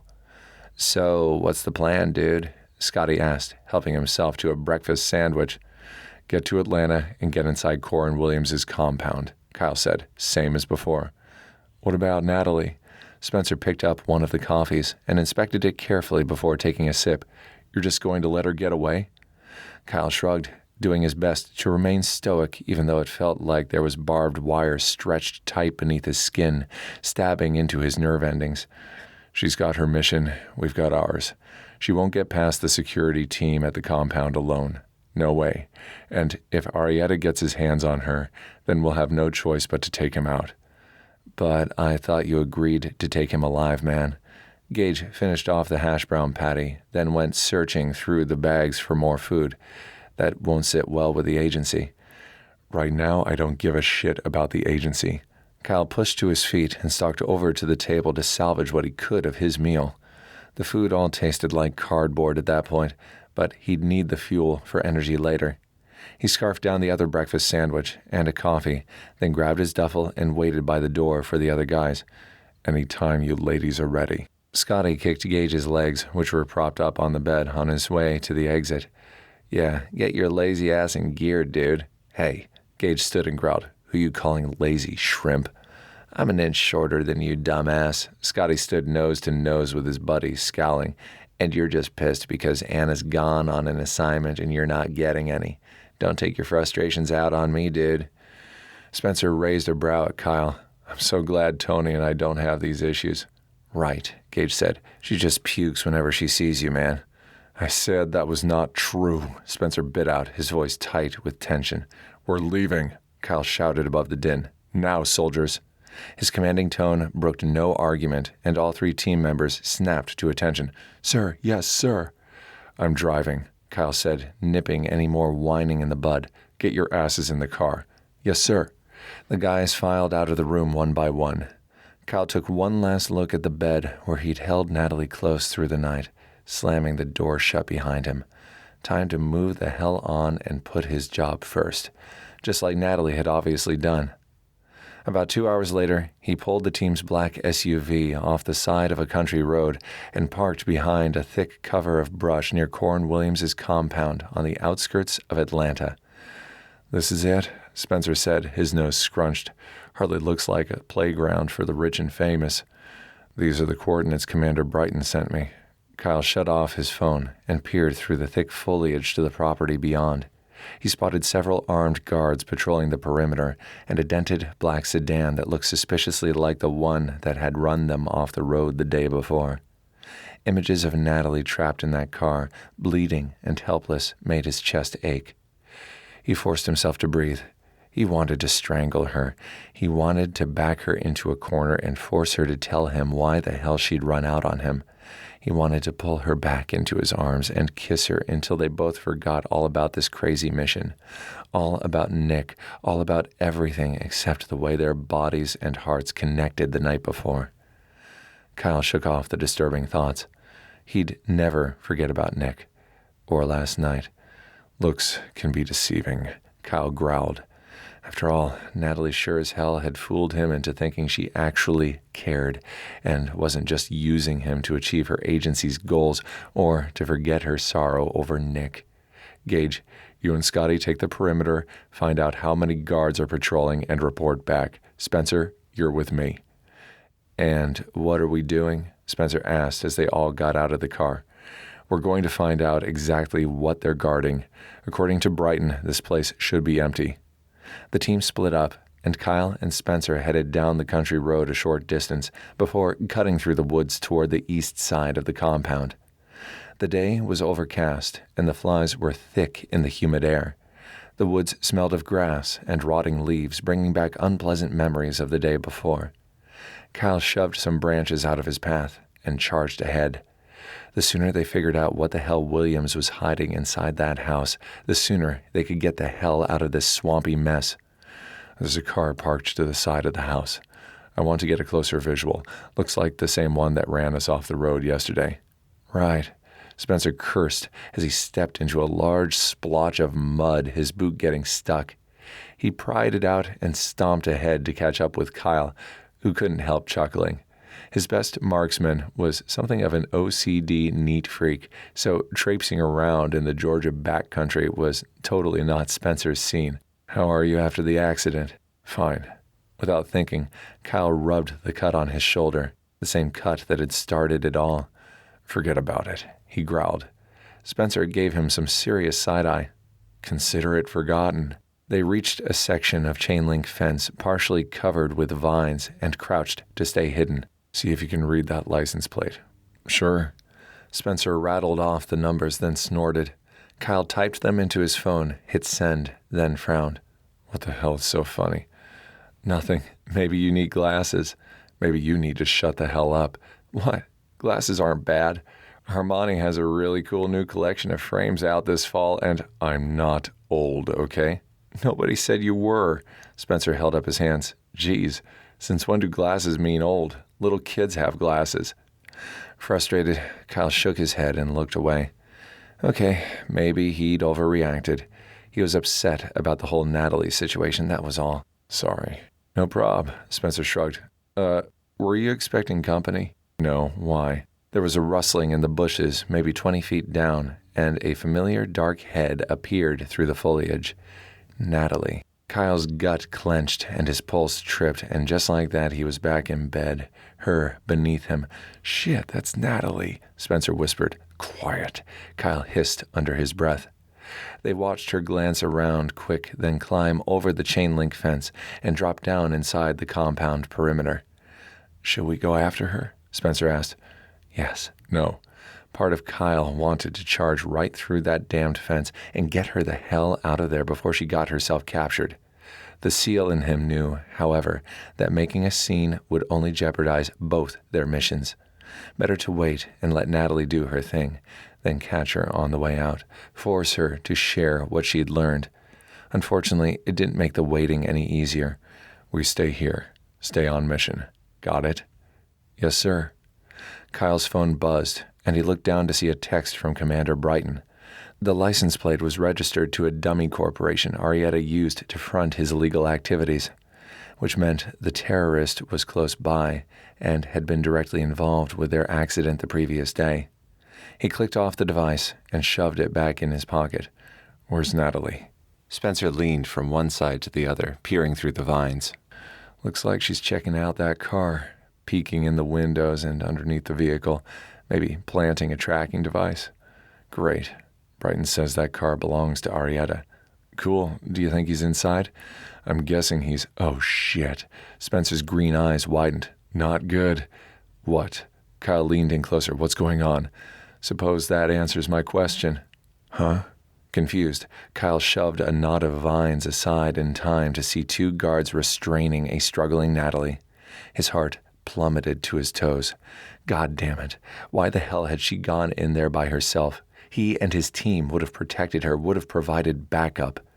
The guards dragged Natalie over to an open door, and a man emerged.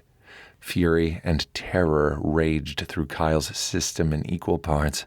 The thought of that man's hands on Natalie, of all the awful things he might do to her in the name of his cause, nearly pushed him over the edge. Miles Arietta pointed toward the interior of the house, and the guards hauled her inside, kicking and screaming. Miles scanned the area, then followed, shutting the door behind him. Kyle's day had just gotten a whole lot shittier. He slumped back on his heels and stared into the overcast sky above. There was a choice to make. Go in, guns blazing, and settle the score for his brother, or abide by the rules he'd agreed to upon his release by the agency, negotiate for Natalie's release, and take Arietta in alive. Then again, in his mind, the deal he'd made with the CIA was technically null and void the minute Natalie had walked out on him and severed their partnership. Either way, he figured it was time to make a stand. For himself, for Natalie, but most of all, for Nick. "Get your hands off me!"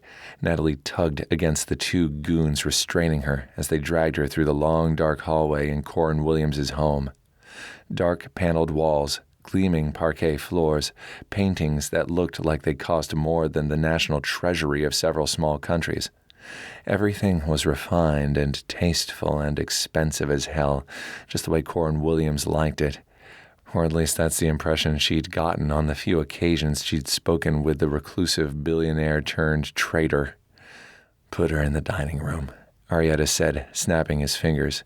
He pointed to a room near the end of the hall. And make sure you tie her down well. She's been known to escape.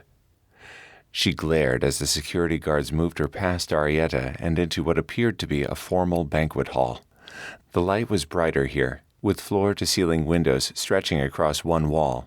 One of the guards pulled out an ornately carved wooden chair from the 25-plus seater dining room and forced her into it, while the other man grabbed a length of heavy nylon rope and bound her ankles and wrists to the chair. "You won't get away with this," Natalie called to Arietta. "The agency's on to you." The agency. With his white linen pants and tropical shirt, he strolled in like he was going to a brunch in the Hamptons and not her torture session. "Your agency is fucking pathetic, and we both know it. Those idiots couldn't find their asses with both hands." "Yeah?" she snorted. "We found you, didn't we?" Miles Arietta pulled out another chair and took a seat across from her. He looked thinner than the last time she'd seen him, wiry. His hairline had receded farther, too. For a guy like Arietta, who fancied himself in control of the universe, that had to be a real bummer. The thought made Natalie snicker despite the situation. "What the hell are you laughing at?" he asked her, his black eyes narrowed. "Nothing," she squinted at his forehead. "Just thinking some Rogaine might be in order." One side of his thin lips quirked up into a sneer. Typical agency bullshit. Always going for the cheap laugh, the cruel joke. Pandering to the lowest common denominator. Good thing the world will not have to suffer such juvenile behavior much longer. Desperation made Natalie feisty. Always had. And right now her situation was about as desperate as a girl could get. Of course she'd felt that way since she'd walked out of the motel room earlier. Kyle would be beyond pissed, and she couldn't blame him. She'd turned her back on the beauty of the night before for the harsh reality of today. Kyle wanted Arietta too, wanted him dead with a bullet between the eyes. Natalie knew that if Kyle got within 2 feet of this bastard, he'd take him out. Knew that because she felt the same need for revenge. Difference was, she put her own needs aside for the greater good, to honor her debt to her country and to honor her debt to her dead husband. "Tell me what the agency's plans are to capture me, Agent Matthews." Arietta leaned toward her and rested his forearms on his knees. "I've already deployed my virus, so I can only assume they hope to bring me in alive to tell them how to stop it." Natalie's body, already sore from the accident the day prior, screamed in agony over the awkward position the guards had secured her in. Legs pressed tight to the sides of the chair, her ankles secured to each front leg, arms wrenched behind her and tied to the back of the chair, causing her chest to jut out at a funny angle and making it hard to take a full breath. Arietta knew exactly what he was doing. In fact, they'd studied his brutal tactics back at Quantico. Instead of scaring her, however, her determination to fight only grew. "Fuck off, Miles." Tisk, tisk. Such language from a young widow.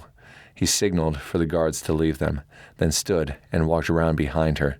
The touch of his hands on her shoulders made her jump.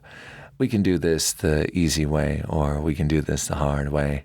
Makes no difference to me, although the hard way is so much more interesting. Shall I tell you what that might entail?" "I think I've got a pretty good idea, thanks." Arietta squeezed her shoulders hard, pushing his fingertips into the pressure points near her trapezius muscles. Pain zinged down the radial nerves in her arms. Natalie bit the inside of her cheek to keep from crying out. "First, I will start with a few ancient Chinese techniques I gleaned from my friends in North Korea." He released her shoulders and walked around to stand in front of her again. "They have taken the torturous arts to a new and brilliant level. One has to respect such dedication, don't you think?" Arietta walked with a slight limp, a reminder of the time he'd been tortured himself and left for dead. "Does your agency know of Ling Chi?" The death of 1,000 cuts. Yeah, she'd heard of it. Natalie swallowed hard and kept her gaze locked on Arietta. "Kinda slow for you, though, right? Hacking off little bits and pieces, being careful your victim doesn't bleed out before you amputate their limbs one by one from their living torso." Her stomach rebelled at the gruesome thought, but she'd be damned if she'd vomit in front of this bastard. A simple beheading would be simpler. Yes, but so much less dramatic. He gave her a dismissive wave. You Americans. No style whatsoever. The best decision I ever made was to leave this disgusting homeland behind and move on to bigger and better things. It was your homeland once too, Miles. It was the place of my birth. It was never my home, he said, his tone razor sharp. She'd struck a nerve. Good. She kept pushing. What about your father? Miles was at her side in an instant, gripping her jaw painfully tight in his hand as he snarled in her ear. Do not ever speak of my father again.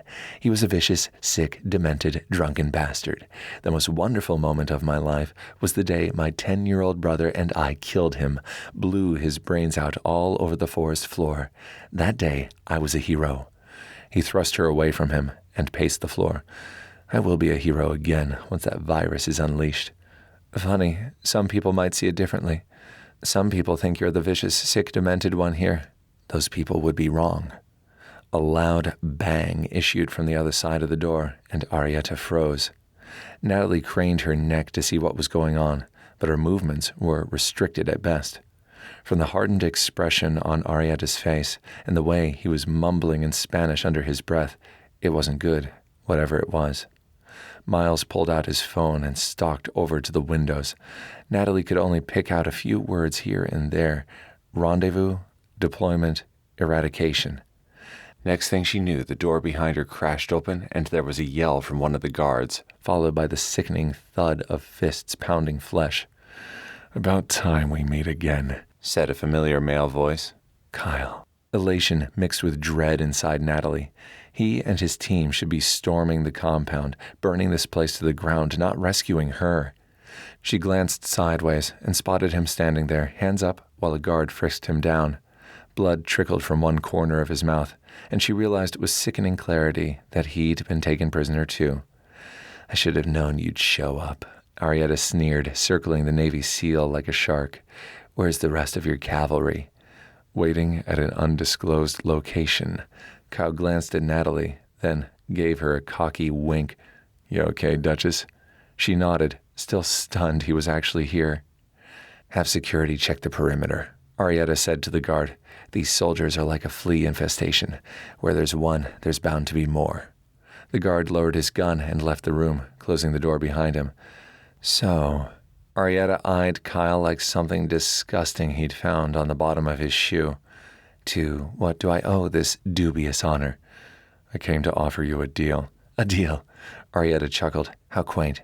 And is this deal on behalf of your country? I have no country. Not anymore. Not after the way they abandoned me and my team after my brother's death. Kyle spat on the floor, his expression angry. The U.S. can go fuck themselves. Natalie scrunched her nose. What the? Arietta narrowed his gaze. You expect me to believe you've changed your loyalties so quickly? One of your team just took out 4 of my best men back in Jubail. Why should I believe you now? Because of this. Kyle pulled out his phone and handed it to Arietta. The numbers for all of my military contacts are in there, along with Brighton's plans for your capture. You can use those to stay one step ahead. Arietta glanced at the phone. Then Kyle, his expression unreadable. Go on. Look at it. Kyle rattled off the security code, which Arietta thumbed in. Then he scrolled through screen after screen. Want to make a deal now? Arietta smiled, slow and sinister. I will consider it. Chapter 12. Have a seat. Arietta indicated one of the other dining room chairs. Why, so you can have your goons truss me up like a Thanksgiving turkey, too? Kyle gave a pointed look over at Natalie, who gave him the visual equivalent of a fuck you. His tension eased a bit. If she was still feisty, she was still okay. There weren't any visible marks he could see on her, other than the scratches from the accident. Natalie could take care of herself. That he knew. Didn't mean a man like him would leave her on her own, though, no matter how badly she might have hurt him. Agent Matthews and I were just getting to know each other better, Arietta said. Natalie spat in his direction, and Kyle bit back a grin. In fact, Arietta pulled out a chair and smiled at Kyle like they were old friends and not arch enemies. I was going to convince her to come work for me. Like hell, Natalie hissed. So vehement in your denial, yet so misguided. Arietta gestured toward the seat diagonal from him once more. Kyle did as he asked, though he still kept an eye on the entrance. He'd left the rest of the team outside, with strict orders not to interfere until they came up with a solid rescue plan. Have you finally discovered the truth, Lieutenant Commander Matthews? What truth is that? Kyle asked. That Corin Williams and your own government conspired together to kill your brother. Arietta crossed his legs and sat back, like a lazy cat toying with a mouse. The CIA played a part as well, naturally. They set you and your men up to take the fall, just as they set me up to be tortured and die alone. His dark gaze flicked from Kyle to Natalie, then back again. You should know better than to trust your country. Both of you. The United States government is a useless sham controlled by major corporations.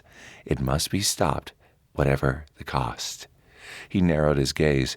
It is time for a clean sweep, and I am the man with the broom. Kyle crossed his arms and exhaled. How do I know I can trust you?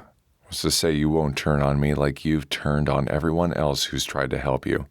Arietta slammed his fist down hard on the table, his teeth bared in an animalistic snarl. I am no traitor. I am a true patriot. Huh? Natalie said. I think I've heard those words before. Haven't you, Kyle? Yeah, he chuckled. From your buddy, Corin. Corin Williams is no friend of mine. Arietta gave a dark scowl. He was a means to an end, nothing more. As Kyle and I will be too, right? Natalie struggled against her restraints, then cursed. You better hope you're long gone when I get out of these, because I will beat your ass so bad it'll take DNA to identify the remains. Oh, Agent Matthews. Arietta laughed. You are quite entertaining.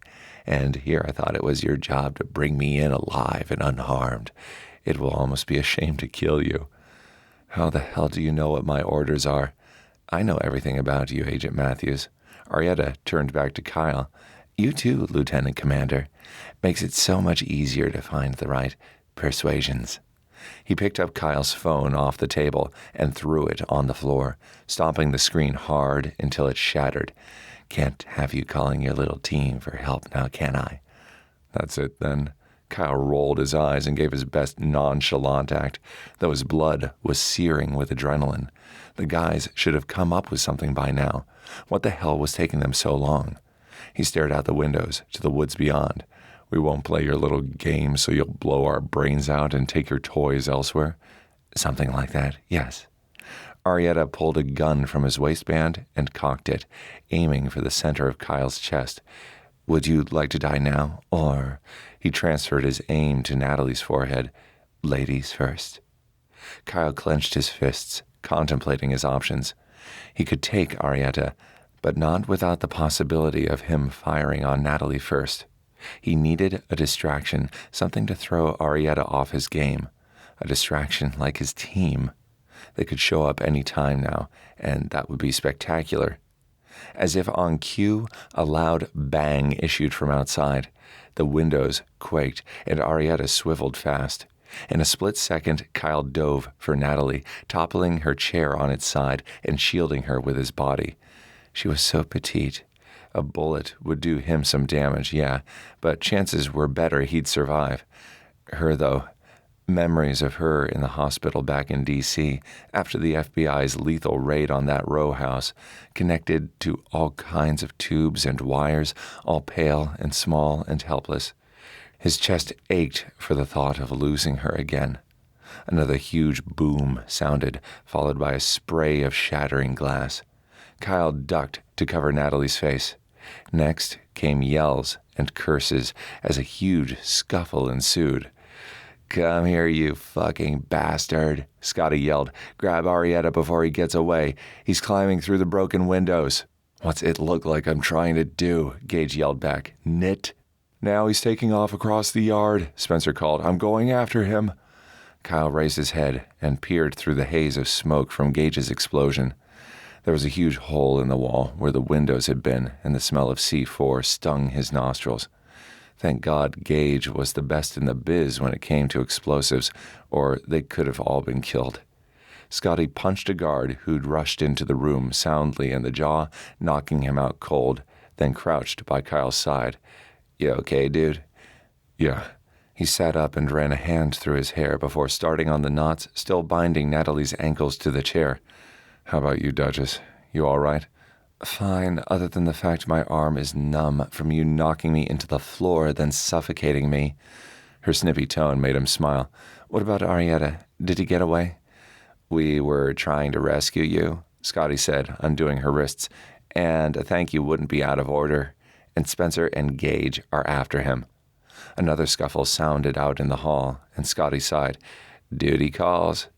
He moved toward the door, and Kyle took over undoing the knots, tying her to the chair. "I'll say thanks when that asshole's behind bars." Once she was free, Natalie sat up, averting her gaze. "Or dead." Kyle flung the ropes aside and stood, then extended his hand down to help her up. "Can't believe you still want to keep him alive after he just tried to kill you." "Keeping him alive is the only way to find out what really happened to Nick. Plus, we need to get as much intel as we can on his terror network. Can't interrogate a dead man." "No." Kyle brushed off his clothes, then followed Natalie out the busted wall and into the yard. "Putting a bullet in his brain sure as fuck would make me feel a lot better. Listen, Duchess, about last night." Before he could say more, Spencer jogged up, out of breath and sweating. He bent over and put his hands on his knees, gasping. "I tried to catch Arietta, but he had a car waiting. They took off, headed east, toward the city. Sorry." "Shit." Kyle turned back to Natalie. "What's our next move, Agent Matthews?" "I need to call my handler." She gave him a quick glance, then pulled her phone from her pocket and turned away. There was dirt on her arms from the scuffle and angry red welts on her wrists and ankles from the ropes. Kyle wanted nothing more than to pull her into his arms and keep her safe forever, but that wasn't an option. Not until they discussed what had happened between them in that motel room. Natalie walked away, talking quietly into her phone while Kyle remained in place. "Things okay between you two?" Scotty asked, joining him and Spencer. "As good as expected," Kyle said. "Where's Gage?" "He went back inside to deal with the few guards still left." Scotty hiked his thumb toward the house. "We should probably check the servers in the basement while we're here." "Yep, take Spencer with you before he keels over from exhaustion." Spencer flipped Kyle off before following Scotty back into the house. Natalie hung up and returned to Kyle's side. "The agency wants us to check the servers before we go." "Already on it," Kyle said, staring at the toes of his boots. "Hey, Duchess, I know now isn't really the time, but last night..." "Save it." She held up her hand. "Last night was a mistake on both our parts. Right now, you have your job to do, and I have mine. End of story, yeah?" Her words hit him like a sledgehammer to the gut. A mistake. He did his best to hide his hurt. "Yeah, fine, whatever. I was going to say the same thing. I need to go check on the guys." She watched him for a moment, a brief flicker in her dark eyes. Regret, perhaps, before she looked away. "Fine." "Fine." Kyle walked away, his heart in shreds. "See you later?" "Probably not. The agency's sending a car to get me in 10 minutes. "Right." He stopped, considered running back and kissing her until they both stopped denying what had happened between them. But he couldn't. He was here for Nick. Until this mission was over, he couldn't move on, couldn't forget. "Good luck, Natalie." "Good luck, Kyle." She walked away, and he watched her go. "See you on the other side." "Yep." He headed back into the house to gather his team and clean up this mess before the local authorities arrived. The other side. "Don't worry, man, we'll get him," Gage said. The team was sandwiched into Kyle's small rental car again, bumping down a backcountry road in pursuit of the world's most dangerous terrorist. Kyle pulled out his phone and found a text from Commander Brighton. "According to CIA intel, Arietta's headed for a private airstrip Corin Williams kept about 10 miles from the compound. It hasn't been used in years and is pretty run down, but it's probably Arietta's best chance of escape, if he can get one of his planes in there. The agency has agents en route, but they want us there for backup. Let's go get him. Gage punched the accelerator. To Nick. To Nick, the others repeated. A lump formed in Kyle's throat, and he stared down at his phone screen. What's wrong, dude? Scotty asked. Nothing. It just still feels wrong, Nick being gone. Yeah, it sucks. Spencer nudged Kyle with the shoulder. He's here in spirit, though. Always, dude. Always. I can't help thinking that it was my fault, Kyle said, him dying. That if I'd just watched more closely, not turned away to check those crates in the truck, that maybe I would have seen the sniper. He swallowed hard. Maybe I could have warned him, stopped it all. There was nothing you could have done, man, Gage said, catching Kyle's gaze in the rearview mirror. You've got to stop beating yourself up. Nick wouldn't want that. Right now, we need to focus on completing this job to the absolute best of our abilities so we can get home and get on with our lives, yeah? Yeah. Kyle sat back and snorted. Since when did you get so smart, huh? Since I learned from you. Gage smiled. We all look up to you, man. None of us would be here if it wasn't for you. You saved my ass more times than I can count, Kyle. Now, take our advice and go after Natalie. She needs you. Spencer sighed from beside him. So, how are things between you and Natalie? Fine. Kyle scrunched his nose. Why? We just thought, ow! Spencer leaned forward to give Scotty a lethal glare. Why'd you hit me in the head with that atlas? Scotty shook his head and tossed the rolled-up atlas aside. We agreed not to bring that up, dude. Bring what up? Kyle scanned the faces of his team. After all these years together, he could smell one of their schemes a mile away. What the hell's going on? Nothing, man, nothing, Gage said. We just thought maybe you and Natalie, you know. No, I don't know. Kyle gripped his phone tighter, his stare flat. Enlighten me. Shit, dude. Scotty hung his head. We just thought maybe you and Natalie had finally hooked up after all this time. Kyle clenched his jaw so tight it popped. That was private and personal and nobody's goddamned business but his and Natalie's. Look, Spencer shrugged, it's obvious there were feelings between you and Natalie the last time you saw her in the hospital after the FBI shooting. The way you made those googly eyes at each other whenever you were together. You'd have to be blind not to see it. She's my sister-in-law. Each of Kyle's words were clipped. She's my brother's wife. Was. Gage corrected from behind the wheel.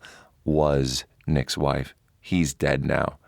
And how does that change anything? Kyle's shout boomed through the small vehicle despite the windows being open. Heat prickled from beneath the collar of his plain black t-shirt. I'm here for one reason and one reason only. To find Nick's killer and get him justice. That's it. He'd want you to be happy too, dude, Scotty said. My happiness isn't important. It should be. Gage frowned. Listen, man, what are you going to do after this is all over, huh? Me and Scotty and Spencer, we've all got someone waiting at home. A life, a future to look forward to. What have you got, man? Since when is my future any of your concern? Not to get all mushy or anything, but damn, Spencer said, you're like a brother to me, to all of us. We've risked life and limb more times than I can count on this team. I think after that, we all deserve a little happiness. That's all we're saying. Kyle scrubbed his hand over his face and sighed. Things between Natalie and I are complicated. Since when is anything with women not complicated? Gage asked. True that. Scotty faced the front of the car again. Relationships are tough. I don't know. Maybe when all this is over. Kyle shrugged. We'll see. Okay then, Spencer chuckled. Better than a flat out no. So, what's the plan, boss? Brighton said they've got the GPS satellites tracking Arietta's movements, so at least we know where he's at. Kyle braced himself against the back of Gage's seat as they jostled over a section of particularly rough terrain, then scrolled through the rest of the commander's message before pulling up the schematics for the airstrip and passing it around to Scotty and Spencer. Work with me on coming up with a plan for storming that bastard's defenses. What about Natalie? Scotty said. Drop it. Kyle growled. I'm not discussing her, especially in the middle of a mission. No, dude, I mean at the airstrip, Scotty laughed. But thanks for confirming how you really feel about her. Kyle gave him an eviscerating stare. Seriously, dude, save it for someone who's threatened, Scotty said. Oh, I'm not threatening. No more talk about me and Natalie. That goes for all of you. Understood, soldiers. Yes, sir, the guys saluted. Right. So, the airstrip. How many agents do you think they'll have? Kyle asked as they piled into the black SUV. I'm guessing they'll call in everyone from the field office in Atlanta. So, 10, maybe 12. Yep. Spencer secured his seatbelt, then turned to Kyle. Are we doing dead or alive? Kyle sighed. Much as he'd like the exquisite pleasure of watching Arietta's life drain away, it was time to set aside his revenge and do what was right. He took his phone back and made a quick assessment of the task ahead of them. Alive. Okay. Seems like the most expedient way to neutralize this threat is to use the one advantage we still have. Which is? Scotty asked. Surprise. Kyle glanced up at the guys and grinned. Spencer, once we get there, I want you to hug the perimeter. Scotty, you guard the airstrip itself. Gage, you're with me. Looks like there's a storage shed just off the property. After we drop off these two, let's head over there and see if there's anything inside we can use. Any questions? Chapter 13. All agents in place. Over. Wait for my orders. Natalie clicked off the Bluetooth device in her ear and pulled her weapon. Now all they had to do was bring Arietta in alive. Ignoring the knot of guilt still coiled tight around her heart, she crept through the thick brush surrounding the runway, keeping a lookout for her suspect. Miles Arietta had ducked inside a small brick building near one corner of the property a few minutes earlier, but there was only one way in and one way out of the maintenance storage shed. He could only hide in there so long. Just like she knew she could only hide for so long, too. Once this mission was over, she'd have to face what she'd done back at Corin's house. Turning her back and walking out on Kyle for the third time wasn't something she was proud of, but making love with him had left her unsettled and unsure of how to proceed. They had different lives, different goals, different futures ahead of them. Didn't they? None of that seemed to matter, however, when they were together. A low rumble issued in the distance, and she glanced over her shoulder. Must be an engine from the interstate. She refocused on the building where Arietta was hiding again. The door creaked open slowly, and all her senses went on high alert. This was it. Her chance to catch her husband's killer, to avenge his death, to put the painful past behind her and move the hell on. Arietta darted out of the building and took off across the airstrip, headed for her agency SUV parked nearby. Natalie cocked her trigger and burst through the brush, headed straight for Arietta, gun raised and pulse pounding. Freeze, asshole! Hands in the air where I can see them! He swiveled fast and aimed his weapon right at the center of her chest. Say hello to your husband for me. The rumble Natalie had heard earlier grew louder and louder until it drowned out every other sound. Before she had time to shoot, an ATV screeched from near where her vehicle was parked and plowed straight into Arietta, knocking him off his feet and several feet into the air. His body landed yards away with a sickening thud, unmoving and unresponsive. Stunned and still a bit disoriented from her near brush with death, Natalie stood numbly aside as Doug and the rest of the team of agents charged out of hiding in a nearby field and swarmed the area. Shouts and the screech of ATV tires filled the air, along with the acrid odor of jet fuel. Slowly, she lowered her weapon and blinked down at the unmoving body of Miles Arietta, the man who'd orchestrated the death of her husband, the man whose every movement had consumed every moment of her life for the past 8 months. Part of her wanted to shout with joy that the bastard had finally been apprehended. The other part of her wanted to curl up into a ball and weep for everything she'd lost and all the pain that one man had caused her and so many others around the world. Kyle stopped his ATV nearby and shut it off, then came up beside her. She struggled to find her voice at last. Is he dead? Still got a pulse, Doug yelled. Weak, but there. Natalie, are you okay? Kyle took her arm gently and guided her to the side of the airstrip. I saw him aim for you. She couldn't seem to take her eyes off Arietta's still form. I thought I was dead. I thought for sure he'd shoot me and kill me just like he had Nick taken out. Natalie shook her head slightly. I honestly don't know what to think right now. How did you guys get here so quickly? 2 more ATVs pulled up alongside Kyle's, and the rest of his guys climbed off. Kyle shrugged. Brighton sent me Arietta's satellite coordinates, plus the schematics for the place. I knew he'd be looking for a way to escape. These ATVs were just an added bonus. Right. Natalie forced herself to look away from the body and holstered her gun. Thanks for stopping him, and for saving my life. Yeah. Kyle narrowed his gaze on her and stepped aside as an ambulance approached. Doubt he'll be any use to you guys for a while, though.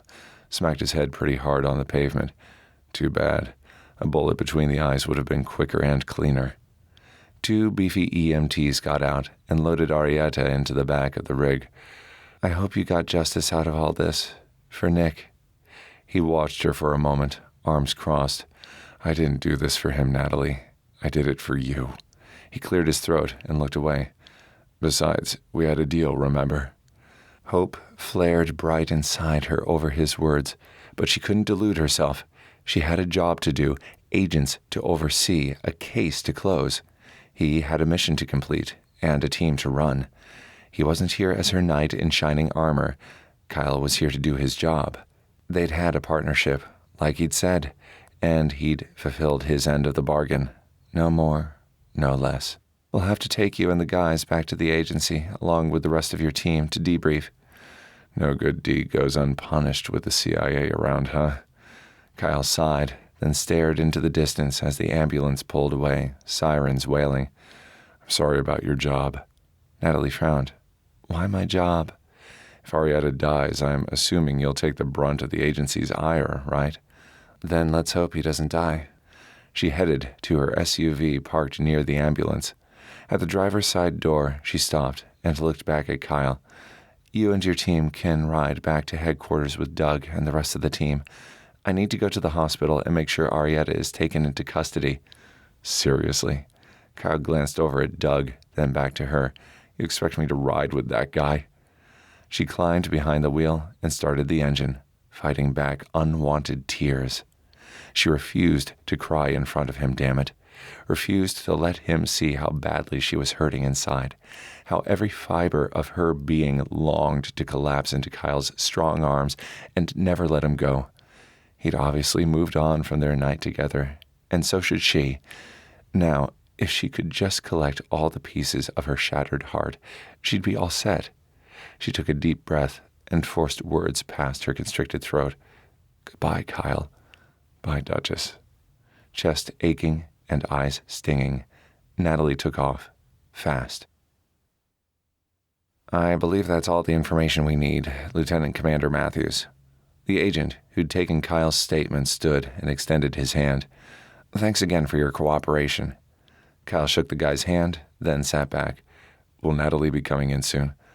Oh, the man frowned, flipping open the folder in his hands. I believe Agent Matthews is off-site presently. I'd be happy to give her a message for you if you'd like. Nah. Kyle shook his head, then stared at his clasped hands on the table. I'll just wait here until the rest of my guys are finished, if that's okay. Of course. The man nodded and headed for the exit. Thanks again for your help. Alone, Kyle exhaled slowly. Now that everything was over, emptiness settled inside him. He and the team had been going 24/7 since Nick's murder. They'd spent virtually every waking hour together, searching, capturing, strategizing. Now, with Arietta caught and Corin Williams in prison, Kyle wasn't sure what he was going to do with all his free time. He supposed he could re-enlist, but at 32, he wasn't exactly a spring chicken anymore, at least according to Navy SEAL standards. He could maybe talk to some of his buddies who worked for the private security firms, see if they needed an extra pair of capable hands. Or maybe he'd settle down, buy a house in Virginia Beach, start a family. His chest pinched. Trouble was, the only woman who even remotely fit the bill for what he wanted in a wife, a life partner, obviously wanted nothing more to do with him. Making love to Natalie had been the single most incredible experience of his life. They'd seemed so in tune to one another, so right, so perfect for each other. He sighed. Maybe it was for the best. He wasn't the easiest guy to live with, and Natalie had already been through so much. She deserved some peace and happiness, and, well, he loved her enough to step aside and give her that, if he wasn't the right man for the job. His jumbled thoughts snagged. Wait. Loved her. The realization burst warm in his chest like rocket fire. Yep, he loved Natalie enough to walk away and allow her to start her life over again. Without him. Kyle stared at the ceiling, his emotions tumbling like a dryer on high. It was all nuts. Natalie's words from their car ride to Atlanta resurfaced in his mind. He wanted you to move on too. Find your own bliss and be happy. Would Nick have wanted that? Would he have wanted Kyle to be with Natalie? Had he known about their attraction to each other even then? He reached into his back pocket and pulled out his wallet. Inside was a picture of him and Nick, taken just a few days before Nick had been shot. They were both laughing and joking around and shirtless beneath the blazing hot Afghan sun. He hadn't looked at it since the fateful day Nick had died, because it just hurt too fucking bad. Eyes squeezed shut, Kyle whispered, I could use your help here, bro. If this is what you want, if me and Nat being together is okay with you, then give me a sign. Any sign. The door to his small conference room burst open, and in walked Gage and Scotty. You just can't keep your mouth shut, can you, man? Gage said, scowling. What, dude? Scotty scrunched his nose. The lady asked me a direct question. What the hell was I supposed to do? Perjure myself?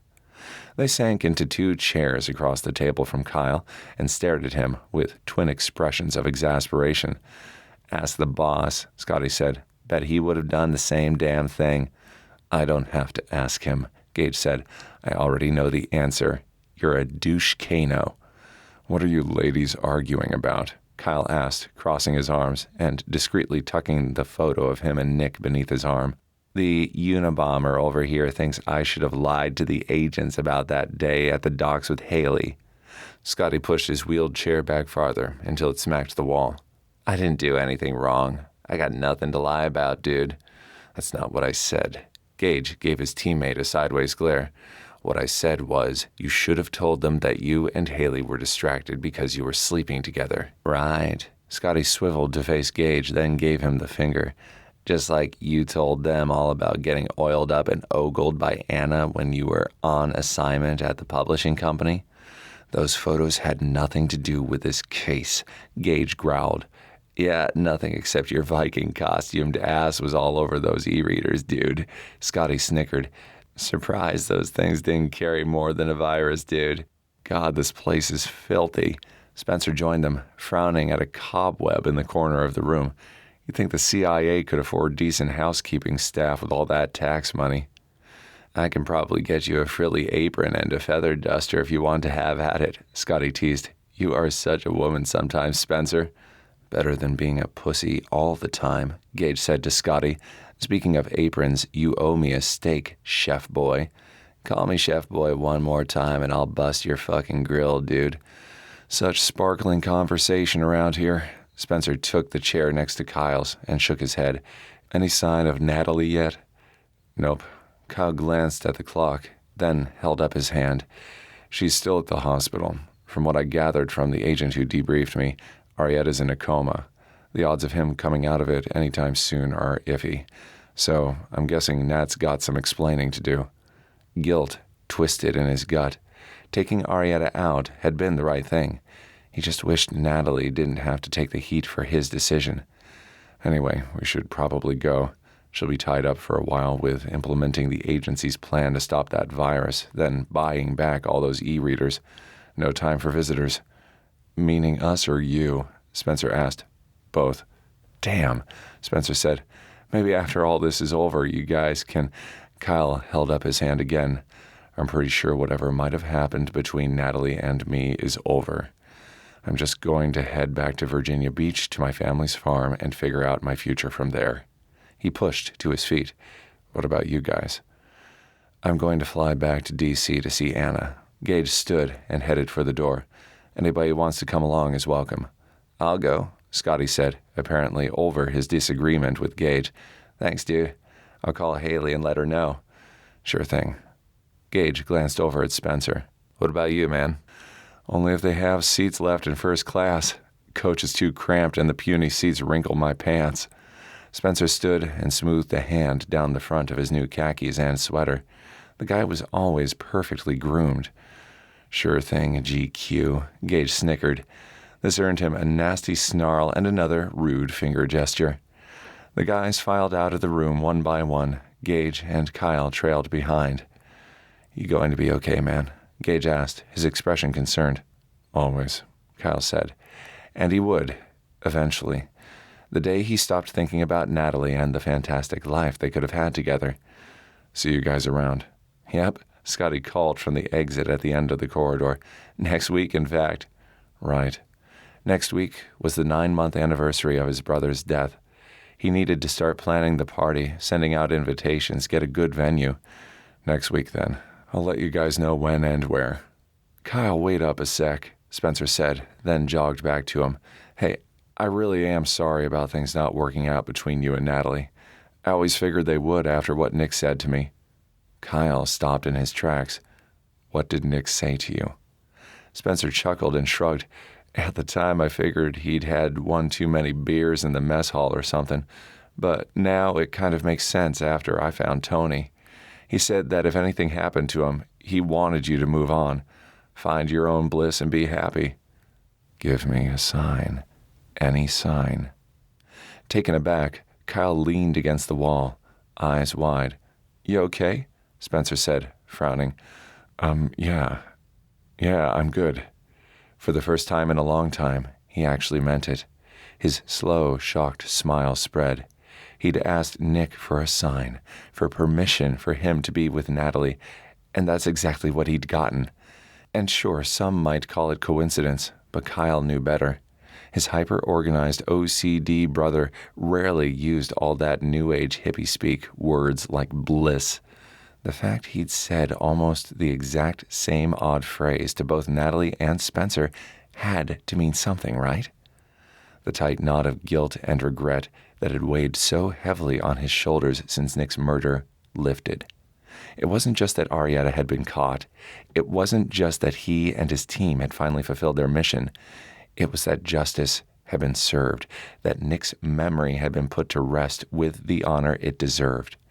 He wasn't over his grief, not by any stretch, but he was moving forward, at last. "Thanks. See you next week." "Yep."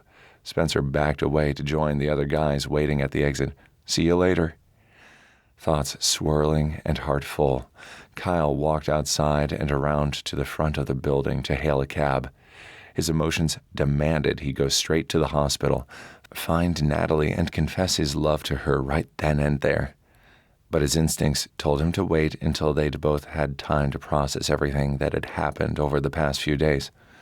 "Where to?" the driver asked. "Airport, please," Kyle said, then sat back. It was time to go home, back to the farm and his family, at last. Chapter 14. Here's to Nick Matthews, the best brother, friend, son, and teammate anyone could ever ask for. Natalie peeked around a dark corner into the private upstairs banquet room of the Ocean View pub in time to see all of Nick's friends and family raise a toast to him. She hovered there in the shadows, unsure about entering, unsure about leaving, caught in between. When she'd received Kyle's invitation, she'd hesitated. Most of these people she hadn't seen since Nick's funeral, and she wasn't sure how she'd react. The pain she'd expected to feel, though, was dulled by an overwhelming sense of affection. She'd spent the last week processing a lot of emotions over Nick: sorrow, regret, fondness, love. And somewhere during that time, she'd finally started to put her memories of him to rest, enough that her heart felt lighter and more open to new things. the possibility of new love with one man in particular. "Cheers," Kyle said, clinking his beer bottle against the others.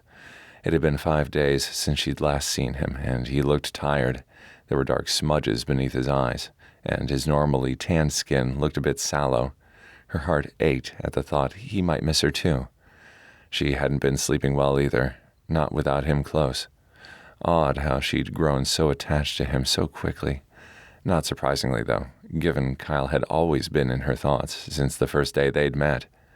Now, as she watched him with his family, his mom and dad and his older brother Elijah, she knew she'd made the right decision coming here tonight. Didn't make going in there any easier, but still. Sharing in this last tribute to her late husband only seemed fitting. After a deep breath for courage, Natalie closed her eyes and stepped out from the darkness into the light of the room. A hush fell over the crowd as people spotted her. Kyle's back was to her, so Scotty was the first to see Natalie and comment, "Shit, dude, look who showed up." Kyle turned slowly, his warm hazel gaze narrowed. He stared at her a moment, his expression unreadable. Her courage faltered. Okay, maybe she'd misread him back at the airstrip and compound. Maybe that incredible night they'd spent together hadn't been quite so unforgettable for him. She shoved her trembling hands into the pockets of her black jacket. "Hey," Kyle finally said, his tone deep and slightly husky. She felt that rasp all the way to her core. "Hey," Natalie tucked her hair behind her ear. I hope I'm not intruding." "Of course not, dear." Nick's mother came over and put her arm around Natalie, leading her back to the table with the rest of them. Nick had shared his mom's dark hair and kind smile. So did Kyle. Their eyes, however, came from their father. Mr. Matthews cleared his throat and said a gruff hello to Natalie, stepping aside to allow her into their tight circle between him and Kyle. His silver hair glinted beneath the overhead lighting. "It's always a pleasure to see you, Natalie," Mrs. Matthews said after handing her a beer. Nick's parents had always treated her so kindly, embracing her into their family with open arms. "Are you making sales calls here in Virginia?" No, actually." She hazarded a glance at Kyle, but found him frowning at the table. Nick's family thought she worked for a pharmaceutical company. She bit her lip, then sighed. "Actually, I'm not with that company anymore, Mrs. Matthews." "They fired you?" Kyle asked, his tone incredulous as he finally looked at her again. "I can't believe it. You did everything you promised and they still fired you?" Grumbling, he took out his cell phone, but Natalie stopped him. "No one fired me, Kyle." God, he was so handsome it hurt. "They wanted to promote me, in fact, but I turned them down." She dropped her hand and looked away. "I quit." "Quit?" He tossed his phone on the table and faced her. "Why? You loved that job." "Because I love you more." The words hovered on the tip of Natalie's tongue, but she bit them back. After all they'd been through, all they'd put each other through, it would take more for Kyle to believe her than just words. "I was ready for a change." She crossed her arms and stepped back, away from him. If she didn't, she was liable to tackle him to the pub room floor and have her wicked way with him right there in front of his family and friends and God above. She glanced over and caught Mrs. Matthews watching her and Kyle with interest. From the knowing glint in her eye, she'd almost swear the woman knew about her feelings for Kyle. Panic set in. Would they still love her? Would they think she was an awful person? Would they... A change, huh? Kyle crossed his arms. "I've been making some changes myself lately." "You have?" She swallowed hard. Maybe he'd already found someone new. "Hey, everybody," Mrs. Matthews said, giving Natalie a sly wink. "Why don't we all head downstairs to the buffet and give these two a chance to talk?" The crowd slowly dispersed until it was just she and Kyle in that big upstairs room. Unsure what to say, now that they were alone, Natalie dug the toe of her sneaker into the hardwood floor. You look good." "I look like shit," Kyle said. "Feel like it too. Why'd you really come here tonight, Duchess?" In his eyes, she saw hurt and wariness, and it damned near killed her. Still, she needed to take this slowly, do this right. "I wanted to be here. For Nick." "Right." He downed the rest of his beer, then set the bottle aside and paced to the far side of the room. "For Nick. What are you going to do now that you won't have my brother as an excuse anymore?" "What the hell does that mean?" It means you used my brother as a shield, as an excuse to not live your life. Hell, we both did. He looked her up and down, then turned away, crimson color dotting his high cheekbones. We played that grief card really well. Used it to put off making difficult decisions. But Nick is gone, and we're left to pick up the pieces and start again. I'm ready to do that, but I'm not sure you will ever be, Natalie. How dare you? She charged over to him, adrenaline buzzing hot in her system. You have no idea how hard things were for me this past week. How much I wanted to call you, talk to you, see how you were doing after everything that happened. But you didn't. No, I didn't. She stepped closer, close enough to feel the heat of him through her clothes. You had your life to deal with, and I had mine. You ran away, Natalie. You left me high and dry, and I got your signal loud and clear, that leave me the fuck alone signal. I never wanted that.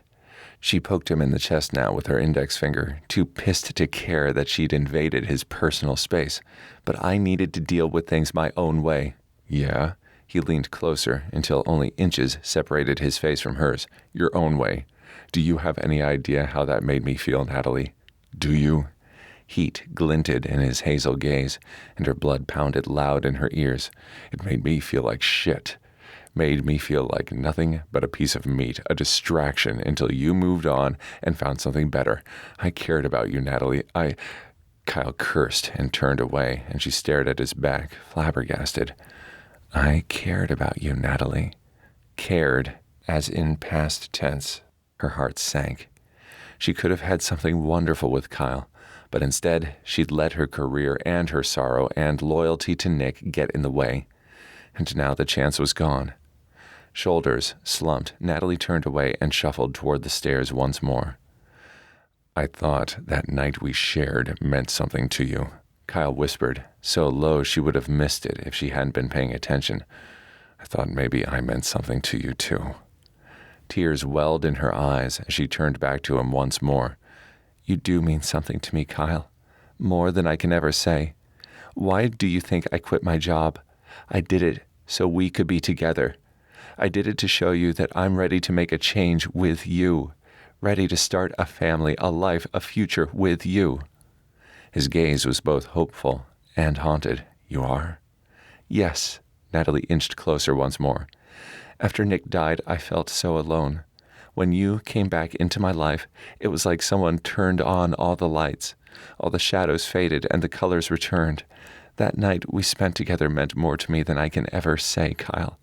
I didn't contact you this past week, not because I didn't care about you. I stayed silent because I did. So much it scared me. Kyle took her hand and kissed it. Don't be scared, Duchess. She shivered, and he pulled her in tight to his chest, enfolding her in his embrace. He felt so warm and strong and secure. So right. Natalie closed her eyes and inhaled his comforting scent, soap and musk and crisp fall air. At last she leaned back and smiled. I'm not scared. Not anymore, not with you by my side. I am by your side, Duchess. He stroked her hair away from her face, then cupped her cheeks. For as long as you want me, for as long as you'll have me. Yeah? She snuggled in closer, unable to help herself. Oh, yeah. He kissed her then, his lips soft and warm and gentle. About damned time. Gage came back into the room with a huge pile of food, Anna by his side. Thought you two would never get there. Kyle smiled against Natalie's lips, then pulled away. Mind your own business, soldier. Why? Scotty said, walking back to the table with Haley. When your business is so damn interesting. Natalie buried her face against Kyle's chest. Maybe you should let go. Nope.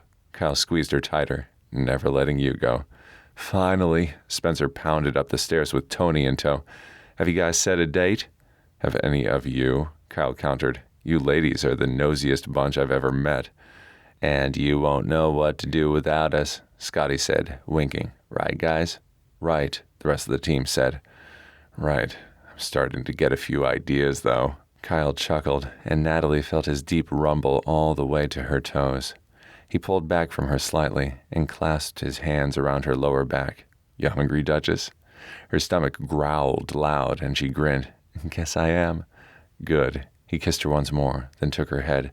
Let's get some food. They headed for the stairs, stopping to allow his parents back into the room. Kyle's mother glanced at their joined hands, then gave Natalie a smile. "Glad to see you coming back into the Matthews family, dear. We've missed you, and I think Nick would be so happy that you two found each other. You know, he said to me once that if anything happened to him, that you two should move on and be happy and find our bliss," Natalie and Kyle said together before dissolving into laughter. "Yes," Mrs. Matthews frowned, "though I don't see why that's so funny." Both she and Kyle kissed Mr. and Mrs. Matthews on the cheek. Then Natalie kissed Kyle again, just because it felt so good. "I'm coming back, and this time I'm never leaving."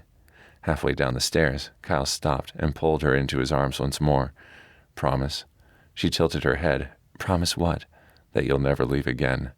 Natalie smiled slow. "Is that a proposal, Kyle Matthews?" "Could be if you wanted." He nuzzled her temple and whispered, "I should have said this a long time ago, but I love you, Duchess." Warmth squeezed Natalie's chest, and she twined her hands around his neck, her fingers stroking the soft hair at his nape.